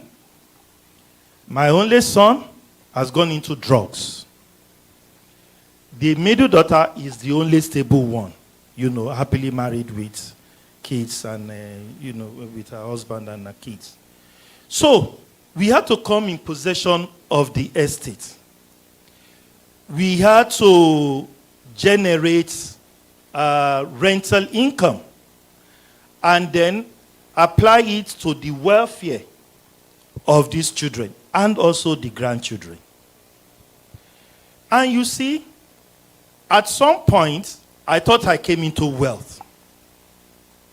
But no, I did not. I could have said, because as it is now, what we do is that we practically take care of them. They don't even know all the things that their father has or has left for them. They don't. Even the ones we tell them, like I will bring paper to them and say, because you are the beneficiaries, given the terms of the will, you need to sign X, Y, Z. And they will say, he has property in this place. I didn't know. Baba, no one here. And the guy does practically nothing. The sister will say, oh, can you please take my brother to a rehab? And then we do all of that. But the bottom line is this. We are in custody of the funds. But that doesn't make us rich. What makes us rich is the name. I always tell my colleagues, some will say, Vincent, with some of the, assets that you manage, with some of the funds that you have in your possession, you should be driving XYZ car. And I say, what is wrong with the one I'm driving? It gets me to where I want to go. You understand? What is most important is my name. That is the legacy that no client can pay for. I tell the clients, I say, look, me and my colleagues, we will account for every kobo. You will not think that, because we have this fund. Maybe when you saw me, I came with a jalopy, and then when you gave me the brief, you are now seeing me with an SUV. It's not going to be from your own money if that is ever going to happen. So, lawyers, we have a place of integrity. And I have come across lawyers in their 80s who are so super rich. And they tell me, they said, I never knew I would be this wealthy. When I started off, it was modest, it was a good name, but I kept getting referral. And you see, God will not hide you. He will not hide you. You might, some people might, you don't have money, you don't have money. But guess what you have? Contentment. Integrity. And integrity. No money can buy that. I think I leave it. Can I quickly add? Please. I would like to just share an experience. What is said, just integrity is so key. So we have thrived on word of mouth recommendation. I remember a client who was based in the UK who was going to buy a property of about 12 million, and he was struggling to send the money. That was about 10 years ago. He was struggling so hard to send the money. Eventually, he wanted to come to Nigeria himself, but work would not let him do that. Eventually, he sent the money. We did everything, bought him the land, sent him the title documents, everything. And the next one he was going to buy was in the value of about 60. And I said, okay, so when are you coming to Nigeria? No, madam, you are there now. You know, so we're always faced with times of temptation. You know, times when times when we need to stick and abide by our policies with regards to integrity. I remember a woman, and then the law firm just started, and we were in dire need of funds. And we had done the inspection, everything was okay. The husband was going to go ahead and buy the property for her. And then she called me and said, madam, you would need to top it up with at least 5 million. And I said, madam, I'm sorry, I can't do that. But because I was in desperate need of money, what I said to her was, you know what? Our fee is 5%. We can split it. You know, I'm like, instead of losing everything outrightly, and she said, you know, I'm going to give you 24 hours to think about it. But I had resolved in my mind. I'm like, even if you give me 2 minutes, even if you 1 year, it's not going to change anything. In my mind, I'm like, I didn't tell her that. But in my mind, I'm like, this woman is not going to change her mind as far as that is concerned. And I lost the brief. And that was about 10, 12 years ago. But today, the story has completely changed. Now, when people say they need somebody with integrity in Nigeria to represent their real estate needs, and they're like, oh, call Mrs. Adeleye, call Mrs. Adeleye. The same people, you know, that came to you with the temptation, sometimes will be the ones to be the first to recommend you. So, you know, adhere to integrity. Thank you very much. Let me just, just a scenario to, just a scenario. So there was a transaction that required that I should make a petition to MIVATIN. And when I went to MIVATIN to inquire about the petition, the officers I met there said, oh, your petition will have to be approved with 200,000 naira. So I said, okay, no problem. So I called the client. I said, please, you need to send me 200,000 naira. I said, okay, give me 2 days. And he sent the money. And I went back.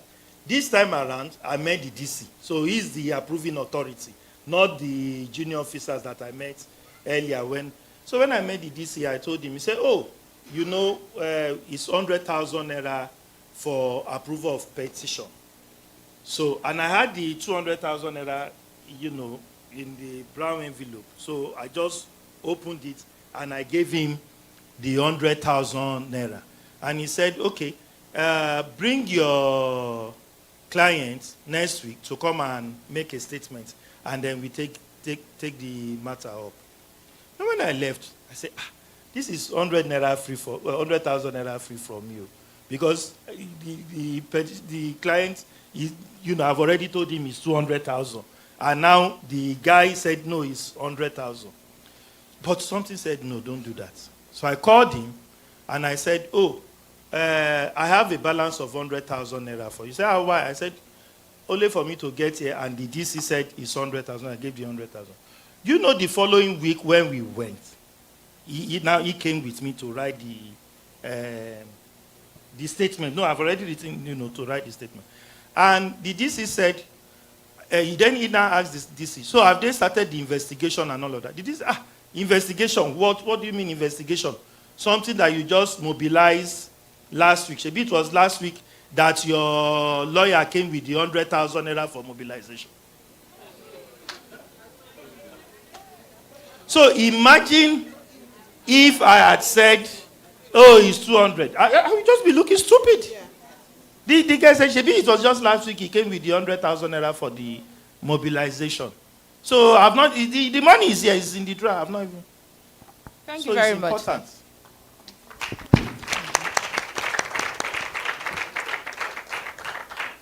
So this will take us to the second question. And I'm going to be throwing that question to all three of you.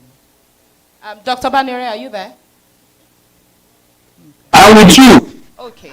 But before I do that, I'm going to share my own personal experience, which is connected to this question I'm going to ask. And the question is it ethical for lawyers, practicing lawyers, to be commissioned agents? So for me, when I started out, somebody came to me and said, I have this property, it's a family property, please come and manage it.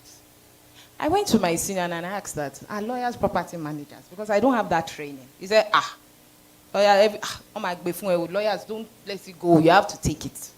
So I took on that property and I started managing it. I didn't have any idea.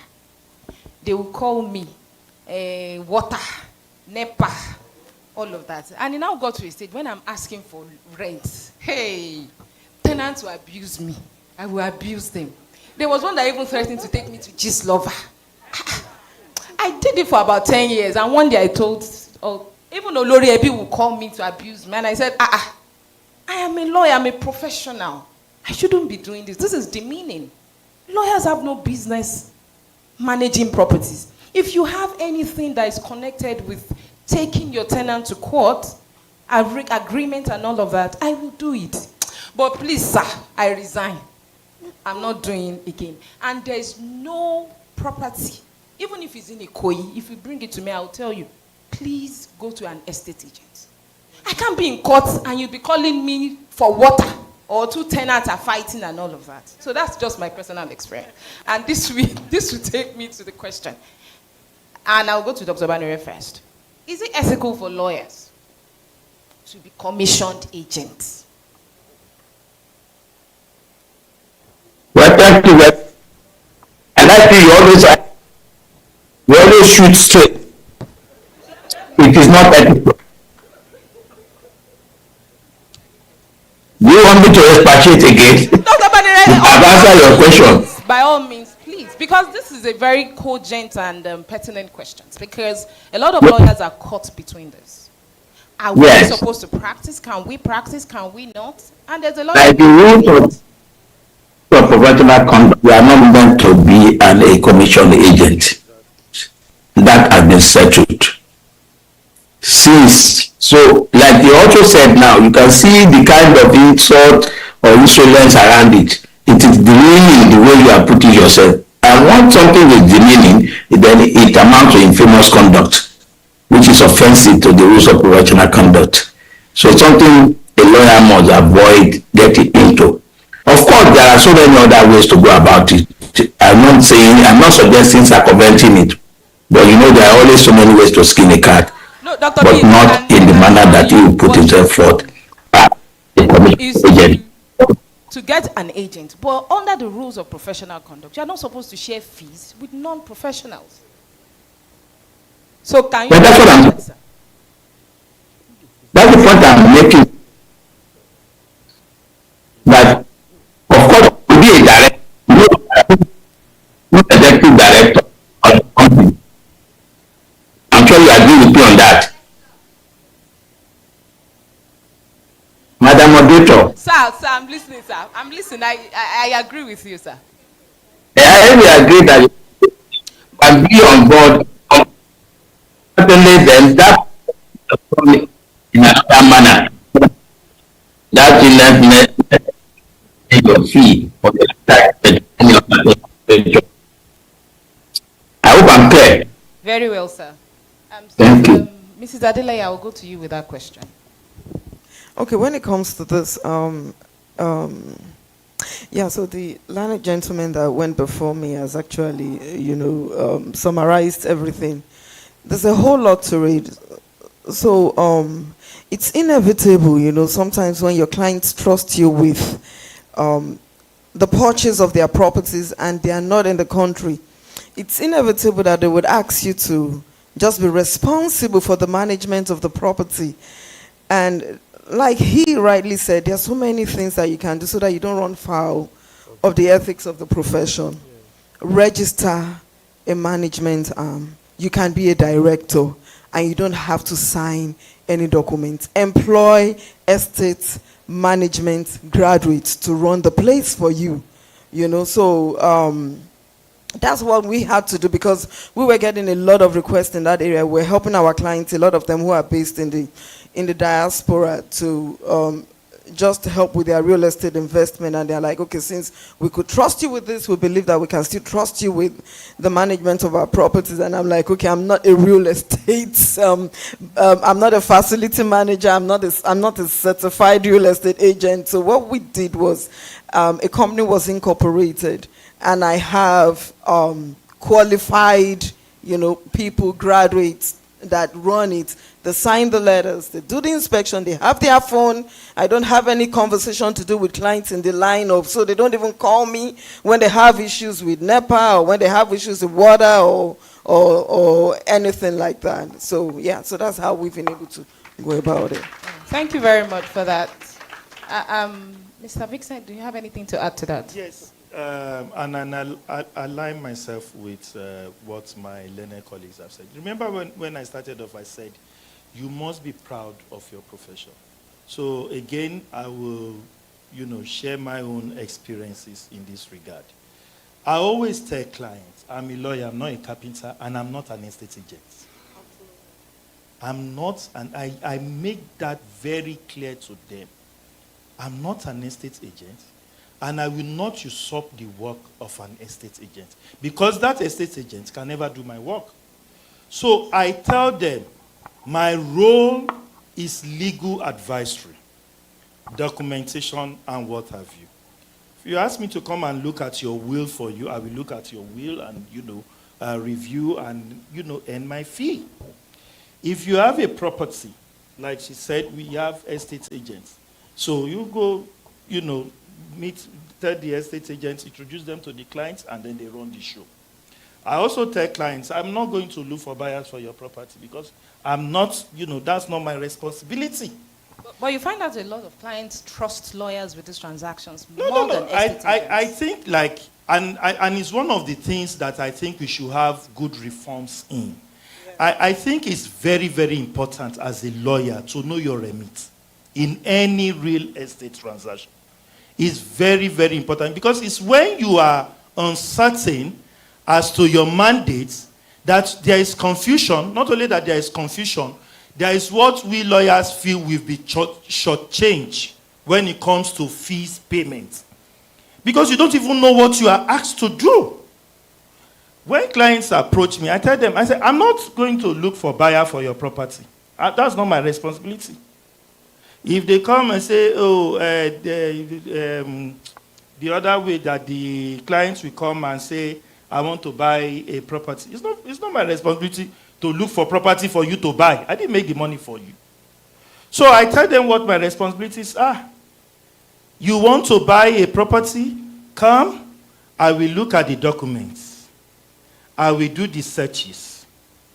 And I will give my advice whether you should go ahead or not.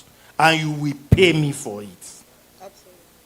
I don't sit in meetings where they are having arguments with payments of estate agents. I always tell them, I say, look, if the estate agent has looked for a buyer for you, what did you people agree? I don't even come, there are all these scenarios you see people will come and say, oh, I'm paying 5% to the agent, and then I'm paying 5% to you. I said to a client, I said, you have 200 million to buy a property. You must have my 10%. I'm not interested. If you want to pay somebody else 100%, that's your problem. You must have my 10%. If you have 200 million. And if I'm, the other scenario also is you have a client and the client says he wants to sell his property. So you see, that is where and these people are funny. They are very funny. They have this thing, they say, what has the lawyer done? What has the lawyer done? So what I do is when you want to sell your property that I know that this property belongs to you, you either don't get me involved, let me know here. But the moment you tell me, I then ask you, what do you want me to do? I will throw the question back at you, what do you want me to do? The moment you open your mouth and you tell me what you want me to do, and I see that what you have asked me to do, I'm not usurping any other person's responsibility, I will charge you for it. Absolutely. You will pay for it. So let's abide with the standard rule, and which is we are not commissioned agents. Thank you very much, sir. Can I quickly Absolutely. chip in into what he said? So he has really said a whole lot of things, a whole lot of important things. So I would always say, and I always make it clear in the law firm, that we are not charging agency fees. I have nothing to do with agency fees. I'll state it there. Professional fees, legal documentation fees. And my lawyers know I don't split fees with agents. I know that in different parts of the world, you know, they have different regulations, and some countries of the world are actually well developed when it comes to this. For example, in South Africa, you can't go to a lawyer to say you want to sell a property. It won't even listen to you. It would have nothing to do with it. But you have to approach a real estate agent. And when it's at the point of closing the transaction, that's when the lawyer comes in.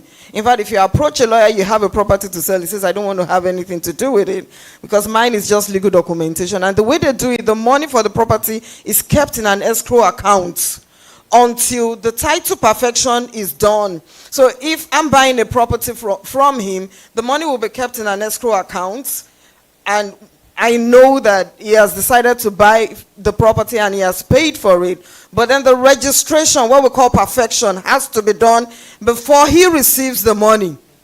So so that way, you know, you can avoid all sort of fraudulent transactions when it comes to land as well. And then the practice in the US is because agents and lawyers have to collaborate when it comes to real estate transactions, and they would say that the maximum fee would be 10%, legal fee minimum is 6% for both for legal fees and agency fees. But the thing is, sometimes about 2 or 3 lawyers are involved in the closure of a transaction.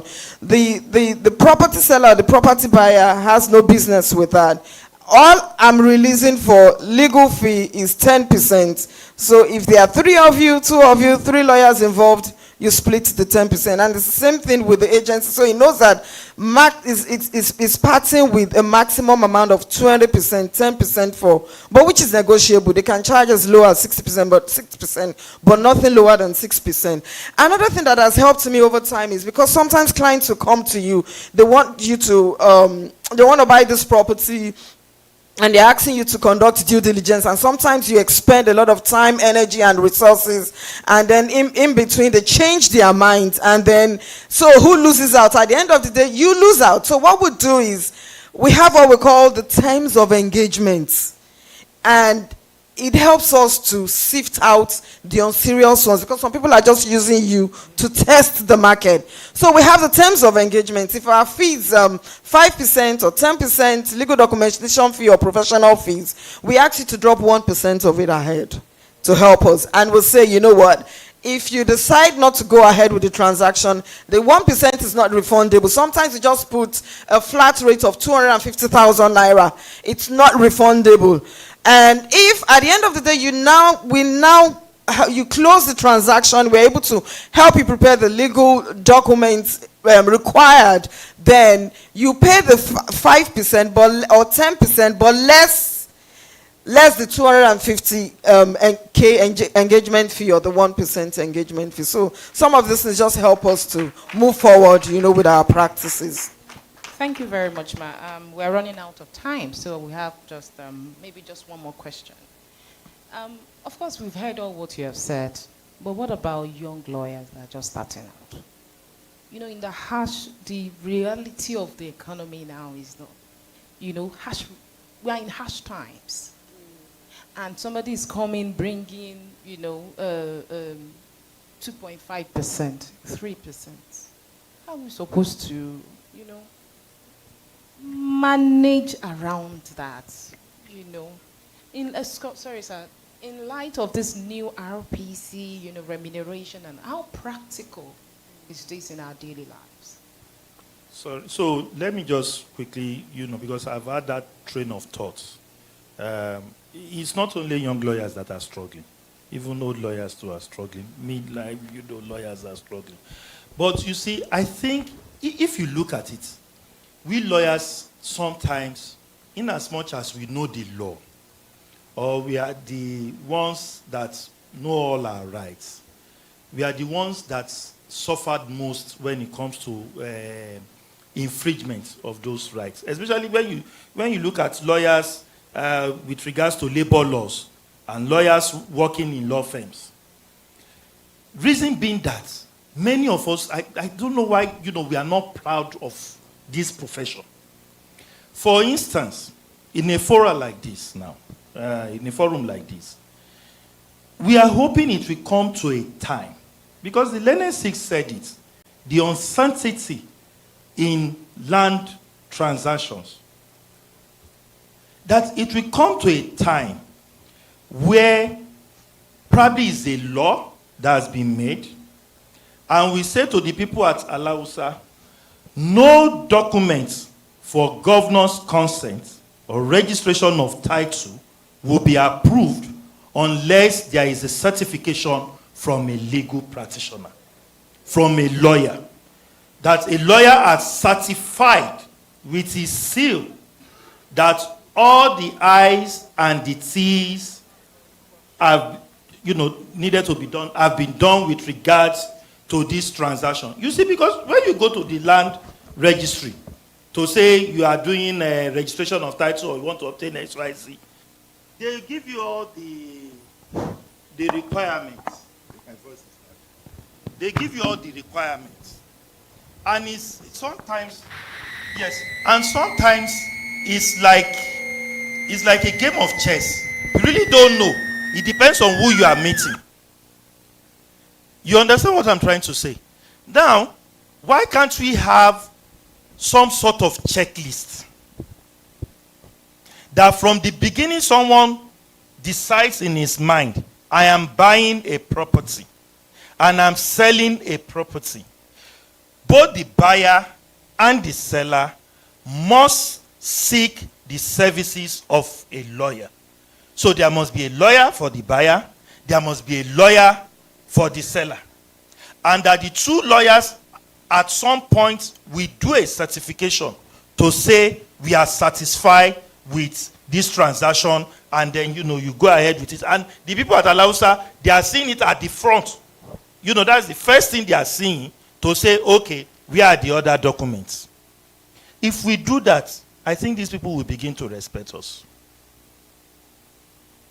And I think it's one of the things, a recommendation for the organizers to look at.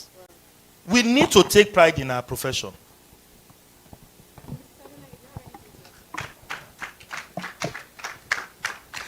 Do you have anything to add to that, please? I think he has said it all. Yeah, we need to take pride in our profession. And the truth is, if you are just starting, like for the young lawyers, if you are just starting, don't allow anyone to push you into compromising. Your works will speak for you. I'll share something with you very quickly. So I got married just immediately after my university degree, and then of course had a baby before going to law school. So law school was tough with the baby. I still managed to finish with a 2-2, and sorry, I lost my line. Integrity. So I was saying that. So for the first 8 years, I couldn't practice. I would say that I was practicing in my husband's kitchen, and we're out of the country as well. So when I came back into the country, I was like, okay, so which law firm is going to take me in with no prior experience? Based on my own experience right now, I don't turn back any woman who wants to dust the certificate and who, for the reason of childbirth, I never turn them back. I give them a lot of opportunities, and there are quite a number of them now that have worked with me over time. And I'm like, okay, so because of childbearing and all those things you couldn't, I don't turn them back because I had been through that. So, but my husband knew Dele Farotimi, and I had an interview with Dele Farotimi, and Dele Farotimi decided to just take me in graciously. And even though you don't have a prior experience, I'm going to take you in. But of course, I could express myself well, so he thought maybe I could draft. But the truth is, when I started, I couldn't even draft a single formal letter.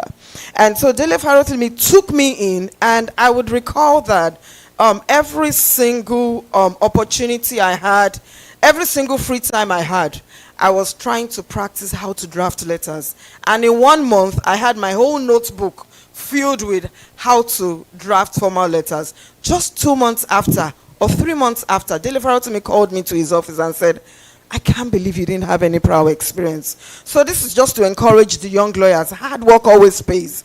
You know, there's no shortcuts. Hard work always pays. And eventually, if you don't give up, you carve a niche for yourself and you'll be glad about it. Thank you very much.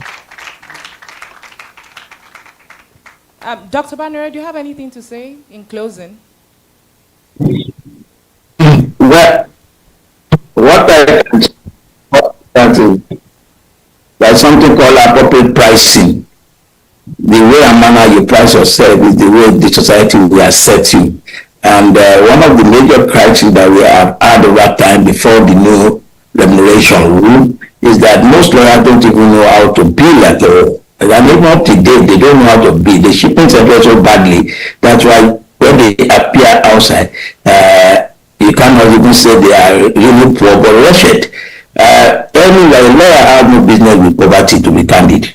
And this thing is simple. And just like a lot of people are giving so many illustrations or narrative, the Kenya branch of the bar used to give an example in those days to them to say that once my own late professor and mentor taught us this strategy, and I've always maintained it, and it has worked for me. And he said to us then, when we were in school, that if you are a lawyer and somebody approaches you and you give a particular amount of money as a bill, and it says it's too high, you go somewhere and find a wide margin elsewhere, most likely you come back to come and be paid to lower it slightly. And I give an example of a client about 5 years ago, who a colleague had billed 600,000 naira for a land matter.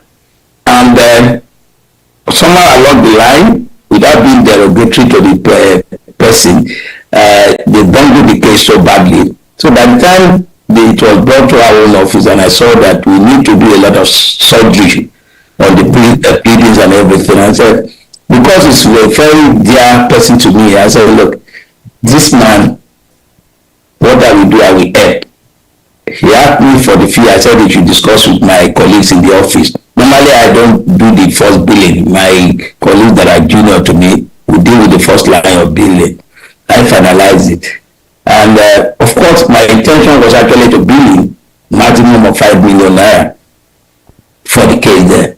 But I was not around. He met with them and they billed him 10 million naira. He came back to me on phone and said, look, people are billing me 10 million naira. I cannot afford 10 million naira to pay. I said, how much can you pay? He said 7 million naira. I said, okay, go ahead and pay the 7 million naira. Of course, they are seeing it as the favor done to him already. Whereas you can now see the difference that if you bill somebody 5 million and you go to another lawyer who bill 1 million naira, the probability is very high that you have a thing to say to doubt the content of the other lawyer. And most likely will come back to you and plead for 3 or 4 million naira. But what I'm saying here is that our juniors need, or the new entrant need not fear anything, particularly when they know they are competent and they know what they are doing. You want to know and they can evaluate. For example, some lawyers don't even know that when they are billing, they have to take into cognizance the dry cleaning, the laundry fee that you pay on your court attires. You have to take into consideration logistic, your billing for the electricity, your billing for water, your survival at home, your children's school, everything has to be brought together in determining what amount of money you are billing at the end of the day. So I do not think that they should cheapen themselves, as others have said, just because you are desperate to get a bill. There are so many ways to skin a cat, like I said earlier. You know, the problem we have in our profession over time is that current public office holders that are lawyers, particularly where laws are being made, the office at the Attorney General, the House of Assembly, the National Assembly, have not been doing so much for the legal profession. In those days, you hardly see any legislation done without the specification of the requirement of a lawyer being part of the management or the board. They only specify it that there must be a lawyer there. And this in recent time, Above that, they've not been. That's why people are finding it challenging not to get jobs. And I love the suggestion of the other gentleman, the other speaker. And I think that is the position in most progressive society. You cannot go to England, for example, today and say you want to buy a property and you will not go through a solicitor. It's just an impossibility. You can't sit down and start drafting a tenancy on your own. But here, what do you find out? In fact, if you are not careful these days, even litigants themselves want to be conducting their litigation. And this is where we are. So I believe that an area that needs to be urgently looking is that some of these areas need to be legislated on, so as to ensure that it's only lawyers can do that. What you said, if, for example, two lawyers sign the document and put it forward, they are stating their integrity. So it's even important for the society that they reckon with it as such. And I think that is very important. Now, by way of concluding remark also, let me also say that as we have a lot of space for lawyers generally in the real estate. Investigation of titles. There are some people that are engaged in that are specialists in that. You know, some of the investigations that are done, that I see in contemporary days, are not the way a manner title ought to be investigated. I recall, and it's possibly because in most of the law faculties, they don't teach the course conveyance again. In our own days, we did conveyancing. And when you do, for those who were my own contemporary and below, when you go through the conveyancing part, they will teach you how to do investigation of that. It's not limited to the land registry. Most lawyers, you just go to the land registry and say, I've checked, and I'll come back and say, the title is clean. That is not how to investigate that. So that area is still vast, and to a large extent, it's a virgin that needs to be tapped. We have the area of conveyancing itself. There are people that are ways and manners in which document more, or particularly of title or interest in land must be developed, must be structured. So that is another area they can look into. Of course, we are all conversant with land litigation. Real estate is a peculiar area. A lot of people bungle it up a lot of time. I give you an example. A lawyer goes to court and said, I'm asking for main profit from a tenant that is a statutory tenant. When a tenant is still a statutory tenant, notwithstanding that you are giving the 7 days notice, you can't ask for main profit. You ask for compensation for use, and these are areas that you can specialize in. We have areas such as, also somebody mentioned, documentation and perfection of securities. They are areas for real estate practitioners. We have the area of succession, wills and others. It's for real estate practitioners. We have the areas of general areas of rendering legal opinion on all the. So there is a vast area that real estate practitioners that are legal practitioners can still tap into and still survive and live comfortably well. Thank you very much. Thank you very much, Dr. Banere. Thank you very much, Mr. Vincent and Mrs. Adile. It was really nice having you. And Dr. Banere, please, I would like to get this from you. That you would like you to come for a master course or master class on conveyance. Do we get this from you? Are you committing to this? Oh, well, the unfortunate thing was being taught in the Faculty of Law of the University of Lagos. I wasn't taught how to do charity work. That's the challenge. Okay, Miss P, Mrs. Anom, you would contact him on that. Thank you very, very much for your time, and congratulations on your inauguration today as the chairman of Governing Council of one of the universities of the North. Thank you so much. Thank you. Thank you very much, Mr. Atta. I really enjoyed the session. Mrs. Adela, it was a great privilege to have you here. Thank you very much. And to everyone who has stayed on to this time, thank you so, so much. We're really grateful. Thank you. Is it, you communicate that to him. All right, please. We kindly ask that you kindly wait on the platform because of the photos. So the FELIREP says another big thank you to this beautiful panelist and the beautiful moderator for this panel discussion, and Dr. Banire and Mr. Vincent Atta.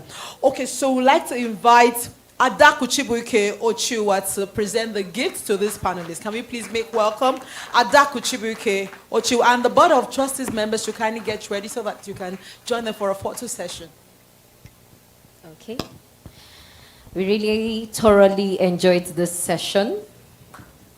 Please let's celebrate them one more time.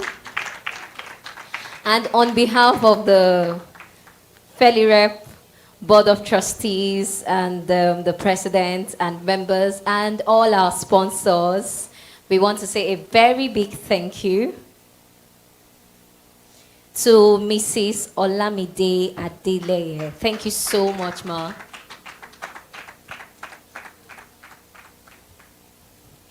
And we have this for Mr. Vincent Atta. Thank you so much, sir. Thank you. And for Mrs. Olamide Onifade, who is also one of us. Oh, yes, Mrs. Olamide Adeleye is also one of us. You see, we are power structures. Thank you. Thank you so much. Okay, and Mrs. Olamide is going to receive Dr. Banire's own. Okay. So to our grand patron that we will still come for conveyancing matters, sir. We are sending our deed of gifts ahead of time. On behalf of the FELIREP Board of Association to Dr. Muyiz Banire, thank you so much, sir. We appreciate you. Please can the Board of Trustees join us upstage?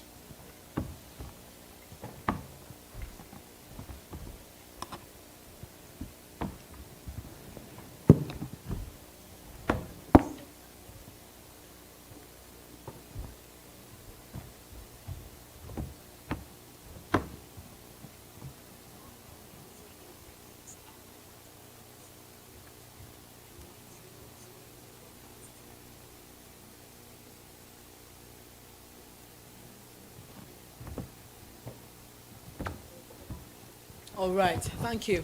So, we're rounding off. We're moving close to the end of today's event. You'll agree with me that it has been successful. Right now, FELIREP would like to present gifts to FELIREP outstanding members and volunteers. We'll start with the outstanding members, and to present the gifts to the outstanding members, I'd like to invite to the platform the president of FELIREP, and this is no other person than Peace Anomnese, and the vice president of FELIREP, and this is Flourish Adekoya. I'd like to invite to the platform the outstanding members who are getting gifts now. The first person is Mrs. Florence Atsuluku. Is she around or she's online? She's around. Is she outside? Okay, she's coming. All right. The next person, Mrs. Eunice Obasanjo. She's online. All right. Okay. Can we please keep the applause running as I call those people? The third person is Adiola Adeyemi. Adiola Adeyemi. Where is she? Adiola Adeyemi. Then we have Oluwabumi Ogbontiba. Ogbontiba. Oluwabumi Ogbontiba. Eunice Obasanjo. I understand she's online. Oluwabumi Ogbontiba. Then Chinwe Ugezu. Chinwe Ugezu. Okay, Adeola Adeyemi. And Olamide Adeleye. Okay, yes. An outstanding member.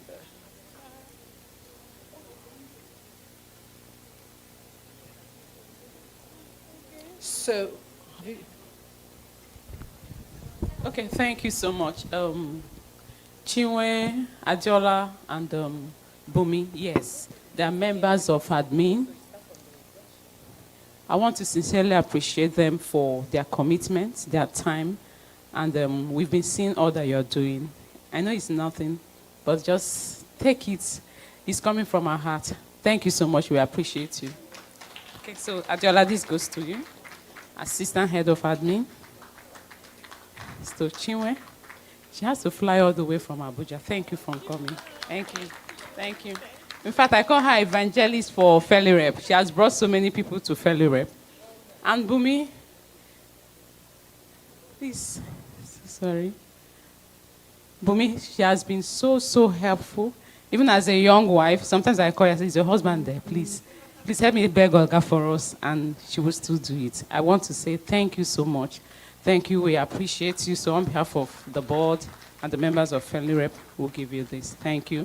And then we have some volunteers. I don't know whether they are here. I haven't met them before, but they volunteered to help with the publicity of this conference. Yes. We have Abisola Olowo, Salome Olonodo. So forgive me if I didn't pronounce it that. Ayamfe Victoria Adeyeye. Are you all here? Okay. Okay, so we have Abisola Olowe, the first person. Abisola Olowe. Then we have Salome Olonode. Is she around or she's online? Okay, we have Anyofe Victoria Adeyeye. Anyofe Victoria Adeyeye. We also have Oluwatosin Isaac. Oluwatosin Isaac. Oladayo Akimokun. Oladayo Akimokun. Marvelous Alonge. All right. Bolade Ajayi. Bolade Ajayi and Merit Divine Abaga. Or is it Abaha? Because there are some cultures where you don't pronounce the G. Okay, so the next set of gifts to be presented to the Board of Trustees. Mrs. Adele Olamide, are you here? She just stepped out. Okay. On behalf of the board and the members of FELIREP, we want to give this to her for her support. She has been so supportive. I know so many of us have been so supportive, but she has been exceptionally supportive. And on behalf of the board, we are presenting this to her. And all the board members, you are not aware, but I've decided to surprise every one of you. Thank you so much. Please, let's present the... Thank you, ma'am, for your support. We appreciate you. Thank you so much. Thank you.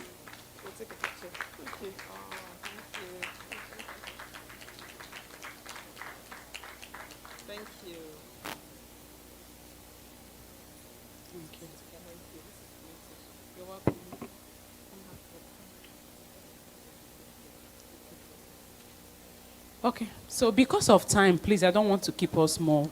The board, please, your gift, you can pick it up later, please. I just want to release us, and I want to say thank you to everyone who have joined us for this conference. Thank you so much. Prof, thank you. I appreciate you, sir. Prof came so early. Engineer Dario, thank you so much. Thank you, everyone who came. Lerato, thank you so much. Thank you. I want to sincerely appreciate every one of us. And please, I want to say one thing. One of the things we intend to achieve with this conference, one, the review of our laws, and two, for us to have a real estate profession. Prof, please, before you go, I want to say something. Yes, sir. It won't be complete if at the end of the day, we don't have a collaboration of body of professionals that are regulating the market. So one of the things we are trying to push as members of FELIREP is to see how we'll have the REDAN, the structural engineers, surveyors, architects, as a body to come together so that we'll have real estate professionals of Nigeria. So we're going to come up with that. I'm going to speak to Prince, Barrister. So you just expect my call on this. We'll see how we are going to push it forward. And then for FELIREP, this is the first organization of lawyers in real estate industry in Nigeria. So some people have asked me, why is it female lawyers? I tried to register lawyers in real estate. Twice I tried, CSC rejected it.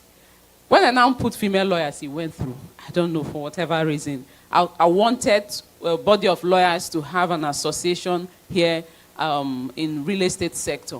So, but that's how, it was later I found out that someone actually registered lawyers in real estate, but he's not doing anything with it. So we need to find out who he is and see what can be done. But we need to bring some form of standard in this real estate sector. So on behalf of the board, once again, I want to appreciate everyone. Thank you. Thank you so much. We have a master's in housing. Masters in housing, masters in real estate in the University of Lagos at the Center for Housing. We started 2014. The more we build our capacity in this sector, the better equipped we are to advise our clients. So with the COVID, 70% of our classes, they're online. So contact hours, just about 2 or 3 out of 10 hours in a semester, 10 lectures in a semester, 3 is the only contact. 70% we do online. So the form is on. We can get form. We can eventually do PhD. We run PhD in real estate and sustainable development in the center. So come and get more knowledge. There is no end to learning. Thank you. Thank you so much. Before we take the closing prayer, we want to present this on behalf of the board and the members of Female Lawyers in Real Estate Practice to Mrs. Oragu Chineye, a partner, Cam Hills. Thank you. Thank you for sharing your knowledge with us. We sincerely appreciate you. And thank you for coming. You're welcome. So please, let's just rise for prayers. Tosin, are you here? VP, please, can you close? Shall we pray? Father, Lord, we thank you. Father, Lord, we thank you, and we say we thank you once again. From the depth of our hearts, this is our maiden conference, and we just want to say, God, you do this one. Oh, we are grateful. We are grateful. I mean, someone sent, I will mention, someone sent the message that, are we praying? We didn't even expect to see him in person today, but to show that you are our Father indeed, and that we love you and you love us. He came in person. A lot of people that we didn't even imagine that they would be here physically, even those that joined online, we had a full house. And Father, only you can do this. We thank you for the event. Very successful. We thank you for all our sponsors. The way money started raining like showers of, in fact, Father, you did more, beyond, exceedingly, beyond what we can ever imagine or think. And for this reason, all we have to say is thank you. And as we go home, Father, we soak everyone here in the blood of Jesus. Everyone will reach their home safely. Father, Lord, from here, even as we've been given this a mandate of a year, that by the time we have the second FELIREP conference, we'll be one of the first to be able to be talk and do's. We'll come with our outcomes and our results from this conference in the name of Jesus. And at the end of it all, oh Lord, we'll always have full cause to glorify your holy name. Thank you once again, Daddy, and we say glory be to your name. In Jesus' name we have prayed. Amen. Please let's allow our speakers to leave first. Please, let's allow the speakers to leave first to take their brunch. All right, brunch is served outside, but please